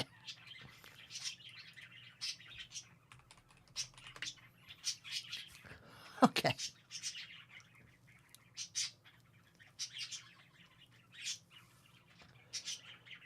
Today. No.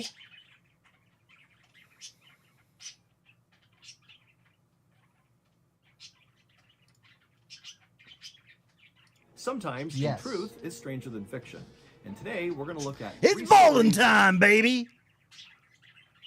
Possibly looks a little high. It's probably okay. that demonstrate that. But before we get into today's stories, if you're a fan of the strange, dark, and mysterious delivered in story format, We love that you've come shit. to the right place. Good. Because that's all we do, and we upload. Liz, once a yeah, week. Liz. So if that's of interest to you, the next time you're at the Like Button's house and need to use their bathroom, don't use their toilet paper. Instead, use dozens and dozens of quadruple ply paper towels. Also, please subscribe to our channel and turn on all notifications so you don't miss any of our Bro, why do you have like fucking 8 podcasts and 3 channels? What? weekly Okay, uploads. it's fine. Let's get into today's stories. It's clearly working for him. It's fine.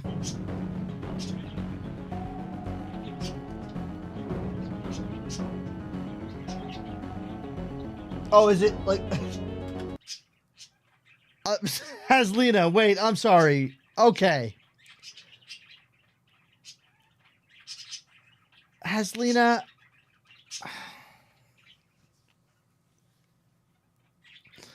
No, Liz, don't fucking... Oh, my God. Okay. Around 7:20 p.m. on the evening of Oh, December 11th, actually- 2002, I saw the problem. a police department in a rural English county How's called that? Surrey started receiving You're fucking full of smut, dude. Hazel smut. all these frantic emergency calls. Now, all of these calls were coming from drivers on a heavily trafficked highway. Perfect, called I got the you. A3, and they all were saying the same things. They had seen this totally reckless driver with super bright headlights that was weaving in and out of traffic and going at high speeds and nearly Honestly, fair. Haslina, that's fair. crashing into people. And then a couple of the callers said they actually saw this car go down the embankment off the side of the highway, and so it looked like they might have crashed. And so, of course, this police department, after getting all these calls, decided to send out a couple of officers to see what was going on. When the 2 officers got out to the A3 and began patrolling Yisu. So everybody, Yisu says, yeah, that's Mr. Ballin. Longer hair, backwards hat, mustache, former Navy SEAL, kissable lips, nice voice, piercing eyes, huge penis, shaved balls, clean taint, sumptuous balloon knot, and shockingly silky shaven legs.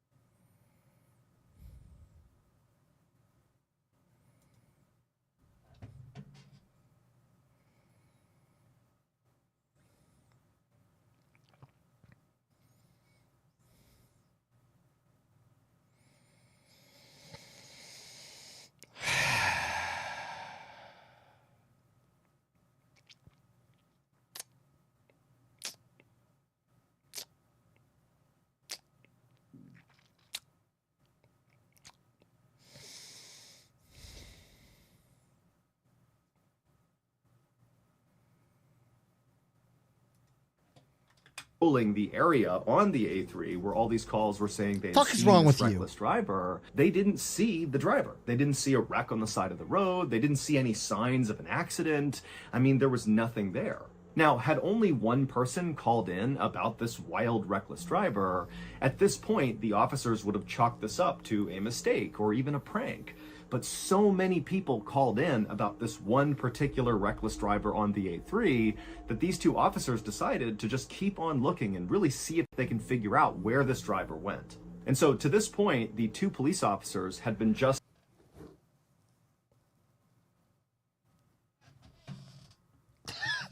So you said that, there's the response.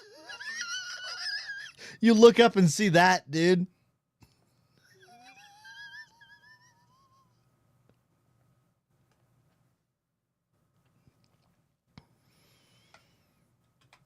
driving on the A3 to try to find this driver. And so they decided they would park their vehicle, get out, and walk on foot on the edge of the highway because there were these huge forests that lined Yo, that's really pretty, actually.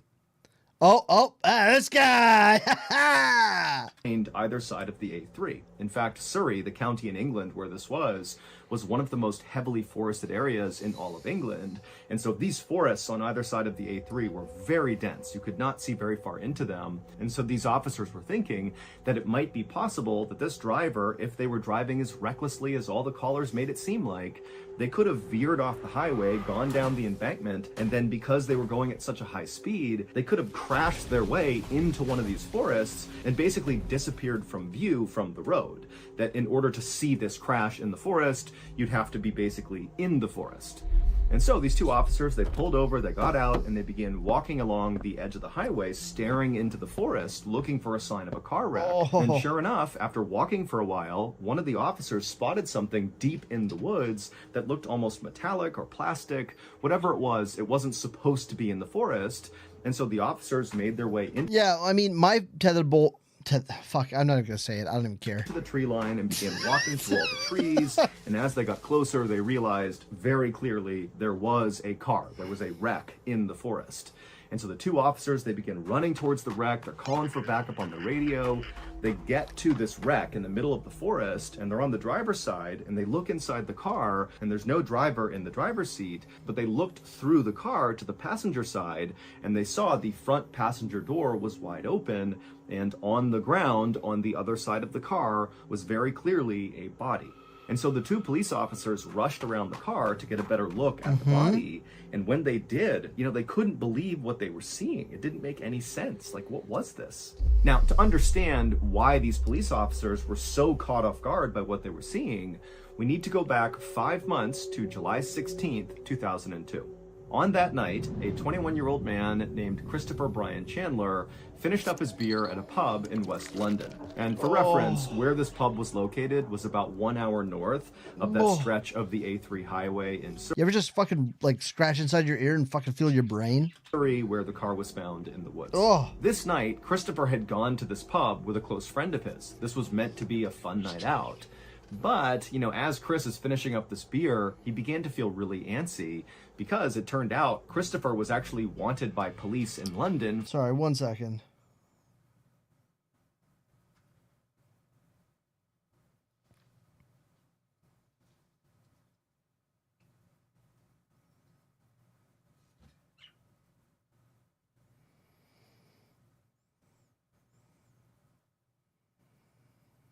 Give me 1 second.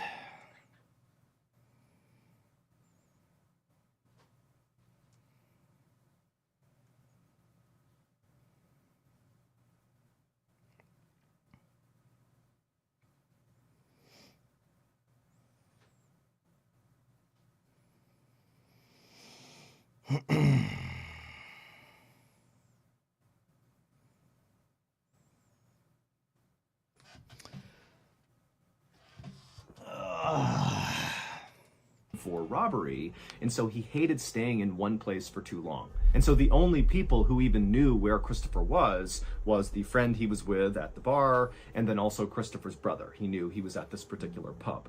And so finally, Christopher got so anxious about being in this pub for too long. Sorry, the voice just tripped me out. Making pizza. Oh, Fucking Pal. I fucking love Pal World. Chris, get Pal World. That he told the friend he was with that he just wanted to leave, and so he said goodnight to his friend. The friend stayed at the pub, and Christopher left, got in his car, and began driving south. But Christopher never arrived at the place he was trying to go. He just sort of disappeared, and nobody heard from him again. Christopher's brother eventually would report Christopher missing, but remember, the brother knows Christopher is wanted for robbery, and so Christopher suddenly going on the lam and just disappearing for a while was kind of par for the course, and so the brother really didn't think this was a big deal. And also, the police felt the same way because they know Christopher is trying to elude them, and so it makes sense he would be missing. And so as a result, nobody really followed up on Christopher's missing person report. Everybody just kind of moved on. That is, until 5 months later, when all those drivers began calling into the police in Surrey about seeing this totally reckless driver careening down the A3, who eventually crashed into a ditch. And then those two officers, they went out to that stretch of A3, and sure enough, it was Christopher's car, and the body on the ground was Christopher. However, there was a problem. When the two police officers walked up on Christopher's car and saw it for the first time, they were struck by how old it looked. But it didn't really register with them why that would matter. It just stood out to them that this is a really, really old and rusted up car. But when they went around to look at the body on the ground, Christopher's body, they saw that his body was actually mostly a skeleton, which meant Christopher did not crash and die on this night, December 11th, 2002. Very likely, he crashed and died 5 months earlier, right around the time he disappeared. And okay. Now, the Surrey police, they say that this was all just one big coincidence, that the reckless driver that all these drivers were reporting that night on the A3 must have not crashed and actually just kind of got away, and then just by coincidence, when the police were searching that area of the A3 for the reckless driver, they happened upon Chris and his car. But remember, several of the drivers who called in that night about seeing this reckless driver on the A3, they specifically said they saw the car veer off the embankment and crash down below near the tree line. Like, this is a serious crash. Someone needs to get out here with an ambulance because probably someone's hurt. And then when the police got out and searched the exact area where this crash supposedly happened, they find Chris's car that had all the hallmarks of a car that was driving recklessly on the A3 that veered off and crashed into the woods. I mean, they found Chris and his car because of these calls, but it could not have been. Chris got hurt, all right. I don't even know how to respond to that, Zach. Yeah. I think that face sums it up right there, actually. And Chris, but what other car could it have been? As of today, we do not have a good explanation for how this happened, and so it's been dubbed the A3 Ghost Crash. Well, we finally did it. I don't know if it was all the acid we poured into their contact lens solution, or if it was all the wild predators we released in their house, but somehow, some way, we killed the like button. And I know this because the ghost of the like button paid me a visit. Sorry, that caught me off guard.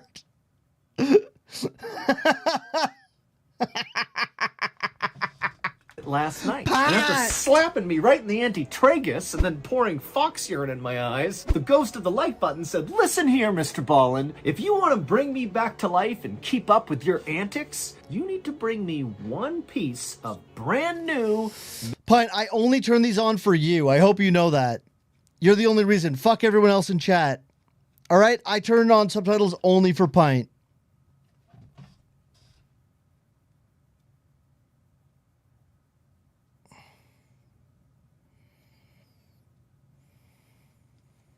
Mr. Ballin merchandise. And I said, "Are you kidding me? Of course! We just launched a brand new merch line called Ballin Basics on shopmrballin.com right in time for the holidays." I think as Mr. Ballin did that spit, half of you came. Pint, for fuck's sakes! Ballin Basics has all your Mr. Ballin essentials, like a sick hoodie, a great crew neck, heck, there's even a special collector's item, the old Sigalong pin, and they're all numbered. I never said that, Dr. Tadakichi. I never fucking said that. There's only 500 of them, so get them while supplies last. So again, go to shopmrballin.com. Ballin Basics is live right now, so get your new merch, get your collector's item pin, old Sika Lang. Meanwhile, I'll work on resurrecting the like button so we can continue to find fulfillment in our lives by slipping some mayonnaise in the like button's peanut butter and jelly sandwich. What the fuck, you criminal? Happy holidays, everybody. Go to shopmrballin.com. Your stuff isn't numbered? Wait, what do you mean, Moon? Oh, my merch? I know. I wish it was. I can't talk right now. I'm making piss.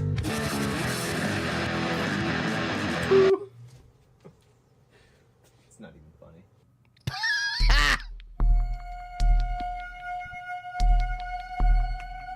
On the morning of August 2nd, 2017, two men sat together laughing inside of a bar in a tiny village in northern France. The men were named Lucien Perrault Honestly? and Olivier Boudin.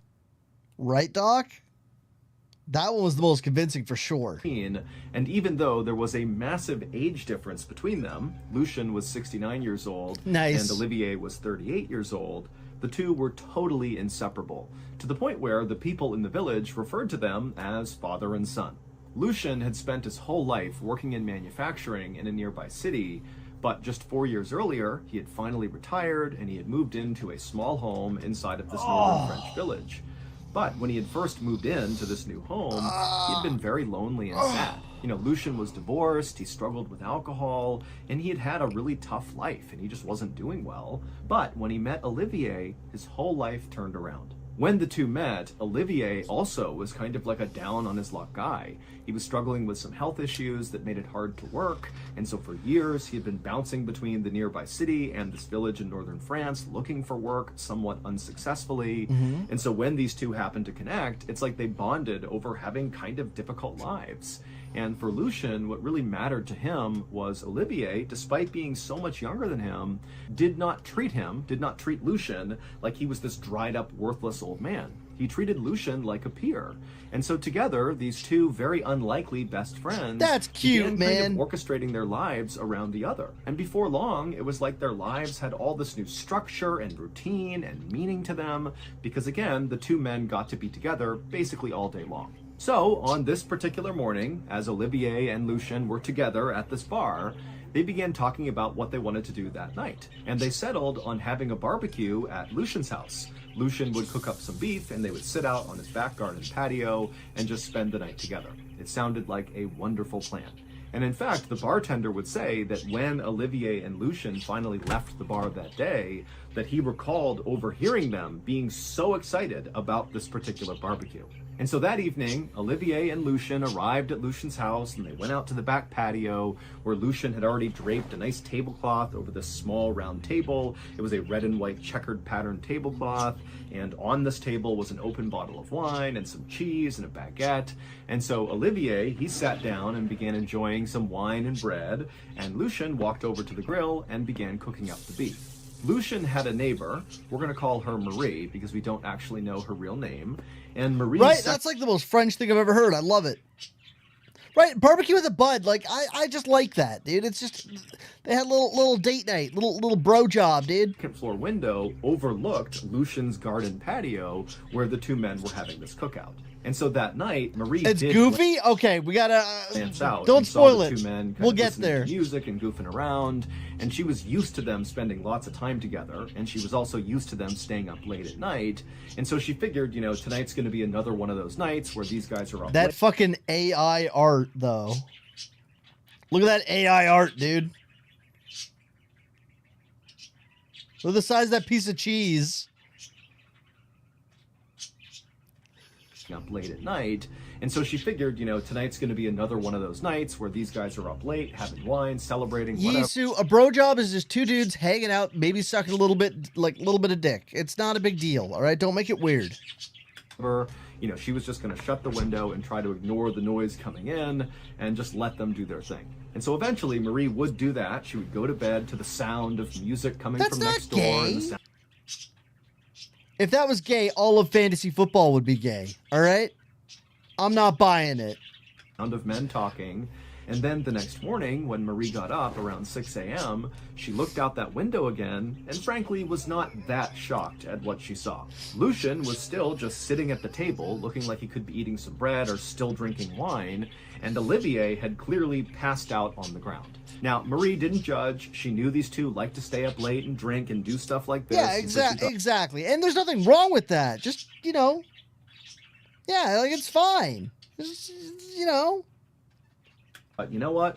None of my business. Yeah, Jace. Then at 9 a.m., so 3 hours after Marie had first woken up, she left her house to go to another neighbor's house to feed their chickens while they were away for the day. Of course. As she passed by Lucian's house, she glanced into his back garden patio, and she saw Lucian was still just sitting at the table, and Olivier was still passed out on the ground. It was like they hadn't moved for 3 hours.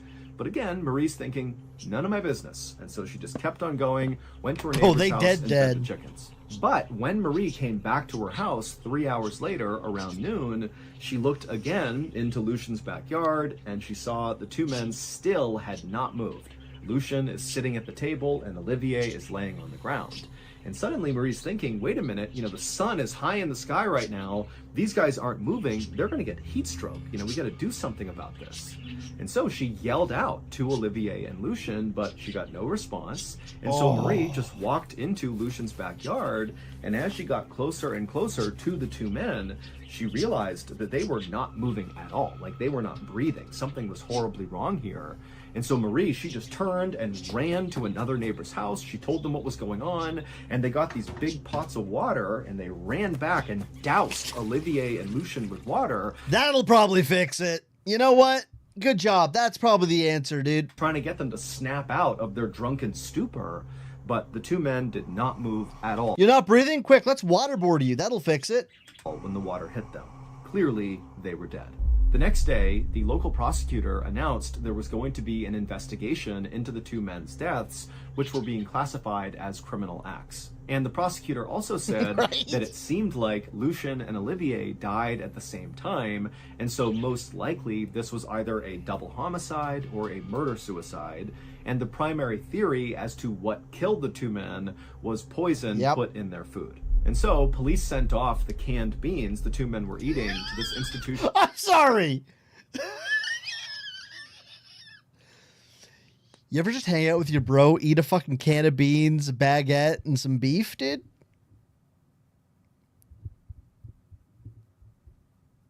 Alright. Okay. Yeah. Bean dinner! In Paris to test it for something called botulism, which is a deadly toxin that will grow inside of canned foods, but it came back negative. And then also police sent off the rest of the food. I mean, Dixie, there you go. All right. Well, to various other laboratories to be tested for poisons. And again, all of it came back negative. There was nothing that the police... Me and the boys at 2 a.m. looking for beans. Bro, I fucking love beans. Police could detect in any of the food I fucking love beans. And so police were kind of confused for a minute, but then... I'm so excited to eat my second burrito, because I bought two, because it was buy one, get one free. I don't know, Zach. I have no idea. We'll find out, I guess. The autopsies came back for Olivier and Lucian, and everything changed. Lucian and Olivier were not murdered. This was not a murder-suicide. They didn't die from botulism or from some poison in their food. They died because of a set of very particular circumstances. Both Lucian and Olivier suffered from non-fatal minor medical issues. Lucian had bad dental health and so was missing a couple of teeth, and Olivier was suffering from a heart condition called cardiomegaly, which means his heart was slightly enlarged and somewhat fragile. However, his condition was totally being monitored by doctors and was under control. But just for a second, on the night of August 2nd, 2017, when Lucian and Olivier were having that cookout in Lucian's backyard, their non-fatal minor medical issues suddenly became a really, really big deal. Lucian cooked up a big plate of beef rib. Now, beef rib can be difficult to chew even when you have all your teeth and take your time, But Lucian was missing teeth, and he loved this beef rib so much, he was wolfing it down really quickly, and so he wasn't chewing it enough, and at some point, he swallowed a particularly big unchewed bite, and he began to choke. And when that happened, his best buddy, Olivier, sitting across from him, he stood up to try to help his friend who's basically dying right in front of him. And the stress of this moment caused his heart to seize up, his heart, which is already enlarged and fragile, and he had a heart attack and died. And then Lucian, who now has no one to help him, continued to sit at the table trying to get this beef out of his throat, but he couldn't, and he eventually asphyxiated and died as well, hunched over at the table. What the fuck, man?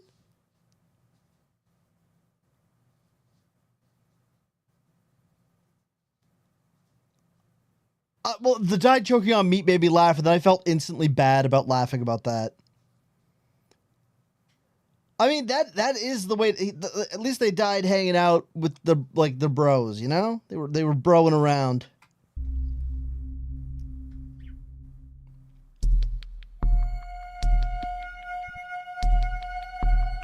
A little after 7 a.m. on the morning of April 15th, 2007, three men launched a 35-foot white catamaran called the Kaz 2. Yeah, but are they going to be having beef ribs? That's the fucking question. From a marina in northeastern Australia. Yep, Talk, you got it. Off what was supposed to be the trip of a lifetime. The captain of the Kaz 2 was 56-year-old Des Batten. When I saw all three of them, I knew that guy was the captain. You can fucking tell that guy's the captain.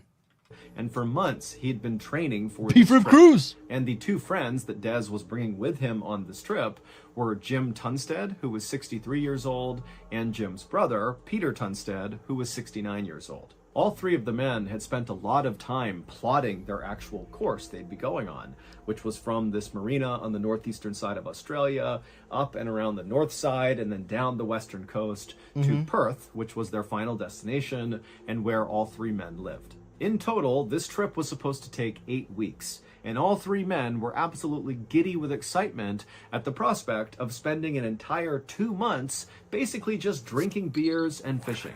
Now, honestly, though, all right, this is just fucking dudes being dudes, man. I like this one. Des, Jim, and Peter were not the types to blow off responsibility to go party. I mean, they were devoted family men. All of them had been married for 30 plus years. Des had 2 kids. Exactly, Jace. What happens at sea stays at sea, dude. Jim had 4 kids, and Peter had 5 kids. But they were all either retired or nearing retirement, and this trip was going to be kind of a way to celebrate the end of an era. And while all three of them had gone on other big sailing trips, this one easily was the biggest one in terms of the distance they were covering and how much prep went into it and how expensive it was. I mean, this was like 10x the scope and scale of any other sailing trip they had done. And so, on April 15th, 2007, shortly after the three men had launched their boat and kicked off this big trip, Peter's wife would call him just to see how it was going. And she would say, you know, Peter was in no girls allowed. Hang up instantly, right? Great spirits, and she could hear the other 2 men laughing in the background, and it sounded like they were about to start fishing and maybe have a couple of beers. And so it seemed very much to Peter's wife like this trip was going as well as it could be so far. And so eventually Peter told his wife that he had to go, he told her he loved her, and then they hung up. Now, Des, who was the captain of the Kaz 2, was adamant about safety being the top concern for this trip.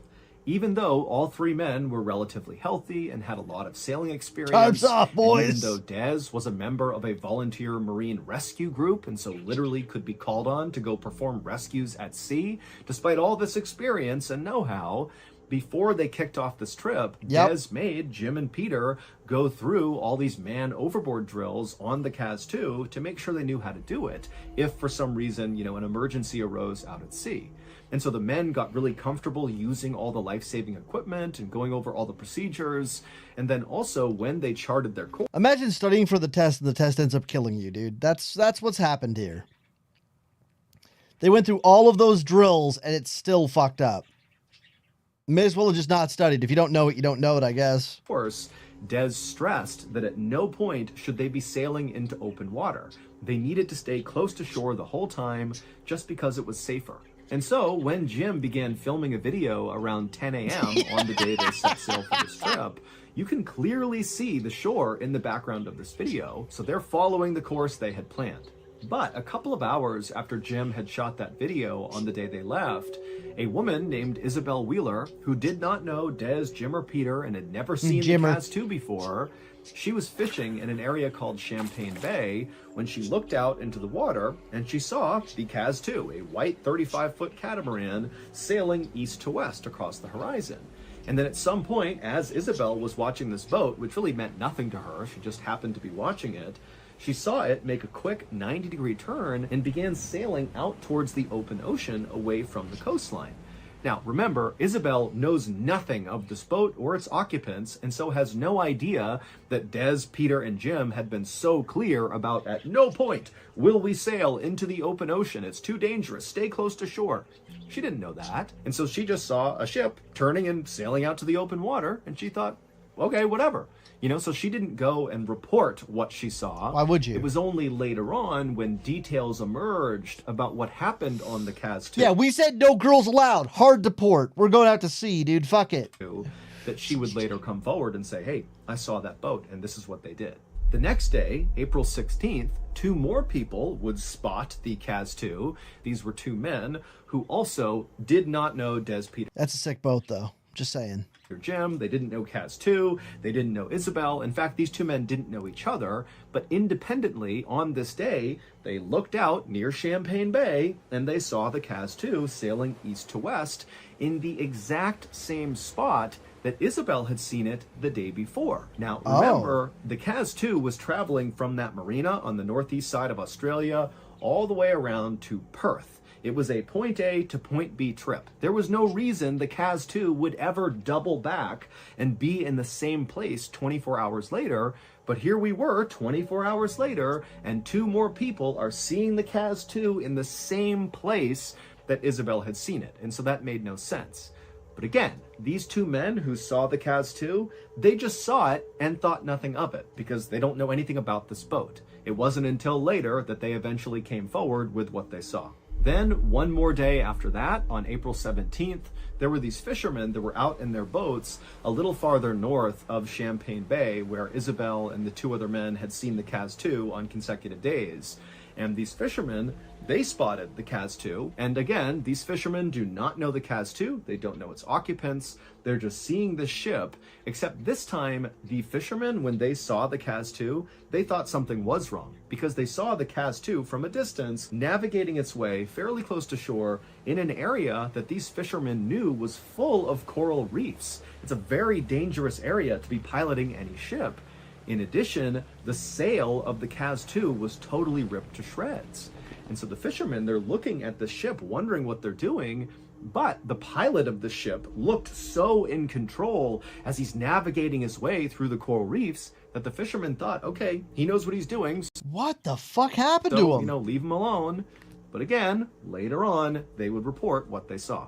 It wasn't until the next day, April 18th, so it's 4 days so now. 3 days after Des, Peter, and Jim had set sail, that anybody realized there was an issue with the crew of the Kaz 2. Because on April 18th, a Coast Watch surveillance helicopter was flying over the Great Barrier Reef, and they looked down and they saw the Kaz 2 with its badly damaged sails, piloting all around this very dangerous part of the water to be piloting. And so the crew on board the helicopter attempted to radio down to the Kaz 2 to see if they were okay, but no one from the Kaz 2 called back to the helicopter.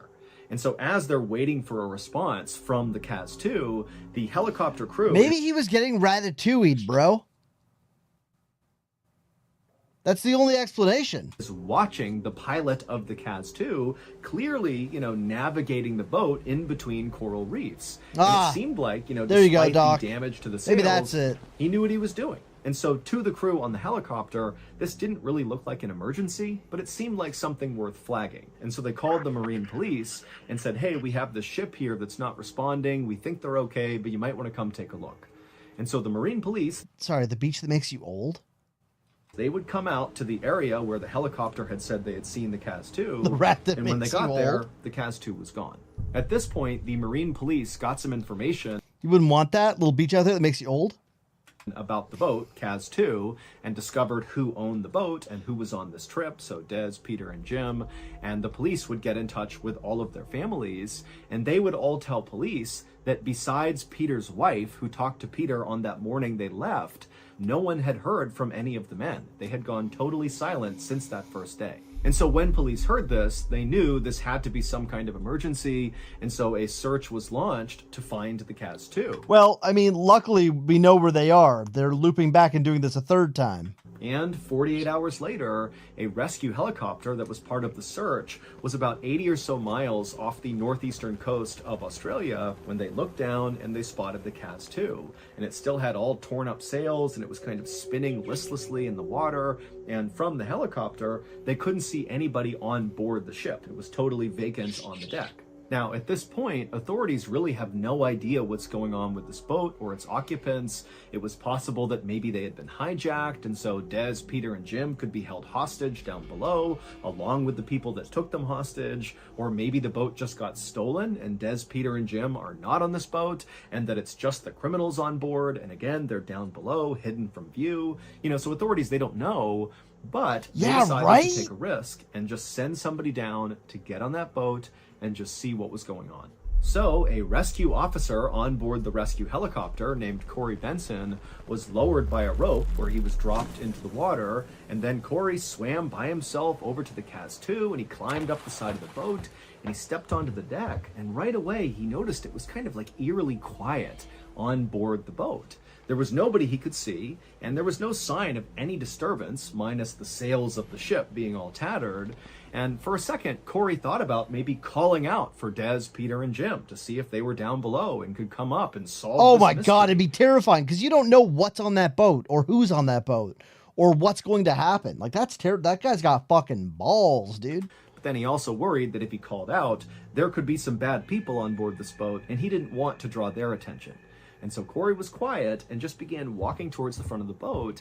And as he did, he began to notice signs that people must have recently been on board this boat doing normal things. Like, for example, there was a fishing rod that was cast out into the water that was anchored to a post on the side of the boat that looked like it had just been operated minutes ago. There was a blue mug of coffee that was just sitting on a table that looked like A really rude shark. Pirate sea otters. Honestly, that would be the cutest way for somebody to plunder your booty. All right. Someone had been drinking from it recently. There was a neatly folded t-shirt on another chair with a set of glasses on them. I mean, there was just all these kind of tells that this was a boat that was being used recently. And when Corey actually got to the front of the boat where the captain would stand, he saw the engine was actually still on. It was idling. And so Corey turned it off. Now, at this point, Corey knew his next step was going down the stairs and opening up the door that led into the cabin down below to see if Dez, Peter, and Jim were down there. That's pretty But rude. he also knew when he went down there, pretty rude. despite there being backup up in the helicopter and more people making their way out here, Corey would be all alone if there were criminals or bad people down there. But this was his job, and so after taking a deep breath, he turned and walked down the few steps, and he got to the door that led to the cabin. He grabbed the handle, and he opened it up. And the room he was walking into was kind of like a half living room, half kitchen area, and he saw there was this table, and on it was a newspaper that was dated April 15th. Oh, let's go, ne'er-do-well. Oh, pepper brisket, dude. Oh, that sounds so fucking good right now. So the day the KAZ set sail. Oh. And then on the wall behind the newspaper was a calendar where days had been marked off all the way through April 14th. April 15th was not marked off. But also nearby on a table was a computer that was still plugged in and on and looked very much like someone had just been using it. And also there were plates of food that were out that didn't look that old that also seemed like people must have just been eating from them. And then also Corey could see past this common area into the bedroom, and very obviously the bunks inside of there had been slept in. And so basically everything seemed like it was where it should be. There was just one problem. Dez, Peter, and Jim were not on this ship. There was no sign of where they were. They were just gone. and there was nobody else on board the ship. It was just completely abandoned with no sign of what happened. Des, Jim, and Peter were never found, and so we have no idea what actually happened to them, nor do we have any idea why they were seen by... That is a very inappropriate time for a yippee. Isabel and the two men and the fishermen doing all these weird things, like randomly piloting out towards open water, which totally went against their plan, which was stay close to shore, be safe. Or, you know, why on that second day they were seen in the same spot near Champagne Bay, indicating they had doubled back after going towards open water. You know, that went against their plan, which was point A to point B. Why are they doubling back around? And so unfortunately, this whole thing is just one big mystery that has yet to be solved. There's no fucking answer?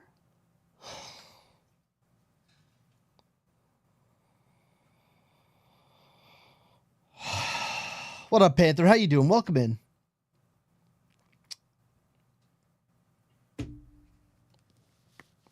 I wanted to know what happened, dude. It's called Scotch. There we go. Perfect.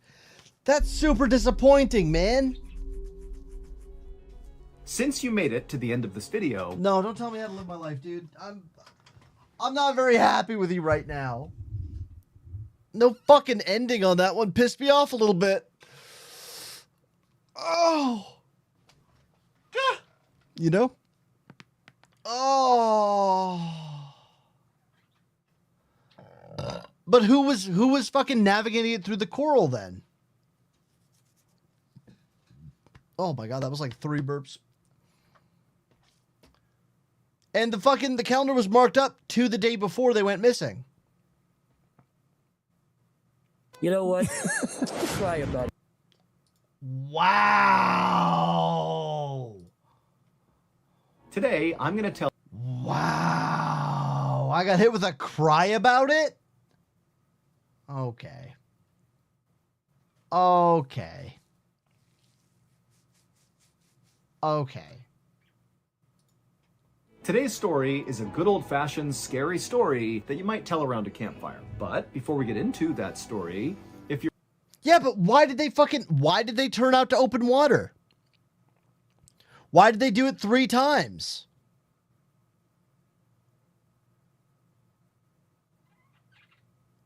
Right?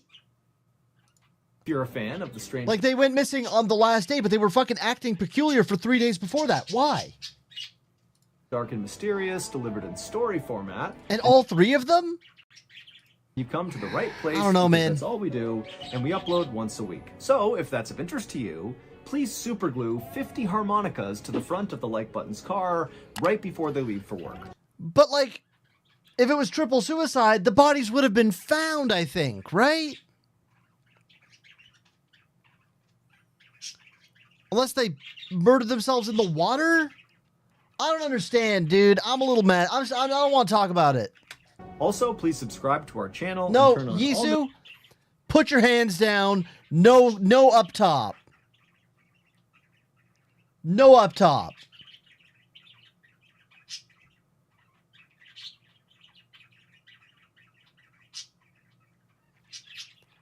Fish went Manning. Okay, okay.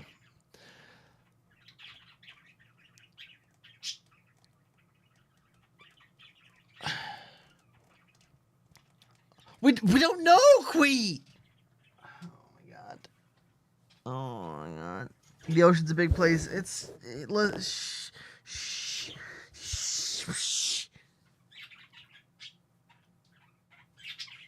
that's probably it. That's probably what happened. Badash, have a good night, dude. Sleep well. Also, everyone here, make sure that you follow the business YouTube so that you can check out the laundromat progress. Yeah. Make sure to check it out. Yeah, it's probably the beef ribs. You know what? You're right.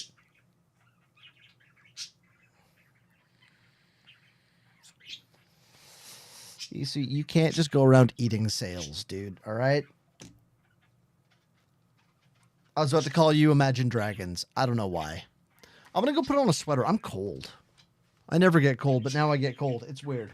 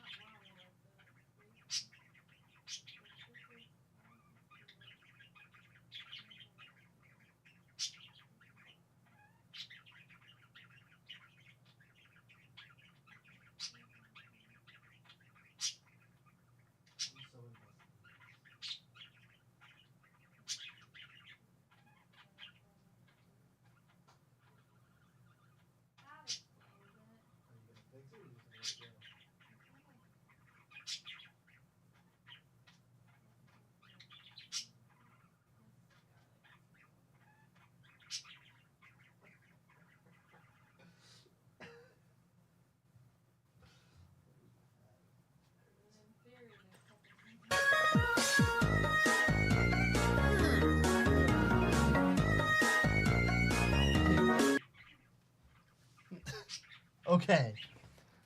Okay. I'm wearing my green sweater.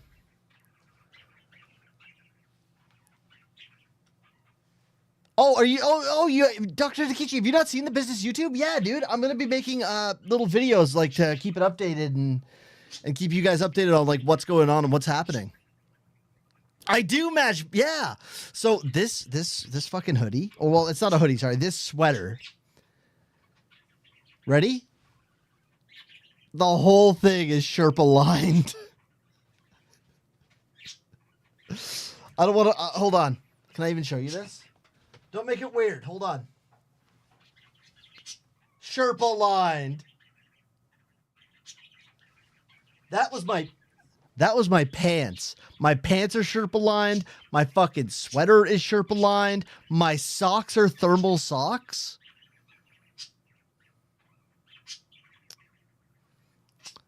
I get fucking toasty, dude. Your boy stays warm right now. I need my fucking slippers too, but I don't know where I put them.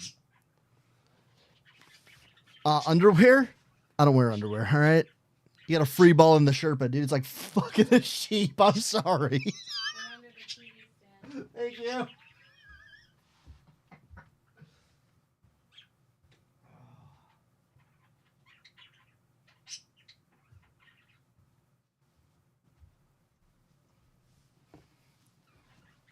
And now we put on our moon boots. Yeah, Dr. Hadakichi, that's exactly what's happening. I get so fucking cold now. Oh. I get so fucking cold. Normal blood pressure fucking sucks.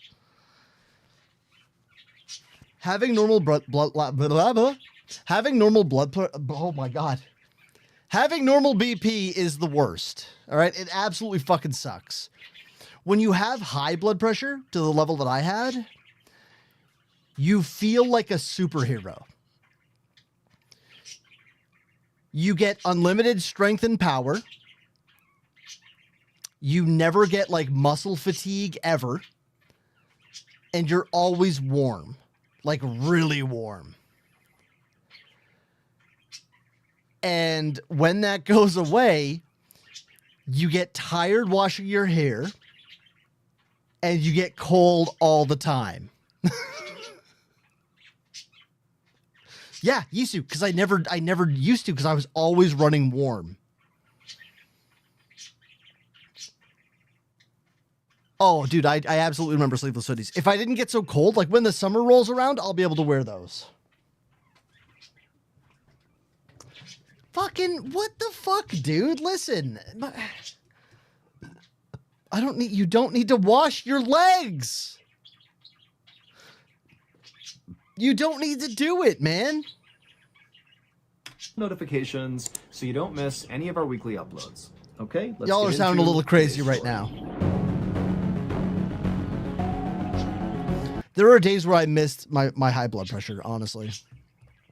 Even though it was killing me. Queet, you get it. Once I start working out again, I can probably fucking get my metabolism up to the point where I can be warm again more often. But right now, I'm fucking always cold. Like, even putting the sweater on, I'm still cold. Okay. What happened to 3 men in a boat? Did they run off together? Are they sleeping with a fish? How much lube was on the boat? Why are my pants getting tight? It's hot in here. I feel like I want to go out. Get weird with someone I have never met before. Okay. All right. I'm into it now. You had me in the first half, and then you had me in the second half. Perfect. Yeah. Thank you for all the new follows on the YouTube, man. I appreciate all of you for going over and checking it out. I'll keep you guys updated, and I'm going to show you guys more of that stuff with that fucking coin counter, because that coin counter is so goddamn cool. It's like a super old one that was used in a bank, and then the last guy, the guy I bought my machines from, he was using it since like the 80s or 70s or some shit. And then it came to me. And now I'm going to use it for videos and maybe put googly eyes on it. I'm stealing this for a second. Oh, yeah, go for it. I get cold, but when I eat food, I get really cold for like 15, and then I'm a furnace for 3 hours. Bro, I wish that was the case. I have a heat in my belly right now from eating burrito, but not really. Also, I was a little upset with the burrito today. It was supposed to be like, I got the extra hot with like the fucking like habanero fucking hot sauce, and there's their hot salsa, and oh, it's making me drool. It was tasty, but it wasn't spicy. I didn't like get that like, oh, I regret this. Like, if I'm not regretting the burrito halfway through, it's not hot enough. You honestly, so you signed up to the YouTube at a good time, because the next like 2 weeks are going to be like a crazy transformation, because everything that I've been doing up to this point is getting it ready. Like getting the electrical sorted, getting the water sorted, getting fucking, like the floor figured out. The next big things are putting the machines like actually in place and putting the walls in and getting it ready to open. So like this is where all of the progress fucking, now everything builds on top of that. So like it's going to be fast. It should be pretty cool. Having you playing on my other monitor while I dump more. I thought you were taking a dump. How is Enshrouded, by the way, before you go? I've been looking at it. I'm on the fence. It looks pretty good.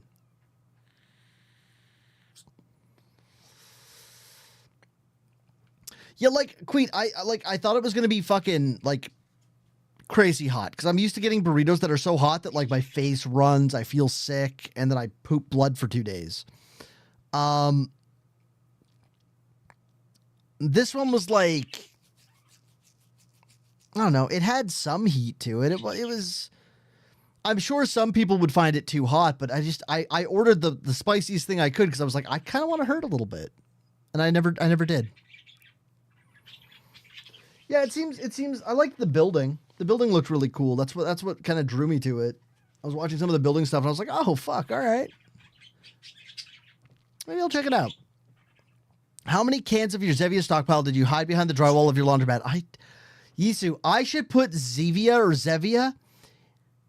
I'm gonna do this. I'm gonna pick one of the buttons. What? Oh, it's happening, Sarah. I'm going to put Zevia in the fucking vending machine. All right? One of the lines for the vending machine that I'm putting in the laundromat is going to have Zevia. And I'll fucking show you categorically how goddamn bad it is and how it makes me no money and waste my fucking electricity. All right? I'm going to show you how bad it is. Sarah knew instantly. She's like, don't put Xavier in the fucking... Yeah, like instantly. Instantly. As soon as the thought hit me, she knew. She gets me, dude.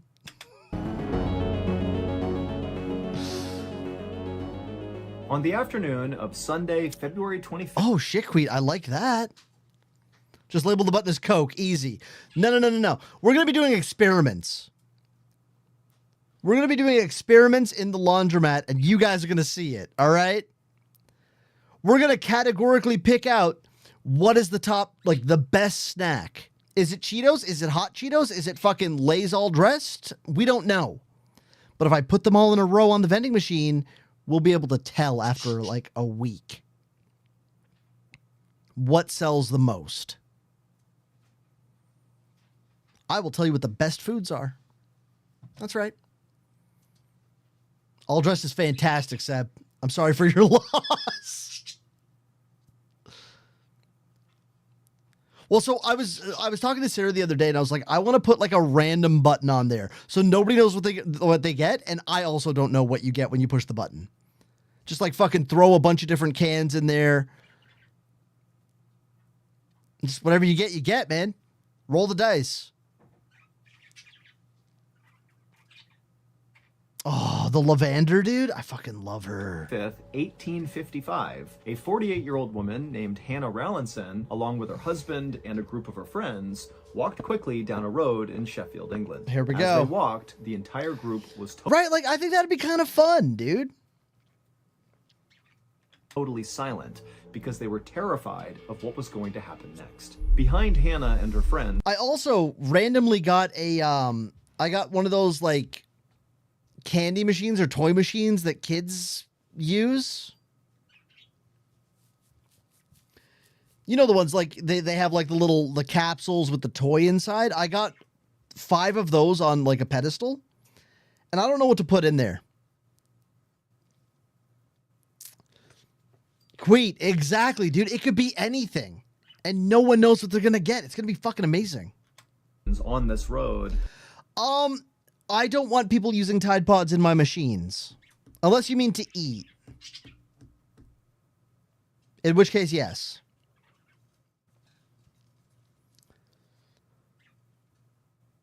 Tide Pods and laundromats don't go all that well together. Surprisingly enough.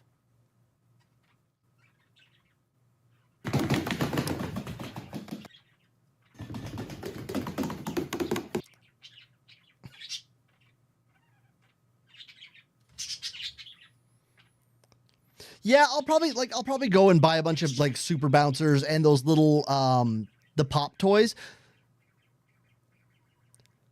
It just has to do with I think they oversuds in the machines, and they break pretty easily. Like they get punctures and then they're all over your fucking floor. And the cellulose packaging is fucking weird. Yeah, like there's a whole bunch of reasons, but like most laundromat owners, they stay away from them. Like we don't use Tide Pods, we don't give them out. Oh, it's to eat. Oh, that's fine then. Oh, Seb, that's kind of fun.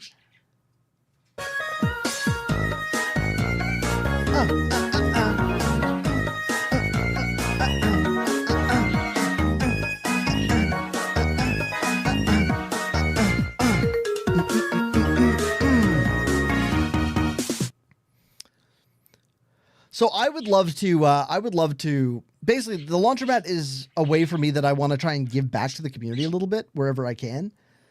I want to feel good about what I do, you know? So I actually was thinking about like reaching out to like homeless shelters and local like sports team, like community, like kids teams, and just trying to like be a part of the community and like help out the community. Because I think that'd be cool. I think I might just put a knife. Oh, okay. I think that's a really good idea. See if it works. Oh yes, it goes in beautifully. Did the queen just fucking stab me?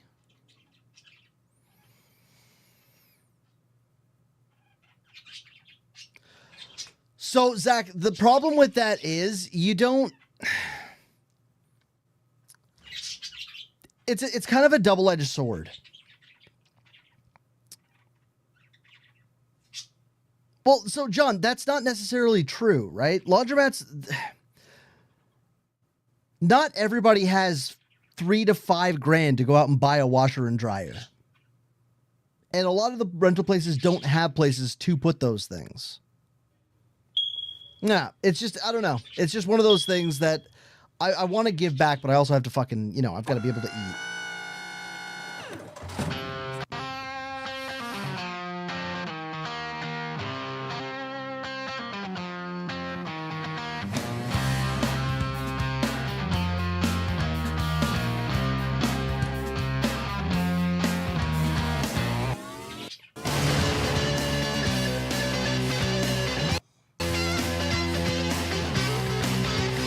Good? Oh my god. Is it okay?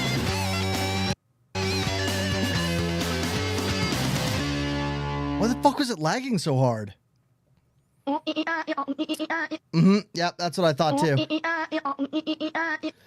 So the problem is you don't, like, it's not going to be fully supervised.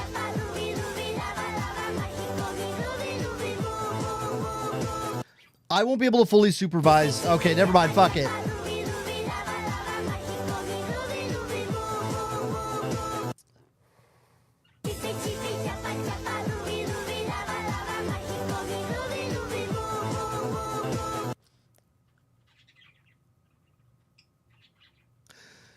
So I'm not going to be able to fully supervise because I'm not going to be able to be there all the time because I stream as well. So... The real question is this. Was all this legal? Absolutely not. I can't leave anything open to people shooting up drugs in the fucking rooms because then I'm responsible.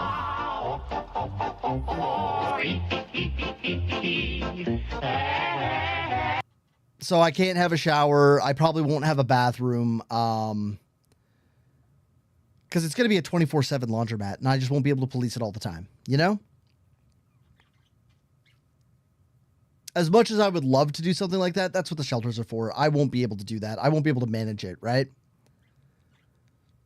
Yeah, so there won't be a bathroom. If people need the bathroom, there's other things in the plaza. And I can't put, you can't put cameras in the bathroom, so I'd never be able to monitor it. And I'd have to fucking hire a security team that comes in and checks, or I'd have to check, and crackheads be stabby. It's just a whole thing. It's not worth it to do. I can help in other ways, but I won't be able to help in that way. Because, you know, as soon as there's a warm place with food, it's just a liability. Exactly.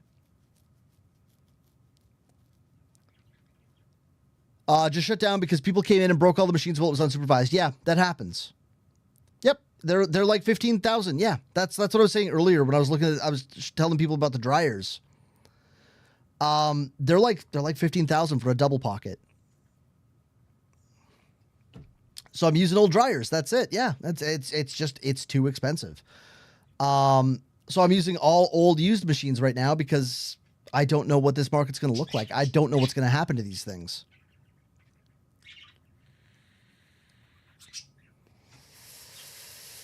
It's also the reason why I'm not getting like arcade machines in there. Good God. It's hideous. But beautiful in an ugly way. But mostly hideous. Okay. Like, that's why I'm not getting arcade machines and stuff in there. Because, like, I don't want a bunch of fucking teenagers hanging out by the laundromat. This laundromat's for families. It's for old people. You know?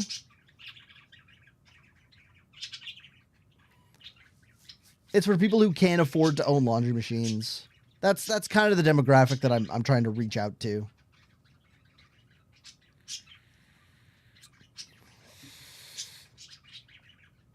So I probably will, Queet. I like the idea of like the take a book, leave a book. A couple of like child activities inside. For like when moms come in or dads come in with their kids and fucking have to do the laundry. Oh yeah. Just like little tiny things to make things just a little bit easier if I can for people, you know? Keep it clean, keep it safe, keep it bright. and keep it like the same price as everything else. Like, as long as it's like, just, I'm not going to gouge people. I'm not going to do any of that. It just has to be able to pay its own rent, pay all of the money that I put into it, because it has not been cheap. Because, like, I do have to recoup that because it was all on a line of credit. So, you know, I had to pay that back, unfortunately. But once the margins are not as tight, yeah, fuck it. Do what I can. Yisu, what the fuck? How are you going to say that, and now I've got a raging erection? What am I supposed to do with this? Slap it around? Come on now. Come on now. You're acting kind of crazy. Was actually another slightly... Thank you for all of the interrupting cow says moo bullshit that just happened. I appreciate you guys. Honestly, Queet, that might be the answer, I think. It is Wednesday, my dudes.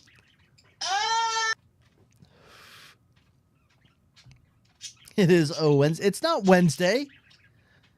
You fucking lied to everybody. Larger group of people that were keeping pace with Hannah and her friends. They were actually going to the same place as them, except this second group had no intention of going. Tuesday in it. I know. I wish it went when he kicks it into high gear. When the VTEC kicks in, it's like my favorite part. Oh.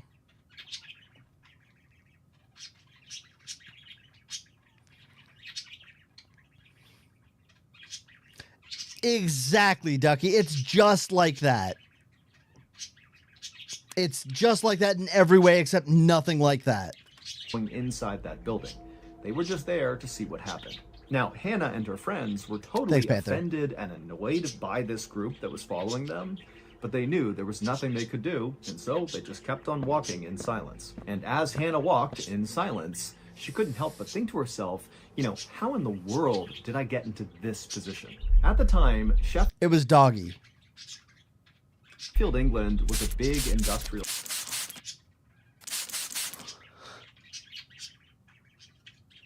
That was excellent timing, by the way. I feel like I just got scolded for saying some horny shit. City with lots of metalworking factories all over the place. And so loads of people at the time were coming to Sheffield to work in those factories. And as the population increased in Sheffield, the city began building all these tenement apartments, which are kind of like these low-quality, cramped, interconnected apartments that are basically cheap. God, I fucking love lemonade. Sorry. And easy to make and house lots and lots of people. Hannah and her husband lived in one of these tenement apartments, and they worked in one of the metalworking factories, which meant their lives were pretty rough and difficult. But recently, their lives had become even more challenging when their oldest son had died in a coal mining accident. My God. And this totally devastated the parents, but Hannah definitely took it the worst. In her grief, Hannah became very antisocial and began just going to the factory and doing back-breaking labor all day, and then came straight home. She would go to a room by herself, and she would just sit there all night and... He was 8, 2 months from retirement. Right? Fucking hell, dude. I don't know, Zach. I don't know why it didn't... Pray and try to communicate with her dead son. Now, at first, Hannah's husband basically did the same thing as Hannah. He put all of his energy and his time and his focus on work, even though it was totally backbreaking and miserable, mainly because it was a distraction from this terrible grief he was dealing with. But after several weeks and months went by, you know, Hannah's husband did begin to kind of get back to normal and began to move forward with his life. But he could see Hannah was not doing that. Hannah was totally depressed and isolated. And so he eventually encouraged her to start going back to church and start spending more time with people. Was it like an AI drawing one? Was that what happened, or was it? Because those need to be approved.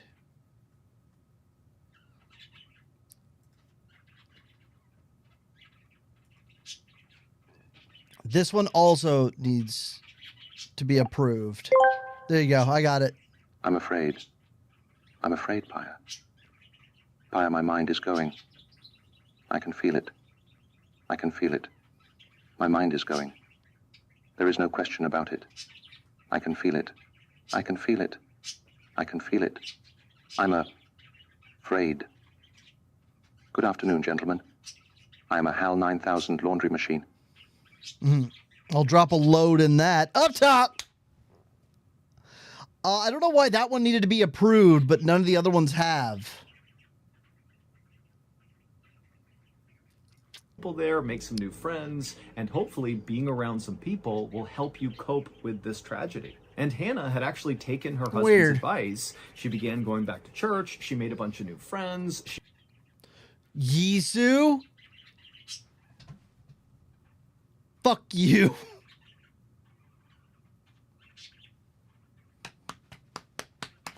I'm getting so many fucking high fives right now. Oh, yeah. Oh, yeah. Oh, fuck. Yep. Oh, God, I'm getting so many good ones. Oh, fuck yeah. Oh, don't stop. Oh, yeah. Oh.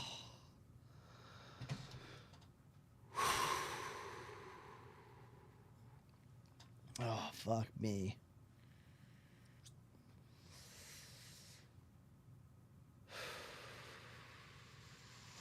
She rekindled old relationships, and before long, she was getting that support, and it was helping her kind of move through this grieving process. But ironically, it was this new church support group that had thrust Hannah into a new horrible situation, one that was playing out on the streets of Sheffield. Oh, I'm fucking pleased. Yisu, I don't think you, oh my God, all those high fives were so fucking crisp, dude. They were so fucking crisp.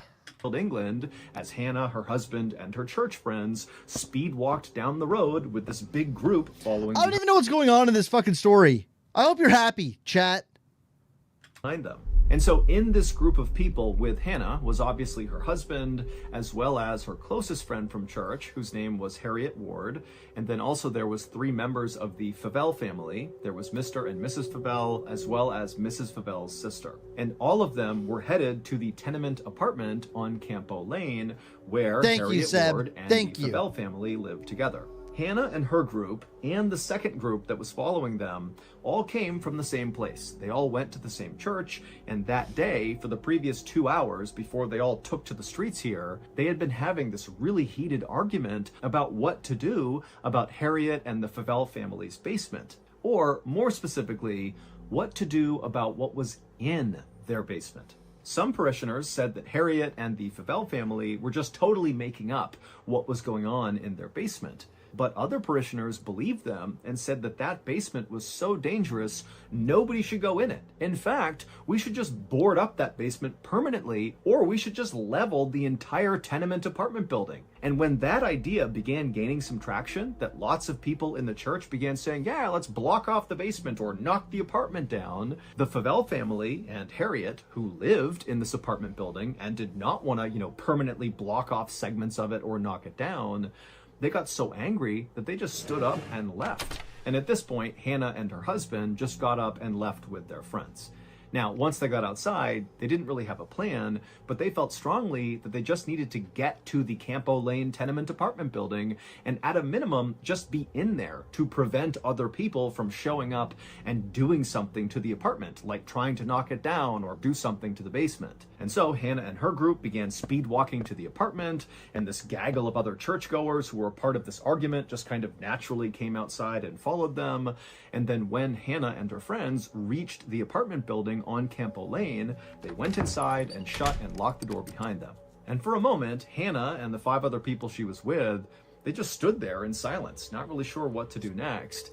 But eventually, one of them said, "We got to do something about the basement." I think so. I think maybe they're Satanists, or they like back then Satanists or witchcraft or whatever the fuck, and the church didn't like it. I think that's where this is going, but I don't know. Because if we don't, the people outside will. Hannah walked over. Like she was trying to contact her dead son, and that's how she was coping, or something to that effect. To the front of the apartment where there was a big window that looked out to the street.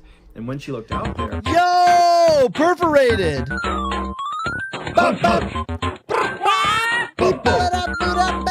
Prime sub.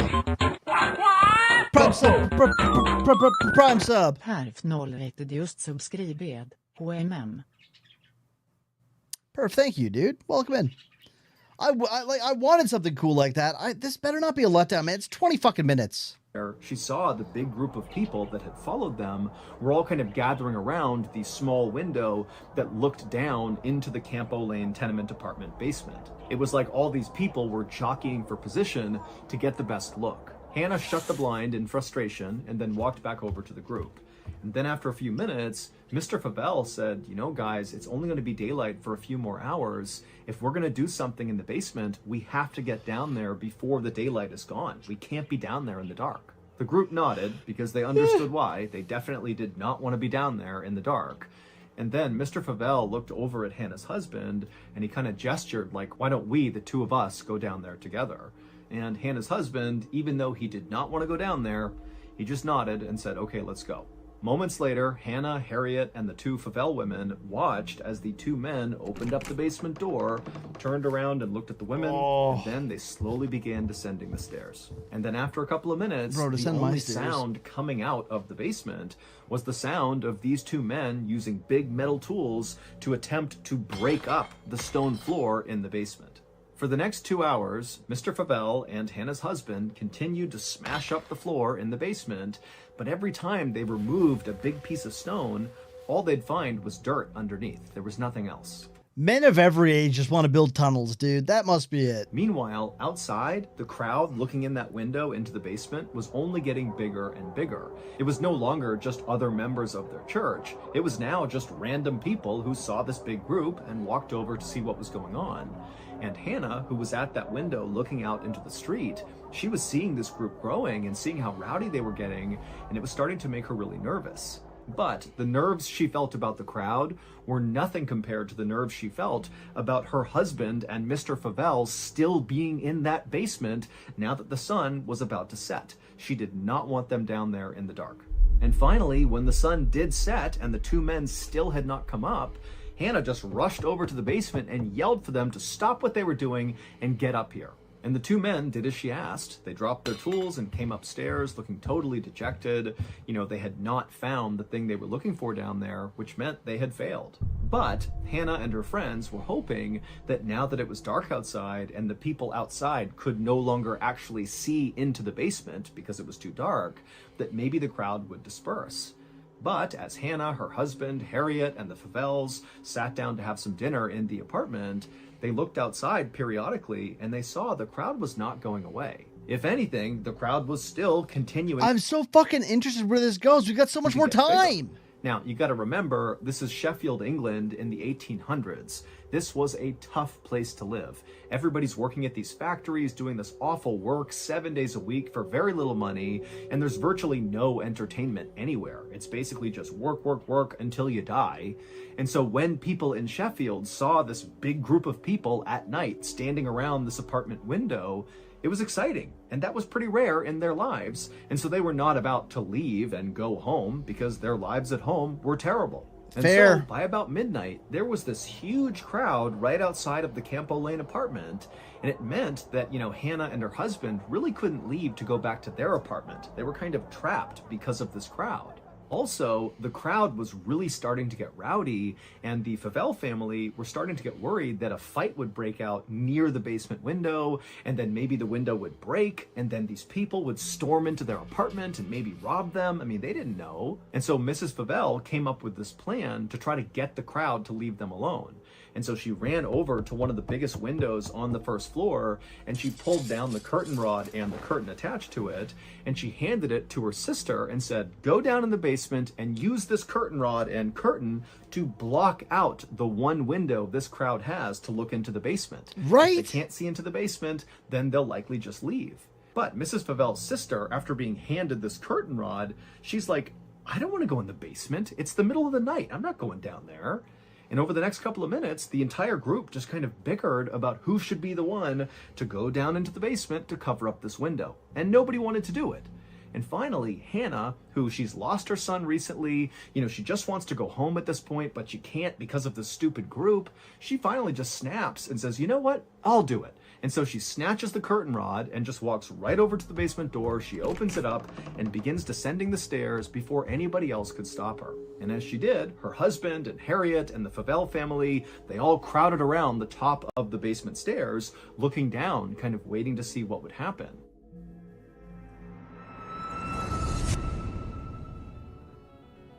Last night, after I tucked old Sega Wrong into his little lily pad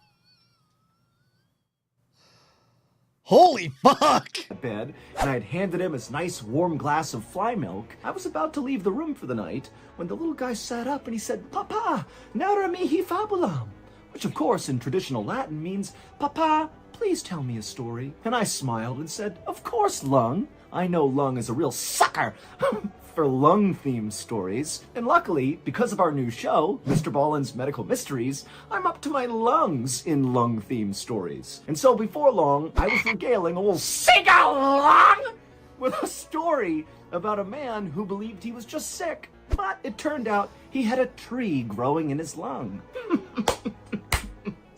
Something I'm sure we all can relate to. Speaking of relatability, if you haven't already, you really ought to check out Mr. Ballen's Medical Mysteries, because every week we cover totally strange, baffling medical mysteries. Oh my god. Is that the precious cargo of Twitch, Fizzyberry?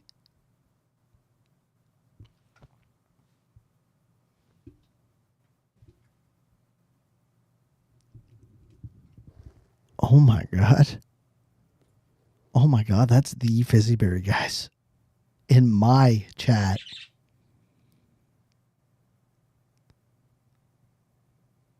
Oh. Oh my god. Everyone, stop what you're doing. All right? Everyone stop what you're doing. I need you all to say hi to Fizzy. Holy fuck. Oh my god. I need to relax. I need to relax. Okay. Hi, Fizzy. Hi. Hi. Hi, hi, Fizzy. Hi. Hi. Oh my god. Yep. Yep. Worth it. Yep. Yep. Kind of a big deal. Yep. Uh-huh. Yep.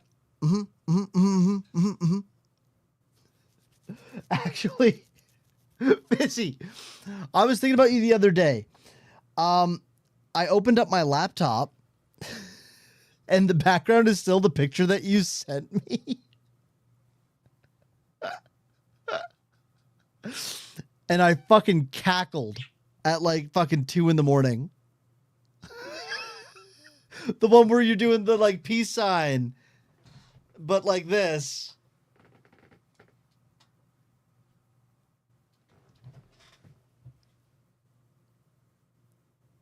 You know the one. I won't say it anymore. It's wonderful. I'm slaying your honor. Fucking tell me about it. Let's go. Are you streaming tonight? No, it's late now, isn't it? You'll probably end up streaming tonight. I always see you on at like really late times, and then I forget it's because time zones exist. Oh, one of that there Al-Qaeda's. Hopefully this week, good. I'll be there with bells on. Mysteries that all originate from the one place we all can't escape, our own bodies. You can listen to Mr. Ballen's Medical Mysteries early on Amazon Music, because on that platform, we release them in batches of 8 episodes at once. But you can also listen to Mr. Ballen's Medical Mysteries on every other podcast platform. However, you only get 1 new episode every week. Again, Mr. Ballen's Medical Mysteries is available on all podcast platforms for free, but you can listen to it early in batches on Amazon Music, or new episodes once a week on every other platform. Okay, back to the story.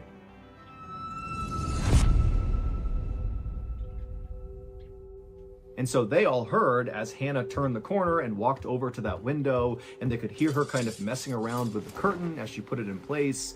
And then even though they could not see her down there, because the basement's totally dark, they can't see the window, they heard Hannah call out that she was done. She had put the curtain up, it's blocked, and now she was going to come back upstairs. But after she yelled to them that she was coming back up, it went completely silent in the basement. And for like 5, 6, 7 seconds, all the people at the top of the stairs are waiting anxiously for Hannah to turn the corner and come up the stairs to safety. But then this tense silence was broken with a horrible scream coming out of the basement. It was Hannah, and then silence again. And at this point, Hannah's husband, he's like, oh my God, something's happened. And he charges down the stairs and he looks over and he sees Hannah is lying on the ground motionless. There's nothing else in the basement. It's just his wife and this covered up window. And so he runs over, he scoops her up and he runs her back upstairs and he lays her on the ground right outside of the basement door. And then he began to shake her to try to wake her up, but she wasn't waking up. However, it was clear she was still breathing, and so Harriet ran and got a wet towel, and she came back. Is it like a fucking gas leak or like carbon monoxide or something? And she kneeled down next to Hannah, and she placed the towel on Hannah's forehead, hoping this wet towel would revive Hannah. But as Harriet is... They brought her upstairs, Yosh. Kneeling there, so she's looking at Hannah's body, and the basement door, which is open, is right past Hannah's body. Harriet happened to look up, and so now she's looking into the doorway that leads down into the basement, and her eyes went wide, and she screamed, and then she passed out. The big controversy over this basement began several weeks earlier, Here we go. at the beginning of February, when Harriet and the Favell family began hearing all these strange sounds coming out of the basement. Now, initially, they had totally written off these sounds as being, strange creaking and cracking sounds that were just the product of a poorly constructed building with lots of people inside of it. But the noises they were hearing from the basement only got louder and louder and more intense, and they were especially bad at night. And so basically... So anyway, there's this boat with 3 dudes on it. Where did they go? Queet? Where did they go? Harriet and the Favell family were so scared to go down there that they just stopped, especially at night. Sometimes they'd go during the day, but at night it was like, no one's going down there. We don't know what's going on, but I'm not going down there. And then on February 24th, so this is one day before all this craziness happened where, Hannah and her friends get followed to the apartment, and then Hannah goes down and she passes out, and then Harriet passes out. So one day before that, Harriet... Okay, but Queet, think about it, dude. He was navigating the coral reef. He was there right before... The dudes were there right before they... I don't get it, man. What happened to them? Why were they doing the things they were doing? Swore she saw a ghost in the basement. She saw this old woman wearing a white gown kind of moving around in the basement, and the whole time Harriet said this woman, this ghost woman, was pointing at one particular spot on the ground in the basement. And then the same night that Harriet sees this ghost in the basement, Harriet has a dream. And in her dream, she sees this ghost. And again, this ghost is in that basement and it's pointing at the spot on the basement floor. Except in Harriet's dream, this ghost woman speaks to Harriet and says that she was murdered and her gold was stolen from her and buried in the basement right there. And it was this apparent ghost in the Campo Lane basement that was the center of that 2-hour-long argument at the church the following day, which ultimately prompted Hannah, her husband, Harriet, the Favell family to get up and storm out to go protect the Campo Lane apartment, and then also the secondary group followed right after them, really just to see if they were going to go confront the ghost, because a lot of people thought that's what they're going to go do. And that is basically what Hannah, her husband, and her friends ended up doing. They decided the 2 men would go down into the basement and attempt to dig up the floor in hopes that they might find this gold that was stolen from this murdered woman and buried in the basement. But they obviously did not find the gold, which ultimately led to Hannah going down and passing out, and then Harriet also passing out. Hannah and Harriet would wake up after passing out, and when they woke up, they would tell these terrifying stories about what they saw. Hannah said she went down the stairs, she went over to the window where all the crowd was looking in, and she managed to get this curtain up, and then she yelled upstairs to her husband and her friends that she was coming back up. But when Hannah actually turned around to go to the stairs, she realized the ghost was in the basement with her. There was this old woman wearing a white gown standing between Hannah and the stairs. She was blocking her way. And this woman was staring at Hannah really intently. And then Hannah screamed, and this ghost charged at Hannah and basically went through her body. And it was at that point that Hannah passed out onto the ground. As for Harriet, when she came to, her story was even more terrifying. Harriet said after she placed that wet towel on Hannah's head, she looked up and she saw the woman in white walking up the stairs, staring directly at Harriet. And Harriet, she... It's not a real photo of the old woman, by the way. Okay. Froze and kind of leaned back and just stared at this woman. And the woman, she came right to the top of the stairs. She stopped in the doorway, and then she opened up her mouth grotesquely wide and just continued to stare directly at Harriet. And then with slow, trembling hands, the woman began taking off her nightgown, which eventually fell to the ground. Titties. And Harriet saw this woman was covered in cuts and gashes all over her chest and neck. And then Harriet let out a scream, and she passed out too. Not long after Hannah and Harriet both came to and told their horrible stories, the police arrived outside and dispersed the big crowd, which meant Hannah and her husband could finally leave and go back to their own apartment, and they would. But just 12 hours later, Hannah would die. The Sheffield coroner held an inquest into Hannah's death. They had to have broken a pipe or something. But he could find no scientific explanation. They must have broken into a pipe and she got fucking poisoning and it killed her 12 hours later. They had to have. For why Hannah actually died. And so on her death certificate, it basically says she died of fright. She was literally scared to death. Following Hannah's very bizarre and basically unexplained death, Harriet, who would survive, and the Favell family, they just moved out. They could not stand to be at that apartment any longer. And then also many more people who lived inside of this tenement apartment building on Campbell Lane, they also moved out because, again, it was just too terrifying to be near this basement.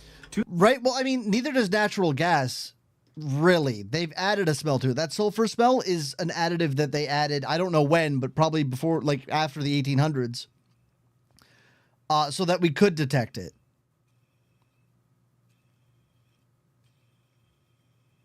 That sulfurous smell is something that we've added to keep ourselves safe. So, like, if they tapped into a natural gas line or they tapped into, I don't even know. I don't know what they could have, right? Right, but right, exactly. So if you start to be like, oh, things are getting a little fucking freaky. Oh, I smell sulfur. It's just the gas leak. To this day, we still don't have a better explanation for what happened to Hannah. She was in good health, all things considered, when she died. And so really, this didn't make any sense. And so this case still... I wonder how lethal of a dose of natural gas and how long you have to be exposed. So I guess because she fainted, she started hallucinating. Okay, hold on. So she started hallucinating first. Then she passed out. Natural gas is heavy. It would be along the floor, right? Yeah, one natural gas is all it takes. Well, now it makes sense. She passed out, so she would be fully exposed. Husband goes down, gets her, brings her up, puts her down, and then is standing over her. Harriet gets down to a lower level to check on her and stays on the ground with her. If the gas had started to leak upwards or filled that space and started to come up, she would be the first one exposed to it. And then she hallucinates and passes out. But she wouldn't have been where it's most concentrated, so maybe that's why she survived? Well, it might have been on the last fucking ding when the lights went out, right? You don't know when they hit the line. Like, we're not sure when the line was actually hit. But that would be my guess. That'd be my guess. Is it lighter? I thought it was heavier. Oh, well. Fuck me then. She died of fright. I thought it was heavier, dude. I hate everything.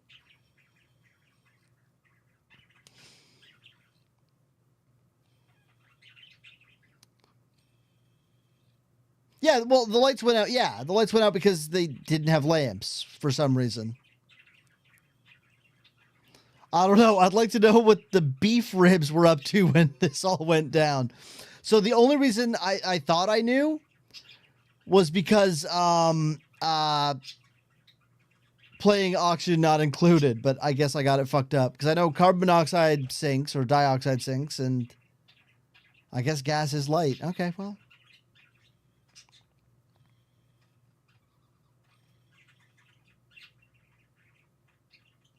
Interesting, Ducky. Okay, well, I mean, then it's not natural gas. Because putting up a fucking curtain wouldn't be long enough exposure.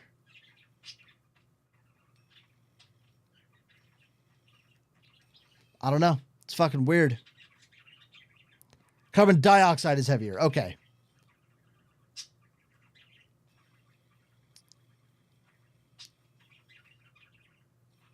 Well, yeah.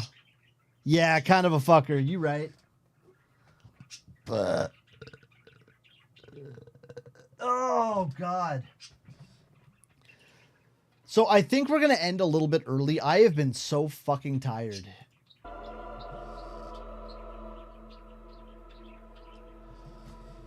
House fires are dangerous. Yeah, I know. Imagine. I thought that would actually be the safest place to be. Monoxide is heavier too. Okay, cool. I wasn't sure if one was like lighter. Dioxide is probably heavier than monoxide.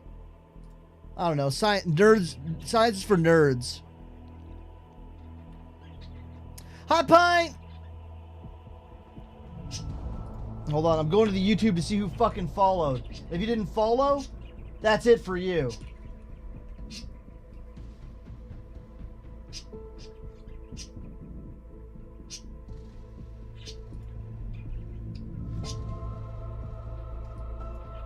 Wait, can you not even search for the channel?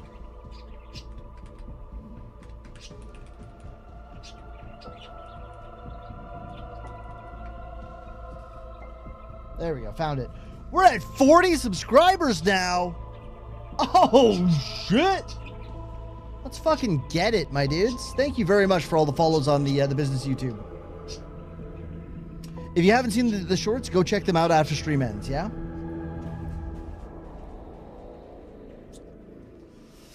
Pint, I'm so glad that I could help. That was all me. I helped you. That was me. I did that. Really proud of me. That was hard.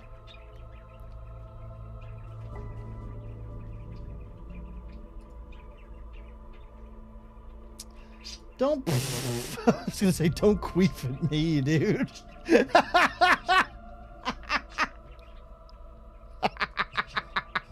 Let's go! Thank you, Seb.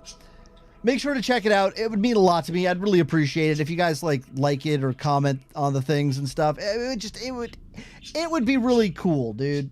That way YouTube could be like, wow, this guy's a pretty big deal, and then they can push my videos to other people, and more people can see my laundromat take shape. Yeah? Yeah. That got violently loud.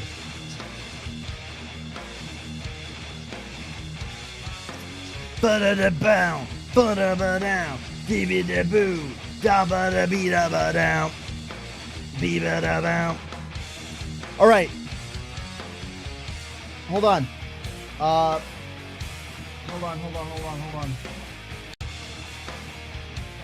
on.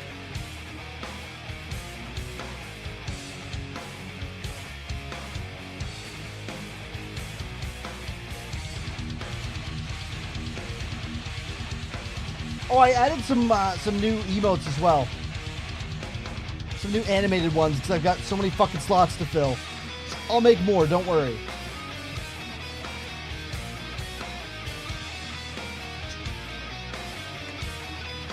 So we're gonna raid Ghoul, and we're gonna fucking give Ghoul a hard time about not sharing the news with us earlier and making it super fucking hard to get the details out of Ghoul. Yeah?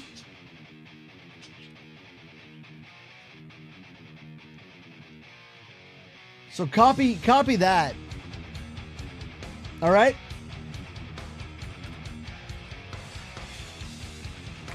That'll fucking show them, dude. That'll show them. That'll fucking show them, dude. No, unfortunately, they're playing COD. So just turn your brain off and just enjoy the pew-pews, yeah? And probably the conversations being had. Thank you, Yisu. Yeah, my mom's all right. It was just like a gallbladder thing, and it had to get removed and all that.